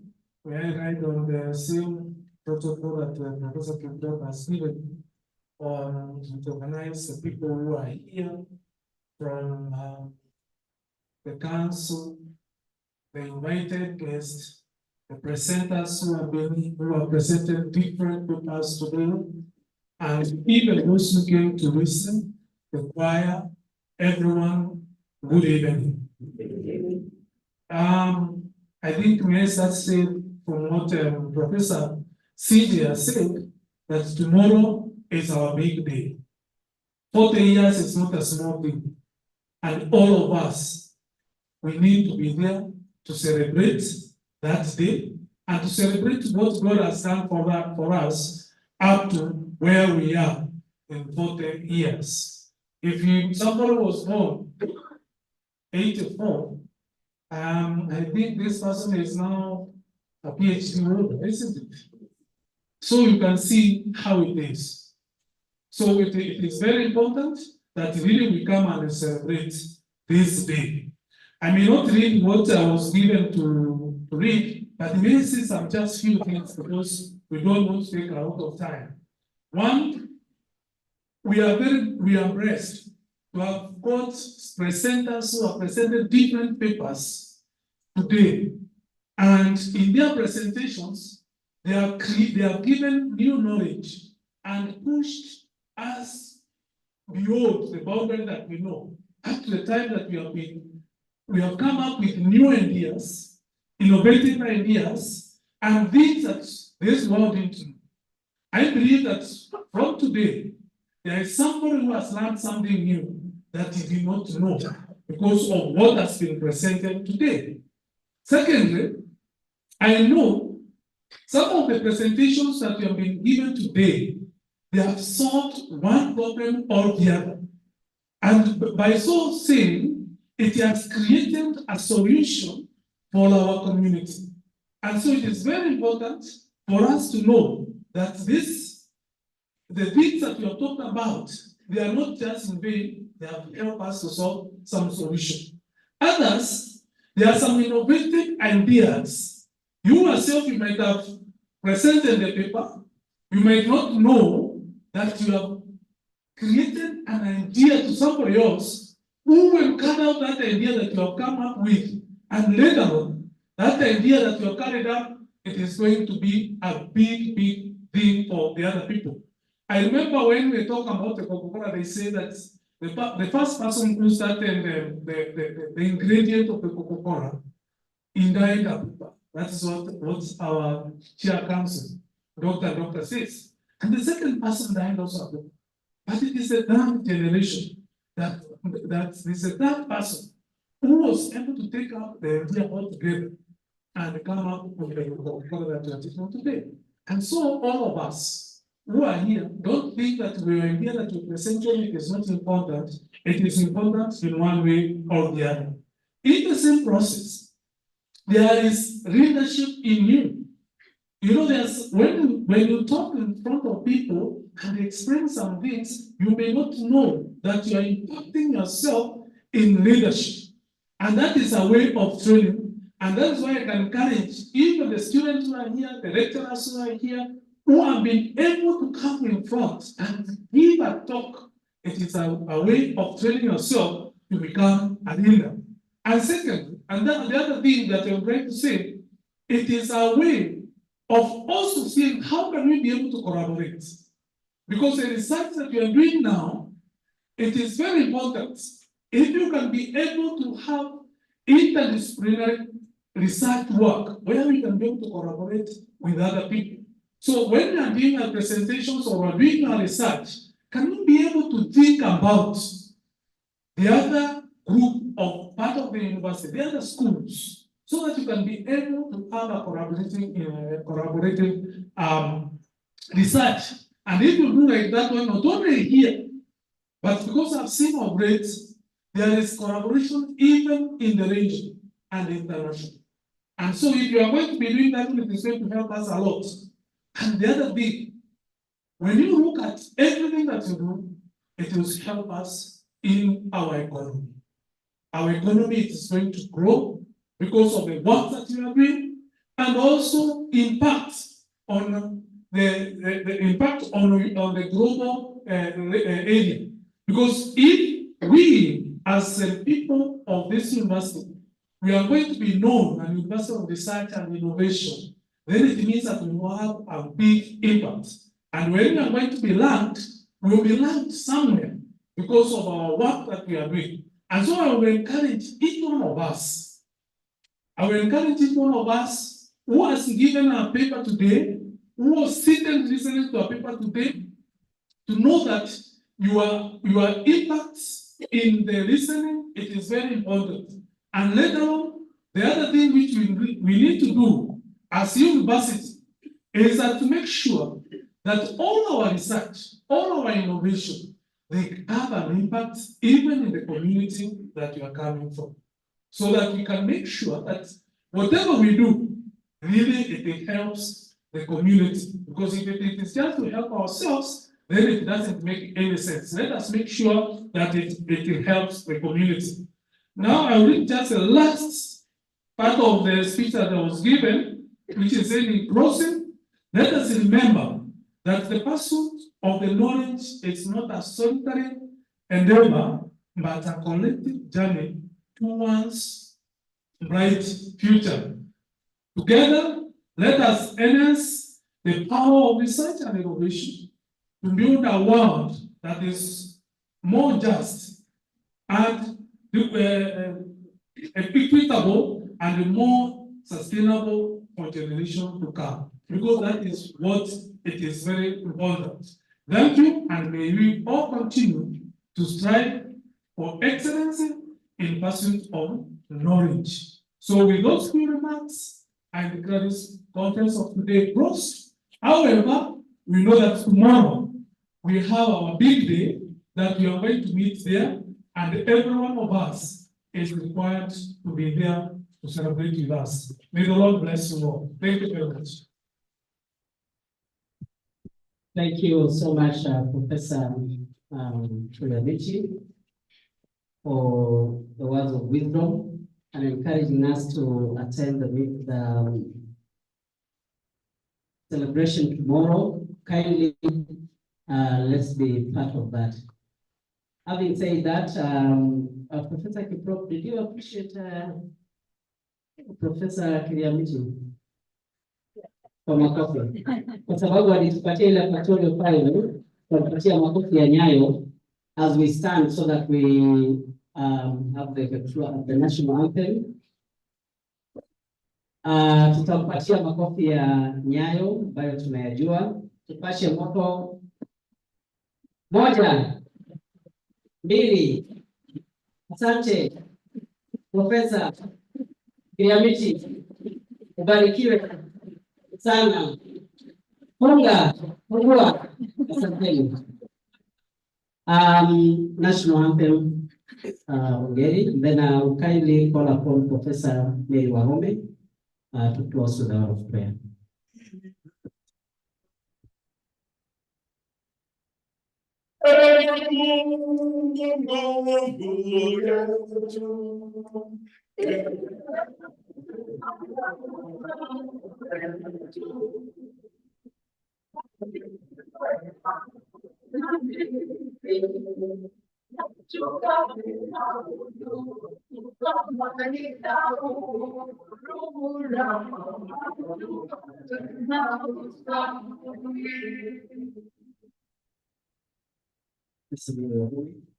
While standing, please,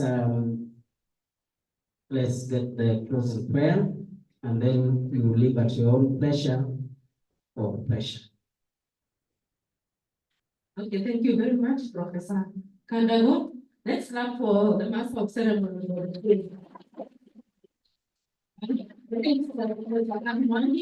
Yeah. Okay, thank you very much. Let us pray. Dear Lord, we thank you this evening for enabling us to be here the whole day. We thank you for Moi University management, so the need to celebrate this day, today and tomorrow, 40 years of my existence as Moi University. We thank you for all members of staff. We thank you for our students. We thank you for all the deliberations that have happened today. We thank you for all the presenters, all the chairs, all the rapporteurs, and everybody who has participated today.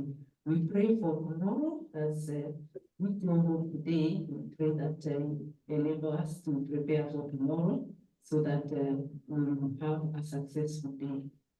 Lord, as we prepare to go home, pray that you go with us. And for the tea break that is ahead of us, we pray that you bless it. We pray this through Christ our Lord. Amen. Sorry, I almost forgot. I think there's some tea and snacks as we go out. Thank you very much for coming. Choir can also do one number. Tomorrow we expect you very early in the morning. Asante sana.